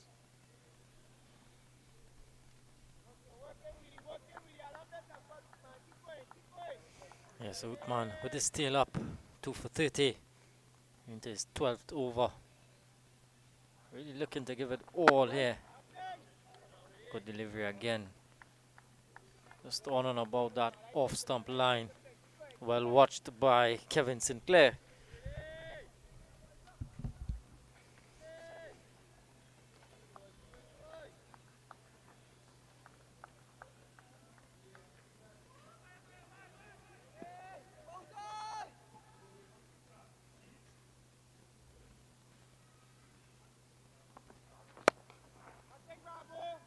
Pitched up delivery again. Nice pleasant looking drive from Kevin Sinclair, but he can't beat skipper Bravo at mid-off.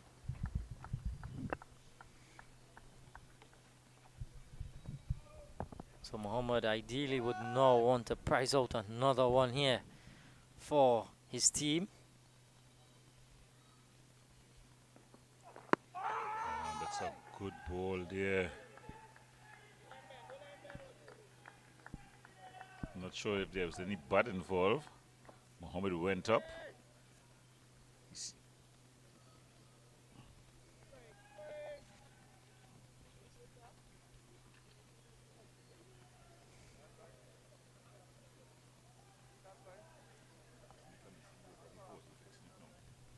So he seems to have been struck in the unmentionables.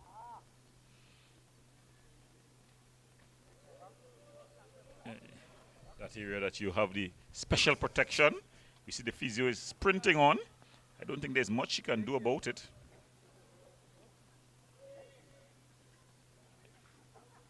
There's nothing. She's laughing. They're sharing a good laugh. Nothing much that the physio can do when you're stuck in that area. There's no real therapy for that. Probably some ice for the sting. You know, you normally have some protection there. But even when that protection jams against the area, it's going to give you a good wake-up call. You feel a ripple effect. Yes, definitely. It's just that protection is really for medical reasons, not for discomfort. It doesn't protect you from the discomfort. When you're stuck in the unmentionables, it definitely has an effect on you. I think Muhammad would have ruffled the feathers there of Sinclair. He'll be looking now to finish off the job.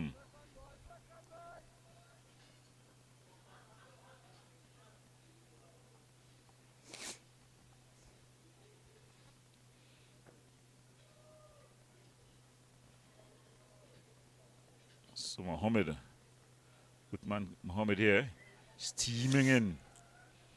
He's got to steal up it. Yes, you could have expected a short ball. Ill-directed though. But you would have expected a short ball. The batter, of course, would have just been struck.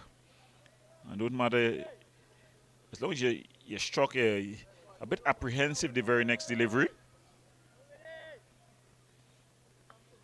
Yeah, just outside the line. Yeah, the direction allowed Sinclair the opportunity to just get a couple moments, breathe again. Yeah. Followed up by another good delivery to finish over number 68. The end of it, 220 for 6. Yeah. So good over there by Muhammad, a maiden over.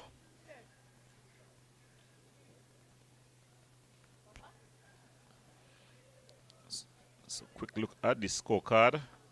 You'll see on top of the list, the skipper Leon Johnson with a well-played 63. He'd be disappointed the way he went. And when he went, then you'd see Bramble as well with a 56. He'd also would have been looking to push on, as we can see the field there. A beautiful shot of this picturesque Brian Lara Academy. Yeah, you can see on the offside, that's on the right hand side of your screen.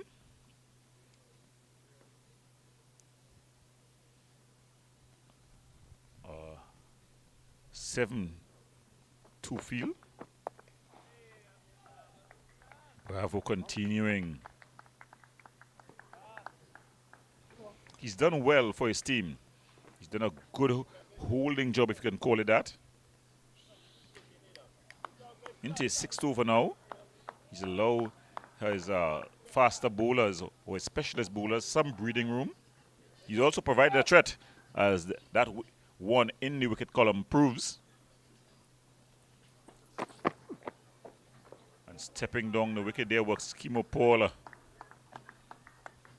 He's yet to get off the mark, but already he's coming down the track. We're realizing that the plan is to just bowl outside off stump. He's getting that movement back in. Just looking to negate a bit of the swing.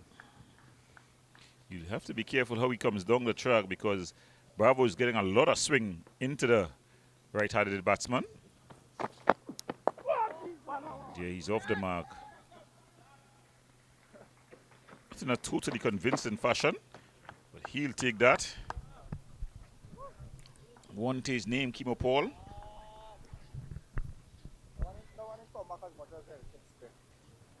Bravo, they just shake a bit of a talk with him there. You know, the conversations between cricketers, very interesting. You would know about that, Kadir. Yeah, always banter here and there between players. It's always good fun, though. It's a flowing drive through the mid-off region and down to the boundary for 4. Kevin Sinclair. Yeah, pleasant looking drive. I think the top order players would be pleased with that shot over pitch delivery and beautifully driven through. Extra cover for 4. Sinclair moves on to 37 now. Really playing a nice hand here for the Happy Eagles. Yeah, it was an important innings, but he'll know that he has to carry on for a bit longer for his team. There's a shot. Good offer, but it has protection there in the point region. So just 1 run. So runs flowing in this over. We've already gotten 5 from it. Make that 6. But still 1 more ball left.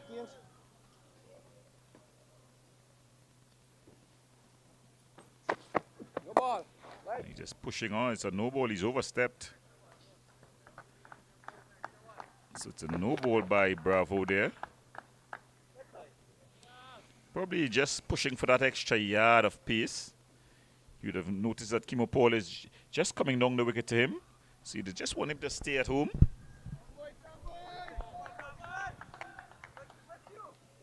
A lot of chirp out in the middle. And good carry through. That's the over. Good delivery to finish the over. At the end of another Bravo over, it's the Happy Eagles 227 for 6. Yeah, Bravo completing 6 overs and 1 for 18. Quick look at the scorecard. So the weather has remained beautiful here at the Brian Lara Cricket Academy. Sun in all of its glory. And really a wonderful day for cricket. Yeah, beautiful day for cricket. It's going to be Mohammed who's going to continue from the southern end. Sinclair.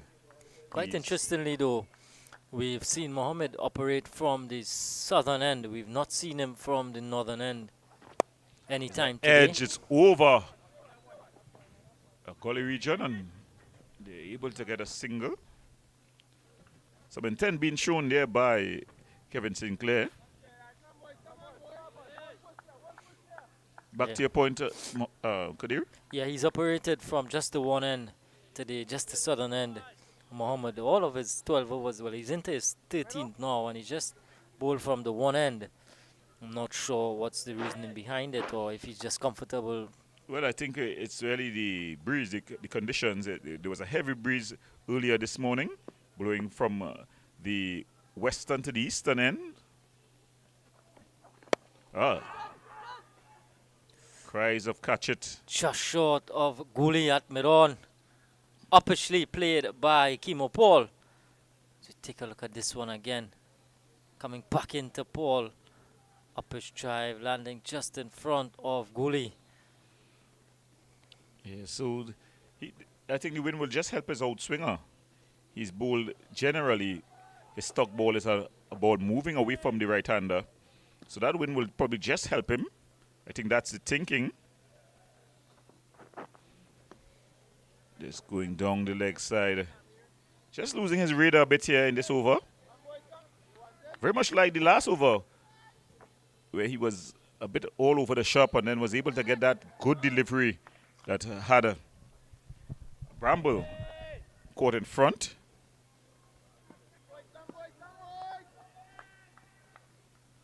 So Muhammad into his 5th over of this spell. Good delivery, beats everyone, including Django, and it goes behind for 4. Well, it's leg buys, signaled by the umpire. So it's 4 leg buys. Look at it again. And just when I was talking about the outswinger, that one made lots of movement into the batsman, cutting him in half. Yeah, absolutely wonderful delivery. Landing in that back of a length area and just tailed back into Paul, eluding Django as well. And picking up 4 leg buys. Good delivery from Muhammad.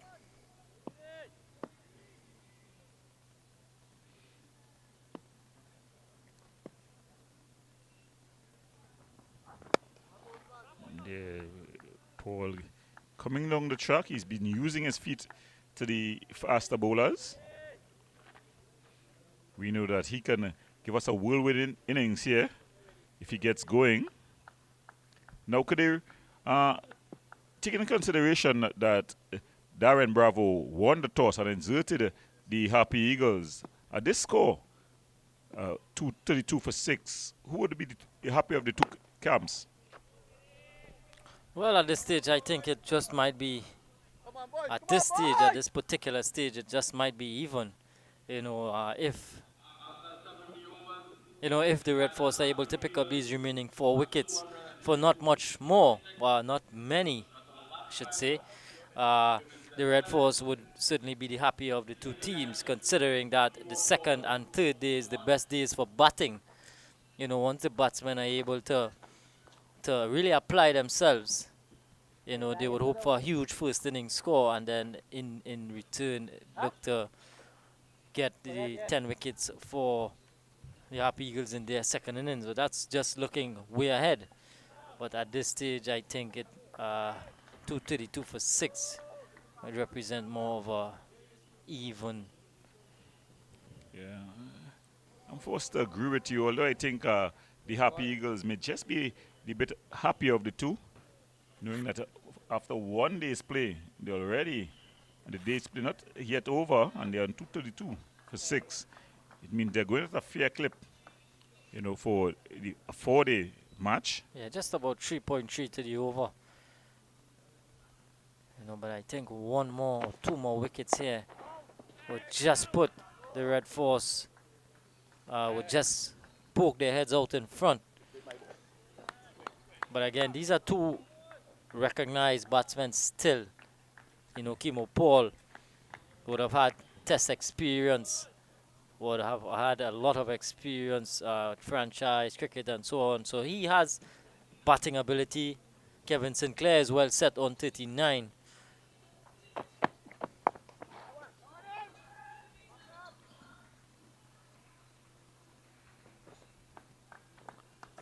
So they're just taking things over, playing the good ones on its merit.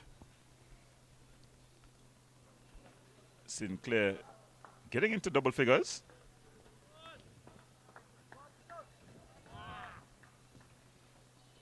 So we're getting into the 40s, sorry. I think Kimo Paul is just getting a bit itchy. He wants to feel bat on ball. He's 1 of 10 deliveries. Yeah, and just as you said, and that's a release shot, driven back past the bowler and down to the boundary for 4. A lusty blow there by Kimo Paul. You could have seen it by his demeanor, and he was down the track. Yeah. Right on cue. Looking to play shots. Kimo Paul. A battle within a battle. Bravo versus Paul. There's another shot. This time it's through the mid-wicket region and down to the boundary. The result is the same. 4 runs again. So Paul, he's seen enough. Back-to-back boundaries. I don't think he hit it as well as he would have wanted, but the result is the same. Yeah, he forces a change. Goalie comes out of slip and goes into that mid-wicket region.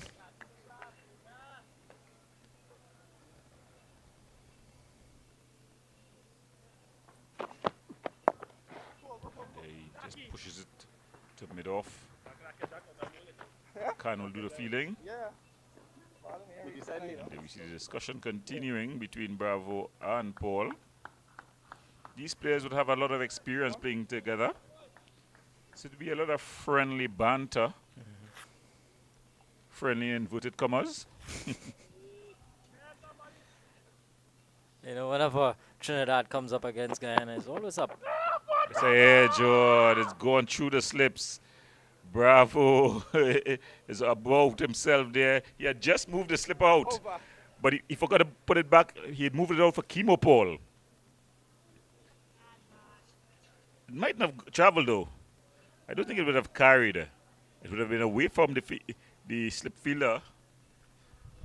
But it's all speculation. The result though is 4 runs and the Happy Eagles, they move on to 246 for 6. Bravo his figures just getting a bit spoilt. Going for 14 in that over. So I think we're going to be seeing a change at that end to come shortly. But at the other end, we see Tian Webster. He's going to take the ball from Mohammed as they try to get the breakthrough here. No leg. They'll not want the Happy Eagles to finish the day anyway Middle, right? over the 300 run mark. And looking to come back in the morning.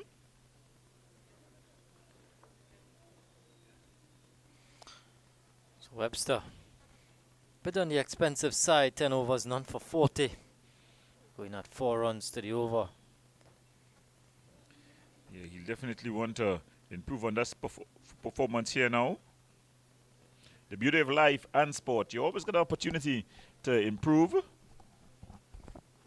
You may not be going as well as you want to, but in the twinkling of an eye, you can get it right. If you add 2 wickets to those figures, they'll look pretty decent.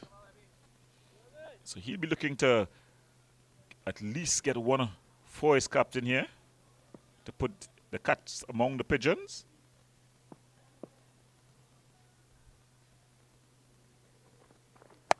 And Paul, yes, he's on the charge. Stand and deliver. It was short. He stood and pulled it over the top of the man in the mid-wicket region and down to the boundary fence for 4. Yeah, I think that's the manner in which Chemo Paul usually plays. And he was looking in that way. He was looking a bit antsy, like he wanted to get after it. And now that brings up the 250 for the Guyana Happy Eagles. exactly 250 for 6. Into the 72nd over.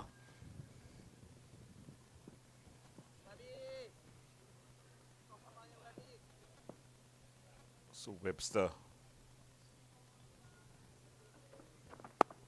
And he's guided it.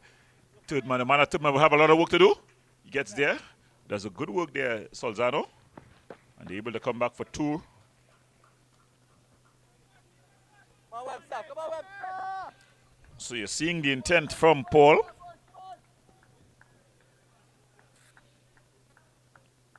He would have started a bit slow, but he's beginning to press the accelerator.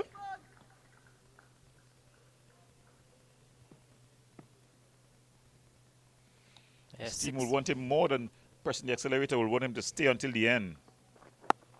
He's guiding it down to third man as they jog through for another single.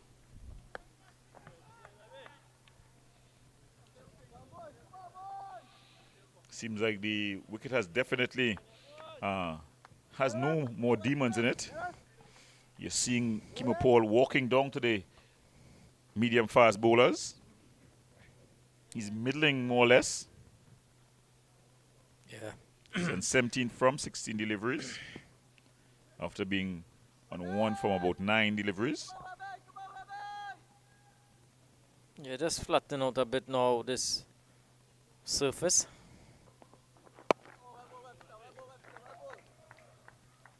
Kevin Sinclair, though, showing the full face of the bat.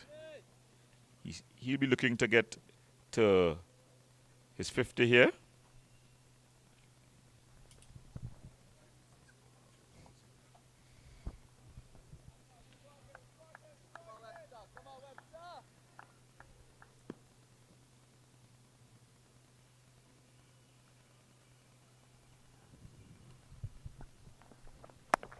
And he's back, he guides it down to third man. So runs flowing freely here.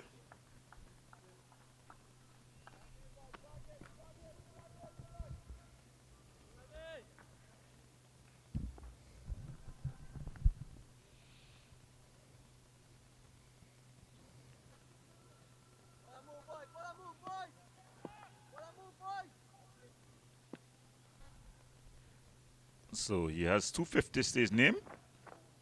Paul is down the track. No run off that. So it brings the end of the over. And you can see the figures. Tian Webster. He's 48 runs he's conceded from 11 overs. I think at this stage, Gordon, do you think it might be a good time to bring Jason Mohammed on? He's a bowler that tends to make things happen. Yeah, I definitely would have tossed the ball to him probably earlier on. You know, I would have. He has a golden arm, and after Bravo had brought him himself, and he gave himself 2 overs. You know, the golden arm bowler, you want to give him just 2 overs. If he gets the breakthrough, he gets the breakthrough, even though he may be bowling good. And that was happening. Bravo, I think he just bowled himself for probably an over or 2, too many. You know, remember, you're not a specialist bowler, so your fitness, the ability to hold your mechanics, you know, may just come into play in that 4th over. And you saw in the last over there, Kimo Paul taking a liking to Bravo.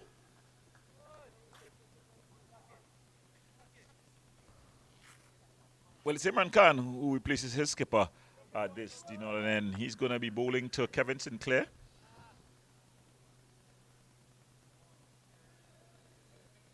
Khan. Sinclair back and cuts it away. It's racing. It's going to go pretty close to the boundary. And it gets into the boundary fence for 4. So Kevin Sinclair there, marching on, getting closer and closer to what will be his 3rd first-class half-century. He's on 49. Yeah, Imran Khan has just been too short today. He's not found that good area, that area where he's been effective. He's either been too short or too full. Today, 12.1 overs, 1 for 52. Yeah, strange from him. He's normally a model of consistency. And he drives it down the ground, and that's his 50. Kevin Sinclair, he punches celebrates. That's his 50. Yeah, very well played knock from Kevin Sinclair, bringing up his 3rd first-class half-century and a 50 of 76 deliveries. It included 8 fours.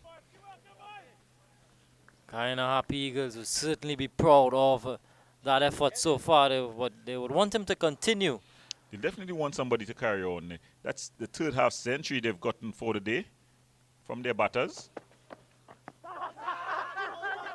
Loud appeal. He would have just used his feet. He would have been coming down the track. So it's been very difficult. Imran Khan is asking questions. He's staring down the umpire like a good old fast bowler. Name after a fast bowler. the legendary Imran Khan from Pakistan. And he's having a cordial chat with the umpire. And long forward. Yeah, I think that's the area I want to see Imran Khan operating. You know, if they have to attack you, let them attack you from there. Let them make it happen from there. He's down the track, using his feet nicely, pushing it up the one side of the pitch. Solzano doing the feeling. So the score's ticking over. The smoke from the bushfire nearby, just engulfing the field. You can see it on screen. The sun has gone down as well, so it's good conditions to play cricket in. Yeah, 260 for 6 after 73 overs. Paul and Sinclair forging together another partnership here for Guyana Happy Eagles. And I think this over here is a very important over in the context of the game. You know, Webster has been a bit loose today.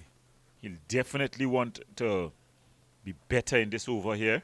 He'll want to ask the batters some questions. You know, he'll definitely not want to.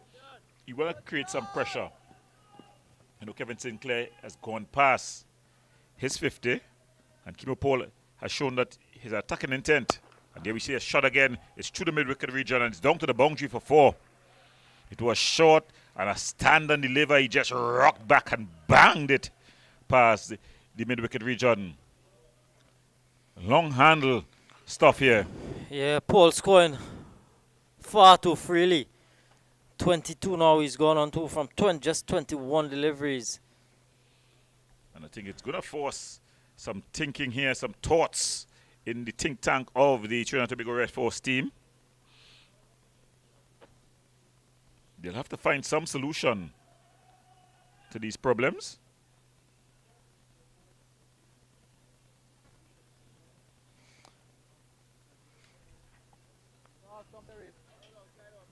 Forcing some changes in the field. Yeah, so the skipper asking him to bowl one side of the field now. That's what it is. He's now going for 6 on the off. A big offer swipe. I think lucky that didn't go on to the stumps. I think the management of the Happy Eagles team would be very disappointed with that shot from Kimo Paul there. He'd already gotten a boundary for the over. And judging from the fielding changes, you would have known that the bowler would have tried to put it more outside the off stump. Instead, we had an ugly swipe at it. Yeah, he's definitely in the mood. Wants to keep attacking. It's a full toss, not timed. Straight to the skipper, Bravo. He does the fielding. So just the one slip. A gully. Third man. Deep extra cover. Cover. Mid off. Mid on. Deep backward square and a fine leg. So there's 3 fielders on the leg side. So Predominantly offside set field. He'll be going on outside your stump. Oh. There, he's getting straighter there. Just dropping it on the onside. He offered a Sinclair single. You could hear it loud in the stump mic. No. New innovations in the coverage of cricket worldwide. Stump mic. Yep.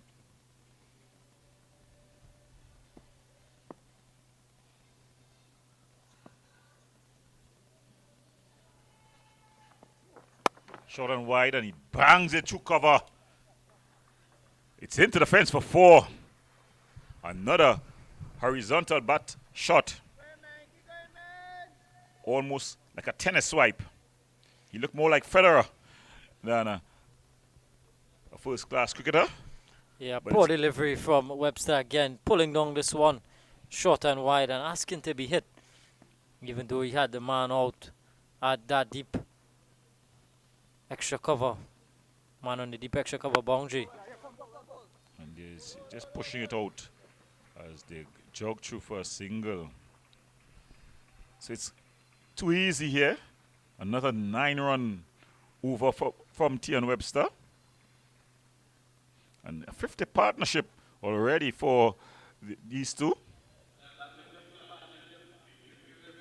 So back-to-back 50 partnerships for the Happy Eagles. This one coming in quick time, just 49 deliveries. Yeah.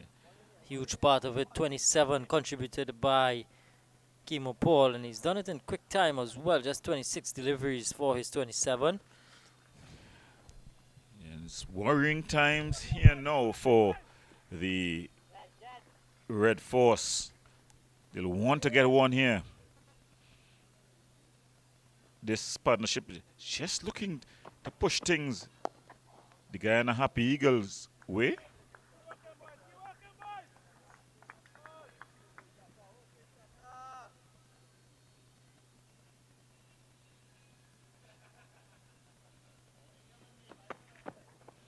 And he swings it behind Kimo Paul. They're going to come back for easy 2 runs here. So Paul is on the charge.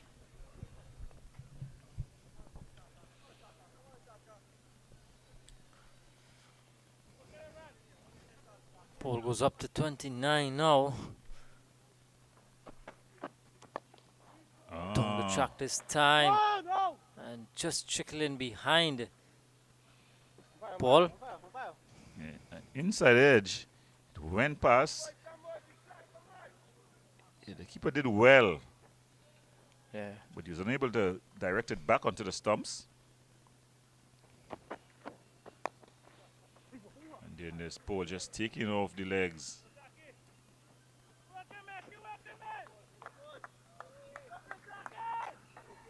So I think the think tank of the Trinidad and Tobago Red Force team have to find some way to build pressure.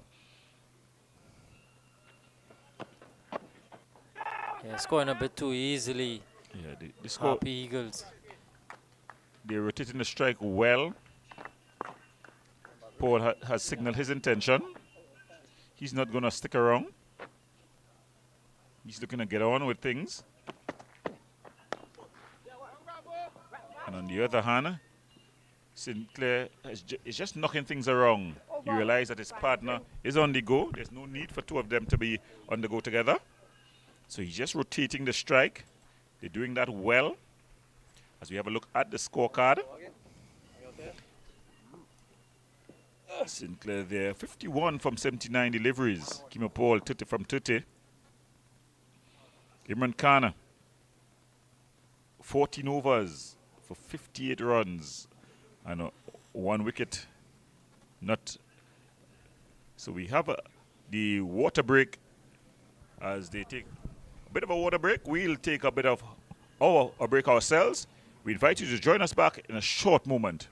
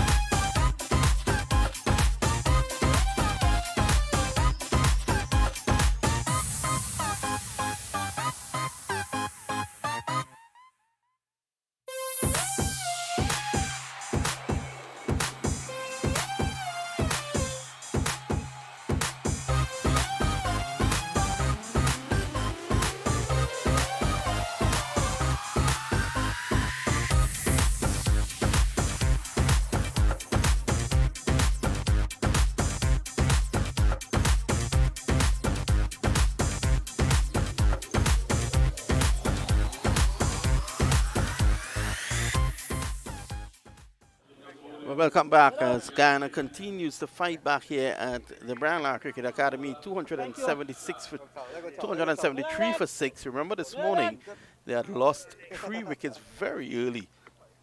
So this is a remarkable comeback from Guyana. They've had half centuries from Skipper Johnson, Anthony Bramble, the wicketkeeper, and now the all-rounder Kevin Sinclair. Kimo Paul, the other all-rounder, is in there at the moment. He has struck a runner ball 30, and he'll be looking to press on as well to get to a sizable score. And at this point in time, Guyana, they have arrested the initiative from Trinidad and Tobago. They've arrested control outside the off stump, cut away, and that will find itself into the boundary for 4. Short and wide, deserved the treatment, and it gets it. That takes the score along to 277 now. Bad delivery there by Brian Charles.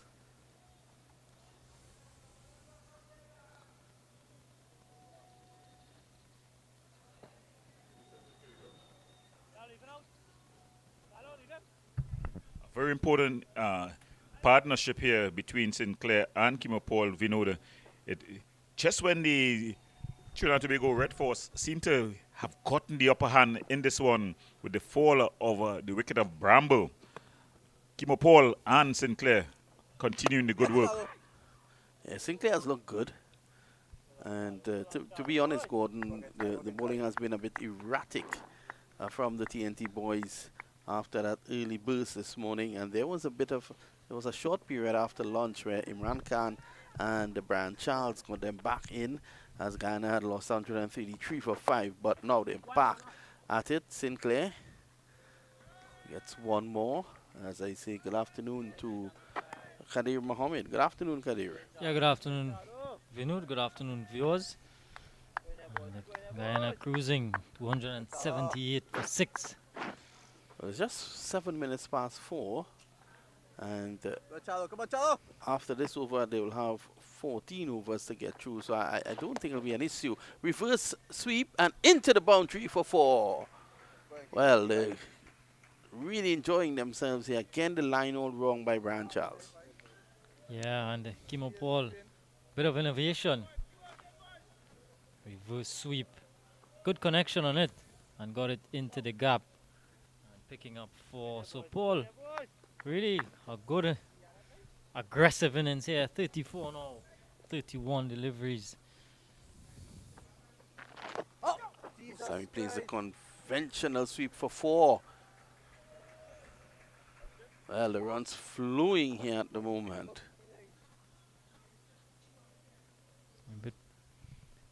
Things going a bit pear-shaped here for the Trinidad and Tobago Red Force. Bowlers leaking runs from both ends. Yeah, and you look at the body language of the players out there. Trinidad and Tobago looks defeated. Yeah, I think bowlers really have not stuck to their plans. Bowl both sides of the wicket. This has been an excellent partnership so far. 60 odd now between these two. Yeah, this partnership has really given Guyana control.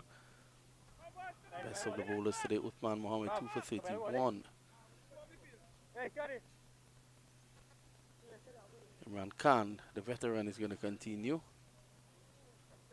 437 first-class wickets. He has to count on all of that experience now, Kadir. Yeah, definitely. He's been a bit off today. You can see your namesake, Kadir, the manager of the TNT Red Force team, and he's there with Roland Butcher, the former England international, now West Indies selector. Lovely guy, Roland Butcher. Did you know that Roland Butcher was the first black man to play for England? Yeah. In 1980, and on debut, he had a record half century. It was the quickest ever. In his ODI debut, it was the quickest at that time half century scored in limited overs cricket. I think it was 37 balls. Now you'll think that is pedestrian. Slow turn there from Imran Khan. I might be tempted to get Jason Mohammed on the ball. I was calling for that early on today. I thought that Jason Mohammed, with his knack of getting breakthroughs, could have been used. I think he has a bit of a golden arm, makes things happen. At this stage, Red Force bowlers, Red Force team just things just dragging along. No one really taking the initiative. Just allowing the game to drag by.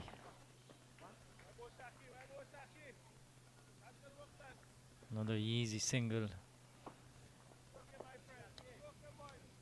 So that has been the thing. Whenever they are attacking and getting those boundaries, they're able to rotate the strike easily as well. Able to get those quick singles. Yeah, they've never really been bogged down in this partnership. Easy, as you're saying, another single.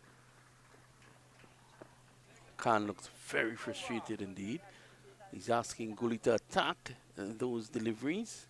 End of the over, 289 for 6. Leon Johnson with 63, the top scorer so far today. Half century for Anthony Bramble, 56. Kevin Sinclair, 58, not out. So at this stage, Vinu, 289 for 6 after 77 overs. How do you think the Red Force would feel, the think tank would feel about this so far? Well, I don't think they'll be happy. Well, this one goes right through Sinclair. What a delivery. Sinclair playing for turn. There was none. It went straight on. And he's lucky to still be there. Look at that. Wow. Charles looks frustrated. Yeah, the think tank of the TNT Red Force, I think, will be worried at this point in time. I'll tell you why. Guyana were inserted on this track. And they were hoping to get quick wickets. They did. Got 3 very quick wickets, but they haven't been able to really catch in. They even reduced them to 130 for 5. And again, they allowed, they released the stranglehold. Now, Trinidad has to bat last on this track. So that could also be playing on the mind of the national team. Granted, it's a good batting track. There is assistance there for the spinners as you go down towards the back end of the match. And Guyana has some quality spinners in their lineup. One is actually batting right now. Yes, definitely.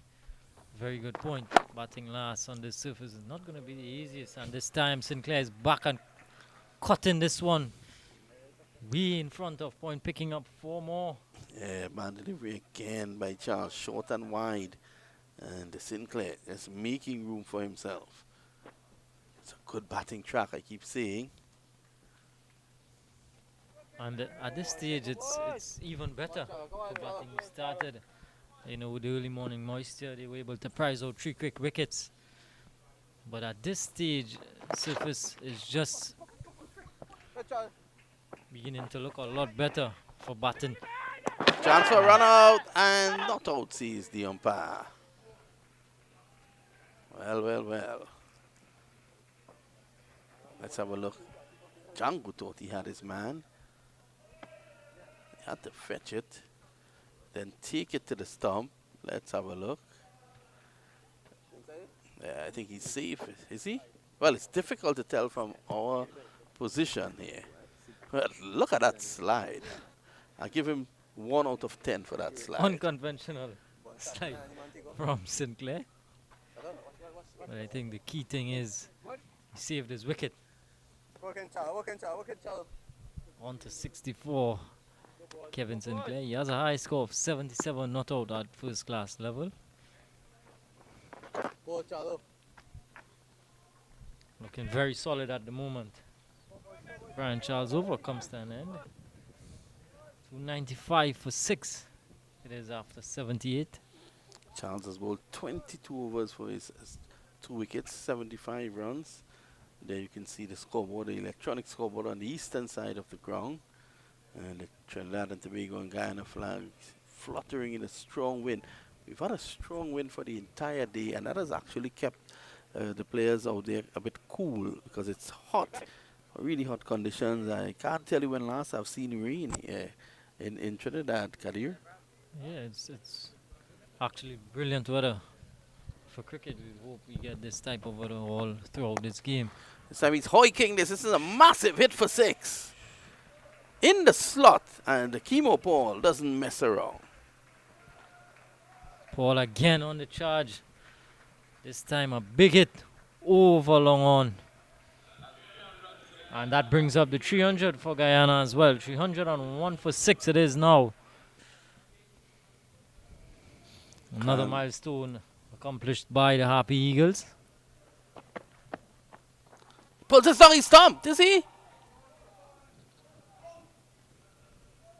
Well, umpire is on move. Well, he's just moving to repair the stumps. Let's have a look. Django had to fetch it. He's back home. Good. Thank you. We had to go way down the leg side to collect.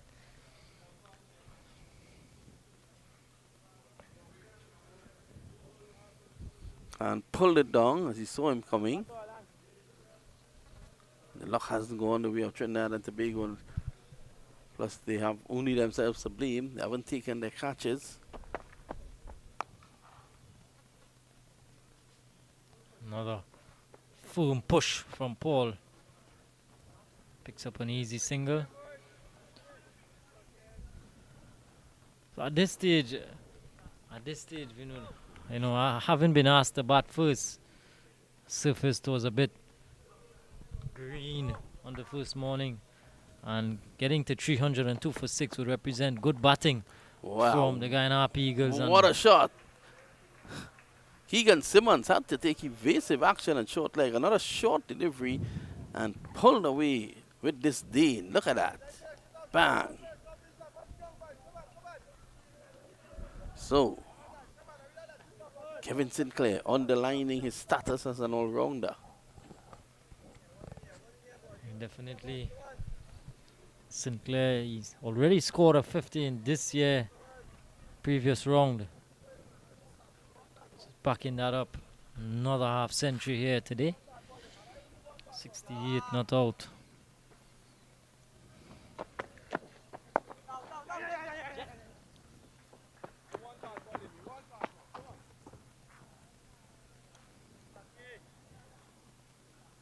Red Force players have gone flat. I'm not hearing much chatter, much chirping from them. Well, Darren Bravo is trying his best to G them up.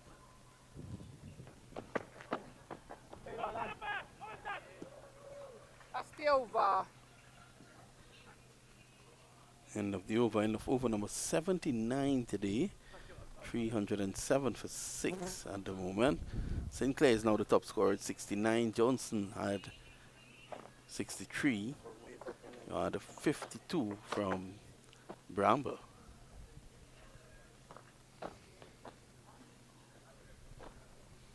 Charles is going to continue his ball 22 overs.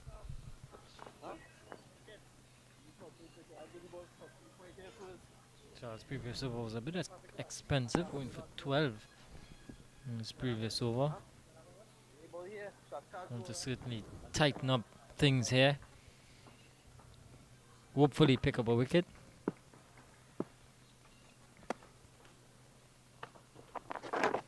Edged and gone. Finally the breakthrough comes, and the catch is taken at the first slip there by Jit Gooley. Sinclair is standing his ground, and he's turning and walking off now. Both umpires are going to have a little discussion, and Sinclair. Yeah, definitely taking the outside edge. So, some respite from the Trinidad and Tobago Red Force. Brian Charles, the man again, picking up Kevin Sinclair. He has to go for 69. Guyana Eagles now 307 for 7.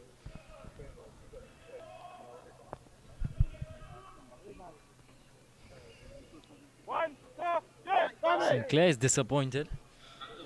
It was a good hand for his team. Brings to the crease Chemo Paul.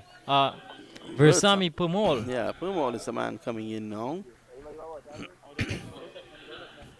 307 for 7. And if we can just have a look at that replay once again, you will see Brian Charles going around the wicket. Getting that one to angle across the right hand side to the edge and into the hands of Guli. Now, let's have a look at it here, Kadir. You can see Charles with wide of the crease. And just pushing it across the batsman. And Sinclair stood there. I don't know what he was waiting on. That was a thick edge. You all said Charlie. You all said Charlie. Come on. Disappointment more than anything else. Just sliding it across Sinclair. Smart catch by Guli. Go, Charles. So Pumal, who is no slouch with the bat.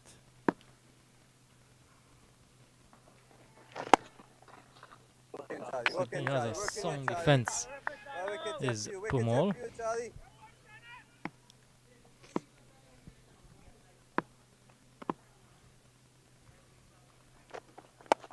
Down the track. Just wide of the fielder that made off into the boundary for 4. That was Uthman Mohammed. He could not get to that. And that's into the boundary for 4. Yeah, it was always going away from him. Good effort from the big fast bowler. Unable to get a hand hit. So Pumal is off the mark with a boundary. Proper shot. Mention what about England? What about England? The top 3 batsmen block and the rest of the play shot. Come on, Charlo.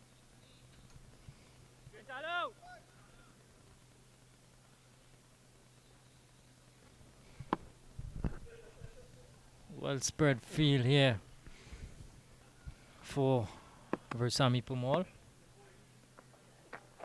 Go, Charlo.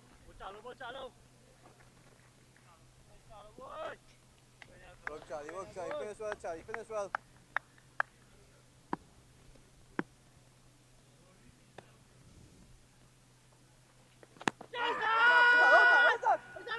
Who's past the edge again. Loud appeal.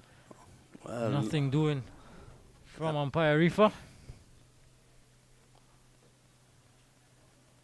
well, I don't think there was an edge on that. You'd have seen daylight in between the bat and the ball. End of the over, the end of 80 overs with 10 overs to go. It's 311 for 7. I leave you, Kadir, in the capable hands of your fellow commentator from the West, Gordon Pear.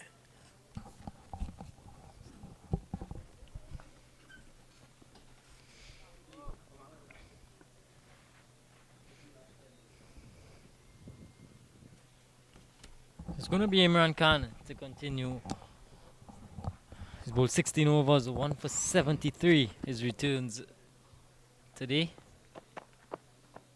Another short delivery in the air. Mohammed is getting under it, and Mohammed pouches the catch. So Imran Khan able to get a wicket. Was not the best of deliveries, and he got the big wicket of Kimo Paul.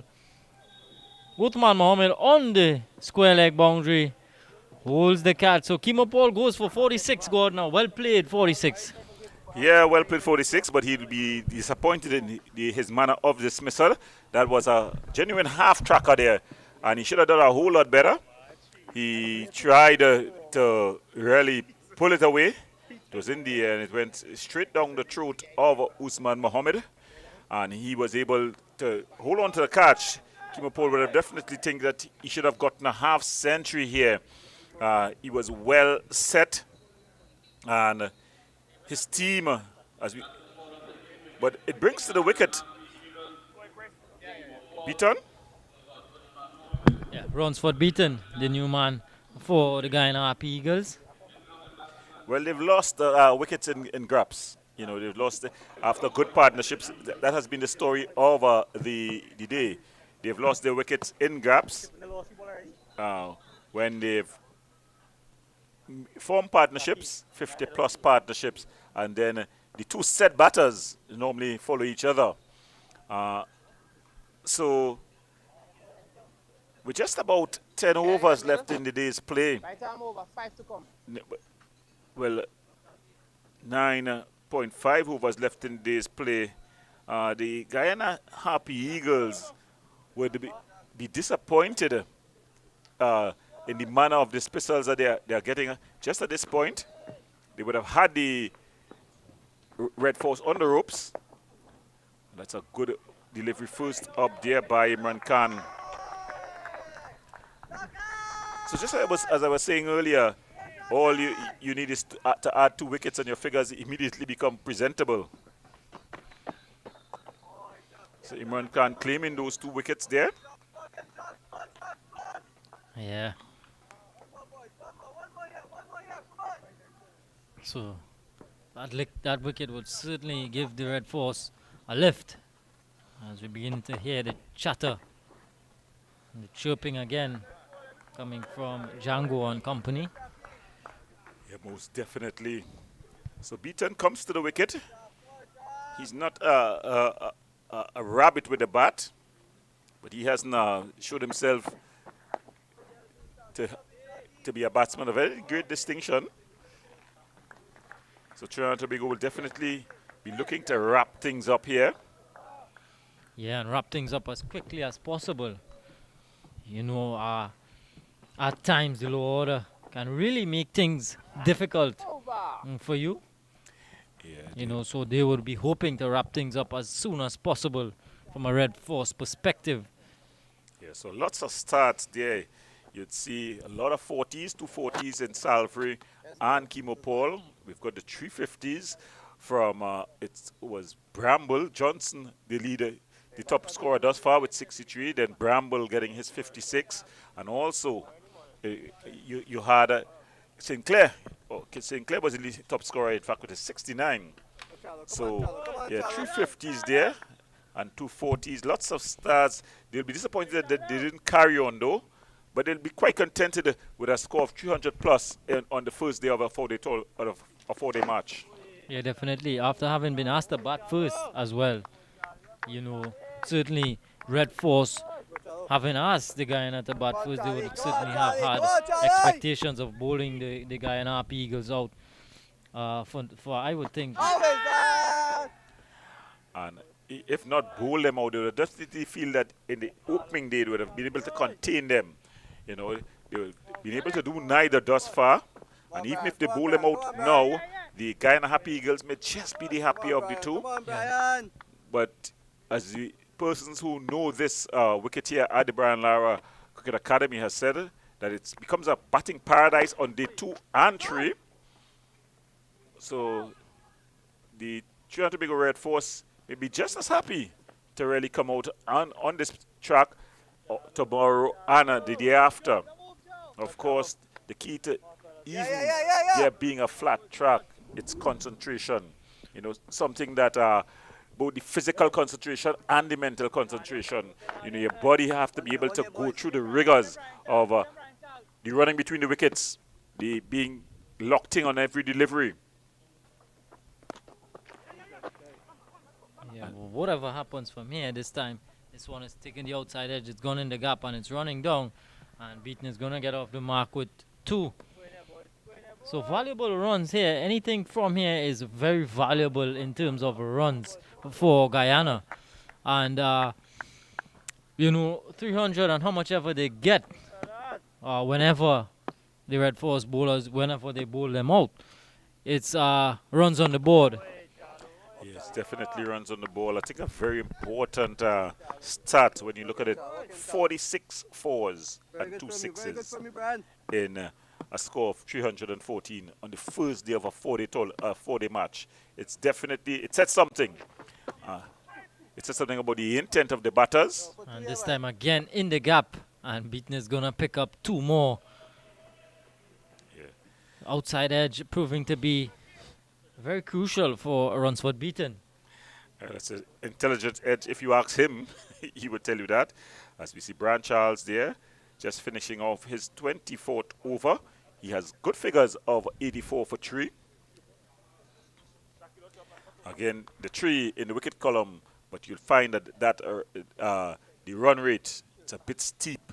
84 from 24 over 3, you know, and over.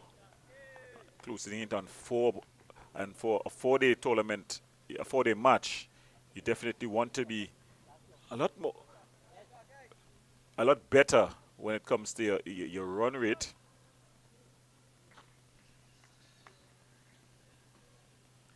Well, it's Imran Khan to continue. Veersamy Purmalt facing up. You're seeing some intent from Purmalt. He's looking to come down the track. He was forward and then back. Guyana Happy Eagles, 316 for 8. That's way down the leg side. It's an inquiring appeal. So just some scores from the Queen's Park Oval, where the Barbados Pride are taking on the Leeward Islands Hurricanes. Barbados are 256 for 7. Shane Dowrich getting to 100. He's 104 not out. Well, he's definitely putting up his hands. At a point in time, he was the number 1 choice for the wicketkeeper batter in the West Indies.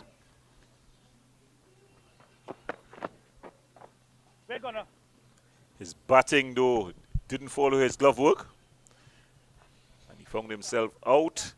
And within that time, a lot of other perspectives have come to the party, inclusive of Joshua De Silva. This one is struck in front. The appeal is going up and he's been given out. So Purmall has to go. Imran Khan striking. Purmall missing a straight delivery. One that just slid on.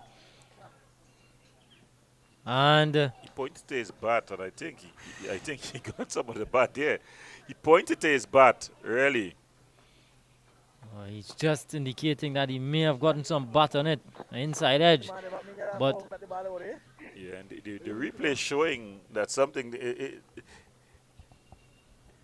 It's funny that recently, you know, watching the WPL, and Haley Matthews was given out on a delivery that struck only the bat. Well, she was given not out, right? It was referred. When it was referred, the third umpire, they saw it straight on. There was a gap between, somehow, the TV umpire. There was a nick by the nickometer. I think it's her foot touching the ground when she was putting down her foot. And at the same time, the ball was in line with the bat in terms of side on. But when you took front on, there was a gap all about 4 inches wide. The television umpire gave out. And then the bowler, who was the English bowler, the tall English spinner, and she said, no, they're not taking it because they are seeing the big screen. And when they went back and they separated the split screen, what have you, because it was obvious from the full on. And there's an edge, an intelligent edge there by the new batter, Smith. It's going to go close to the boundary. The slide has been put in there. So good work down on the boundary fence there by Webster, putting in the slide. But Smith gets off the mark. Yeah, Niall Smith, the last man in for Guyana Happy Eagles, he gets off the mark with 2. And at the end of Imran Khan's 18th over, he's picked up another wicket. It's bowled 18 overs, 3 for 75. And the Guyana Happy Eagles have progressed to 318 for 9. 83 overs have been bowled in the day's play so far. Well, you know, this morning when the Red Force won the toss and decided to bat, there's a lot of talk about the seamers doing the job. But it's been the spinners. It's been Brian Charles with the history, as well as Imran Khan with his 3 wickets that have definitely broken the backs of this Guyana Happy Eagles batting lineup. Another good delivery from Charles, goes past the edge once more. The seamer bowlers to get wickets, Mohammed getting 1, Mohammed getting 2, and the other wicket going to the established fast bowling star of Dwayne Bravo. Darren Bravo. Darren Bravo, sorry. That's sarcasm, of course. You know, so the talk of the seamer bowlers doing the damage. It was up to the spinners to get the job done. Well, Brian Charles would definitely be looking to finish things off here. Yeah, he'd be looking to finish things off quickly, Brian Charles.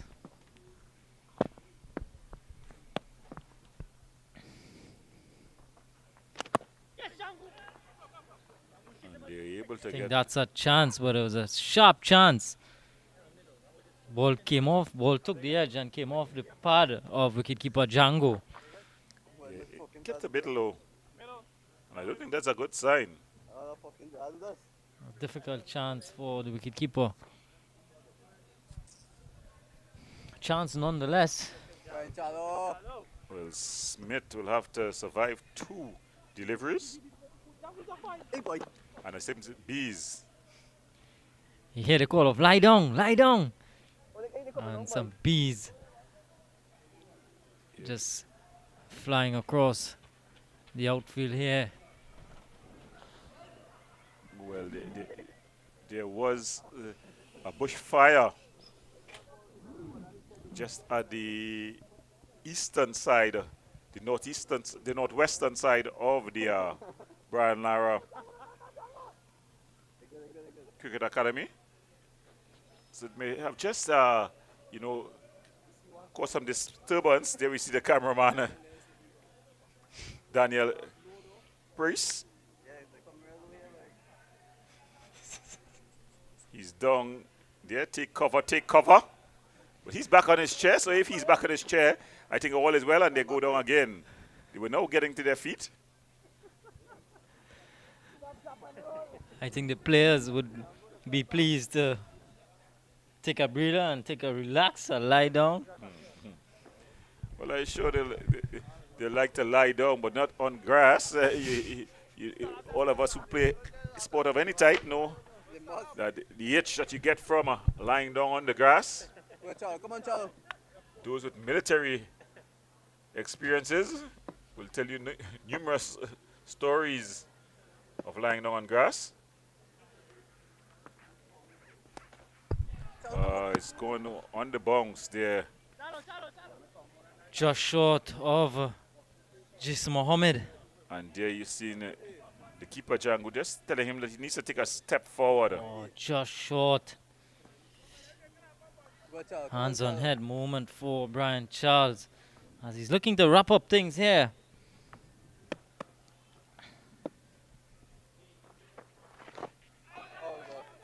Pitching outside the leg stump. So that brings the end to that over.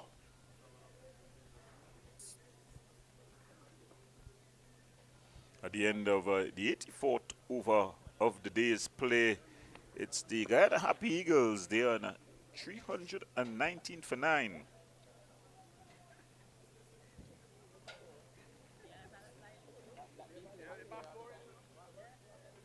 So, Kadir, if they're to be bowled out now, I think they lose 2 overs for the change over.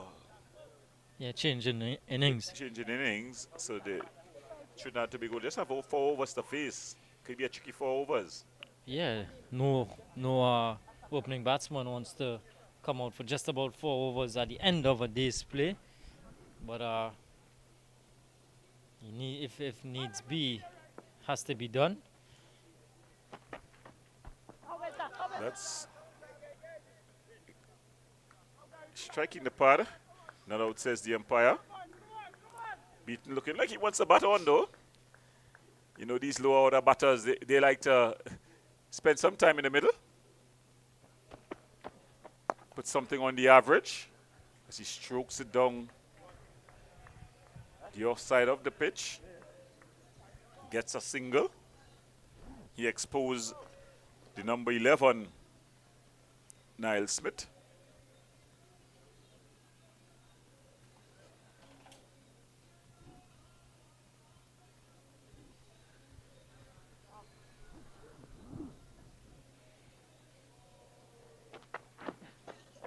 Smith getting back.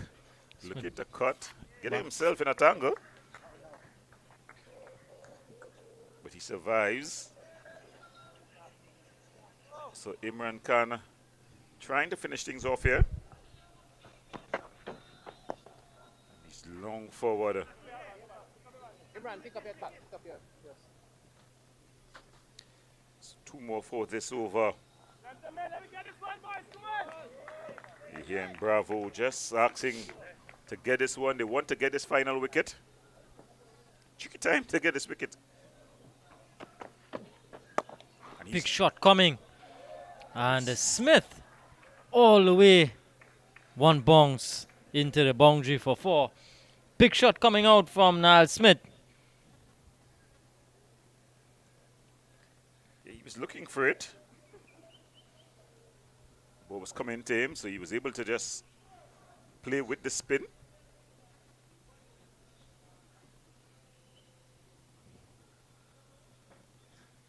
Imran Khan, one little short of 19 overs. A bit expensive today.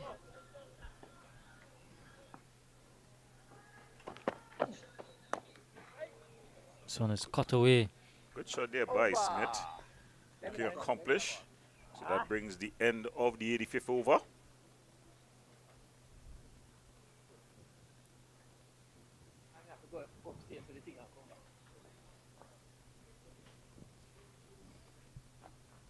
What? 324 for 9. Not often that you see over 300 runs scored in the first day of a inning in a 4-day match. One and hurry, bro. I think this has been an excellent first innings from the Guyana Happy Eagles. 324 for 9. And whatever they get from here onwards, it's going to be a plus. But having been asked about first, and considering at one stage they were 30 odd for 3 and then 140 for 5. Yeah, they've definitely they strung together a couple of passes. I think the only disappointment for strung together a partnership. Sorry, I think the only thing that they would definitely be disappointed with is that none of the batters who got starts really carried on for big innings. You know, a century or 90. The top scorer thus far is Sinclair, Kevin Sinclair, with 69. So when he got out, he took ages to walk away. Yeah. Good delivery again from Charles. Goes past the edge of Ransford Beaton. Beaton will tell you that's a leave alone.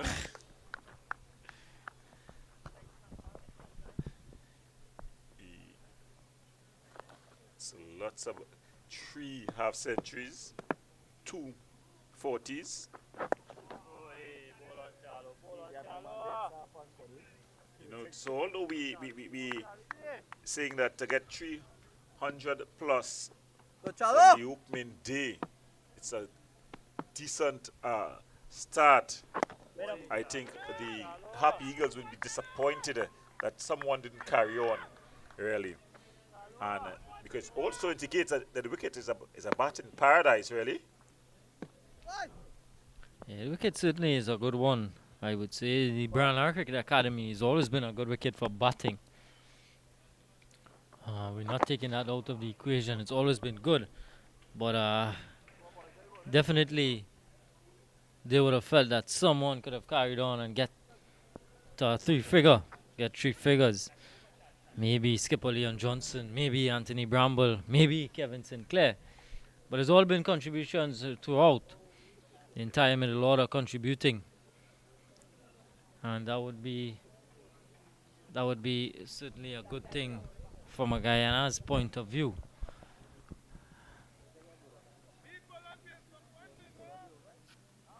It's going to be Imran Khan again to continue. See the Guyana flag and the Trinidad flag fluttering in the wind.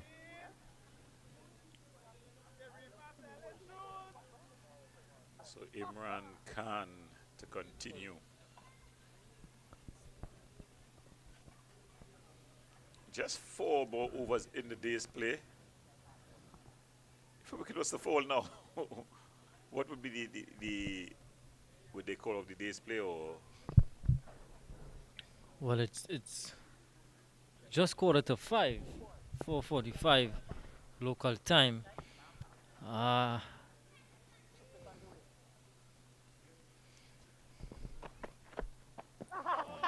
I think we've got through the overs quickly today because of the spinners bowling a lot Yeah, definitely. of overs. The spinners bowling, and of course, even the faster bowlers. These faster bowlers don't have much of a run up, you know. Yeah. Imran Khan into his 20th over, and Brian Charles bowled something like 26 or 27 overs.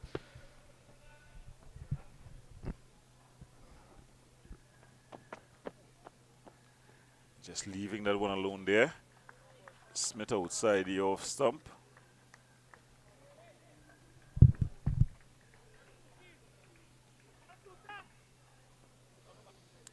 I think the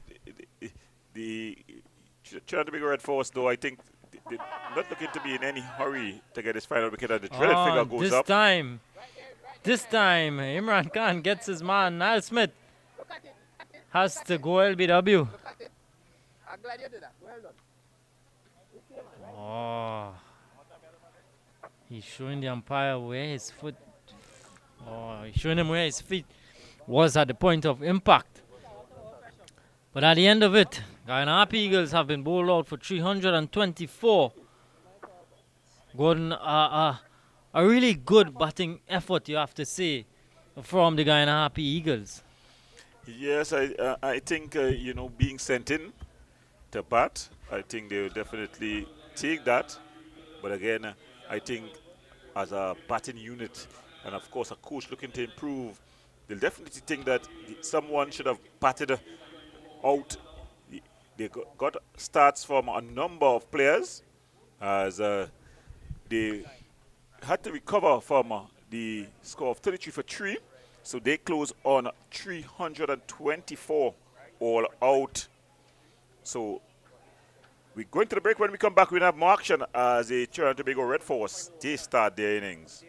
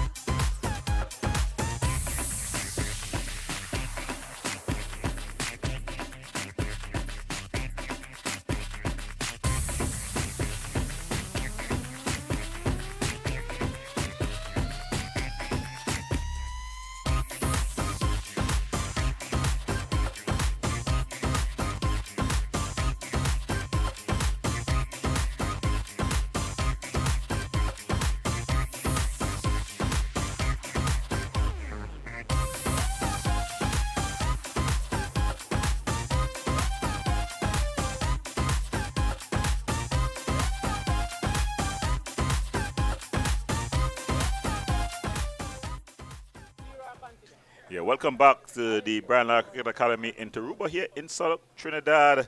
Yes, the state of play is that the Guyana Happy Eagles, they've been bowled out for 324. And the Trinidad and Tobago Red Force, they're coming out to bat. They'll have to face one over here this evening. I'm going to play together with Kadir Mohammed Kadir, a very tricky position to be an opening batter this afternoon. Yeah, definitely. Just the one over remaining in the day. So it's Jeremy Solozano and Keegan Simmons. And it looks as though Jeremy Solozano is going to take strike. As you've mentioned, one over to negotiate. And it looks as though Kimo Paul has the ball in his hand. So very tricky for an opening batsman, just the one over. So at this stage, it's going to be all on the line. You want to come back tomorrow and start fresh. Going to have to negotiate this one over. Well, you're seeing there are three slips, a gully, a leg slip, a silly mid-order that is quite square, a short, that's a short backward square. So you're going to see some short bowling stuff here. There's almost no fielders in front of the bat in the V, as you call it. You've got one at a bit of a cover, extra cover region, but you've got a point. So it's Kimo Paul, he's steaming in. A short, yeah, it's into the hip area, but he's pulled it away convincingly for four, and it's a no ball as well. So to add injury to insult. Yeah, short delivery and well put away, helped along by Jeremy Solozano. And good way to get off the mark. Yeah, it's going to make hay while the sun shine. We know Kimo Paul, he was getting up his numbers in terms of his bowling pace. He was getting to close to 90, bowling 90 plus. So he's going to be steaming in. 6 balls still to face, 6 legal deliveries. And he just takes it off the hip and he gets onto the safe end. It's one of the times you like to be on the non-striker's end, Kadir. Yeah, definitely the best and safest place to be is on the non-striker's end. So Solozano gets off strike, pinching a single vacant mid-wicket area. So one legal delivery gone so far. So it brings on strike Keegan Simmons. Kimo Paul coming over the wicket.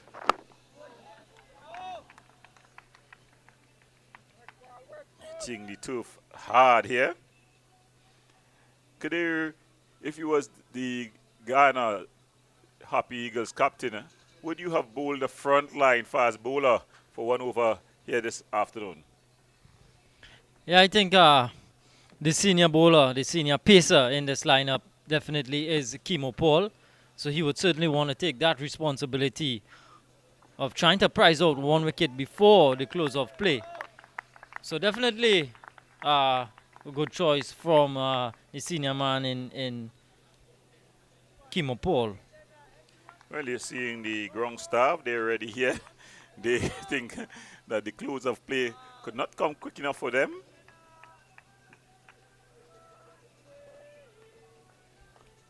Yeah.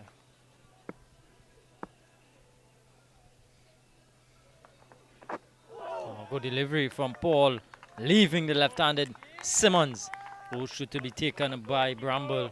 Getting some good carry is Kimo Paul. Looking to crank it up here, just one over, giving it his all. And of course, he would have the confidence of scoring 46 when he batted earlier on.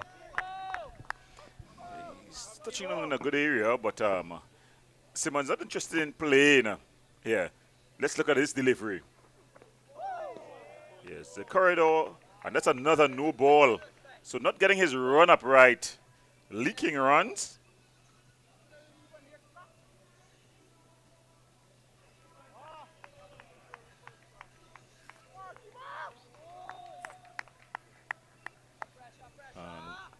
Seven on the board.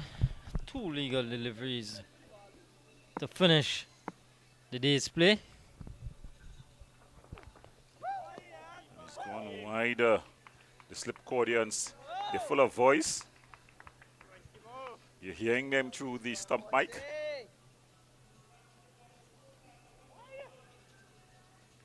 They're chirping along here. So one more legal delivery to get to the end of this one. Kimo Paul up against Simmons. And Simmons long forward, showing the full face of the bat. And that's the day's play. So at the end of the day's play, in reply to the Guyana Happy Eagles 324 all out, the Trinidad and Tobago Red Force, they finish on 7 without loss. We have some of the scores for you. For the Guyana Happy Eagles, they got the top score from Kevin Sinclair. He scored 69. Their captain did a captain innings. That's Johnson with 63. Bramble also got a half century. Anthony Bramble, he was dismissed 456. Reasonable scores from Kimo Paul on 46, as well as Selvry on 43. The leading wicket taker for the Red Force was Imran Khan. He got 4 for 80. Was a bit on the expensive side from his 20 overs, but at the end of the day, he was able to claim 4 wickets. He had some support from Charles and Brian Charles. So that is the score. In reply, the Red Force, they got through the one remaining over in the day's play, getting 7 without loss. Yeah, so an enthralling day of cricket has come to an end. The first day of the third round in the West Indies 4-day championship. Guyana Happy Eagles this morning, having been asked to bat first, got to 324. And thanks to Kevin Sinclair, top scorer of 69, Anthony Bramble 56, skipper Leon Johnson with 63, contributions from Kimmel Savory 43, Kimo Paul 46. Really batted well on a morning that it was looking like the faster bowlers, there was something in there for the faster bowlers, but well negotiated from the middle order of the Guyana Happy Eagles. And the pick of the bowlers for Trinidad and Tobago Red Force was Imran Khan with 4 for 86, bit on the expensive side, 20.3 overs for him. Brian Charles with 3 for 85 as well from 26 overs. And at the end, the Red Force, they close on 7 without loss after 1 over. So we invite you to join us tomorrow morning at 10 a.m. for the start of play on day 2 in this game between the Guyana Happy Eagles and the Trinidad and Tobago Red Force. So we'd like to thank you for viewing today, and we hope for your viewership tomorrow, and we look forward to you. So we say good afternoon and take care.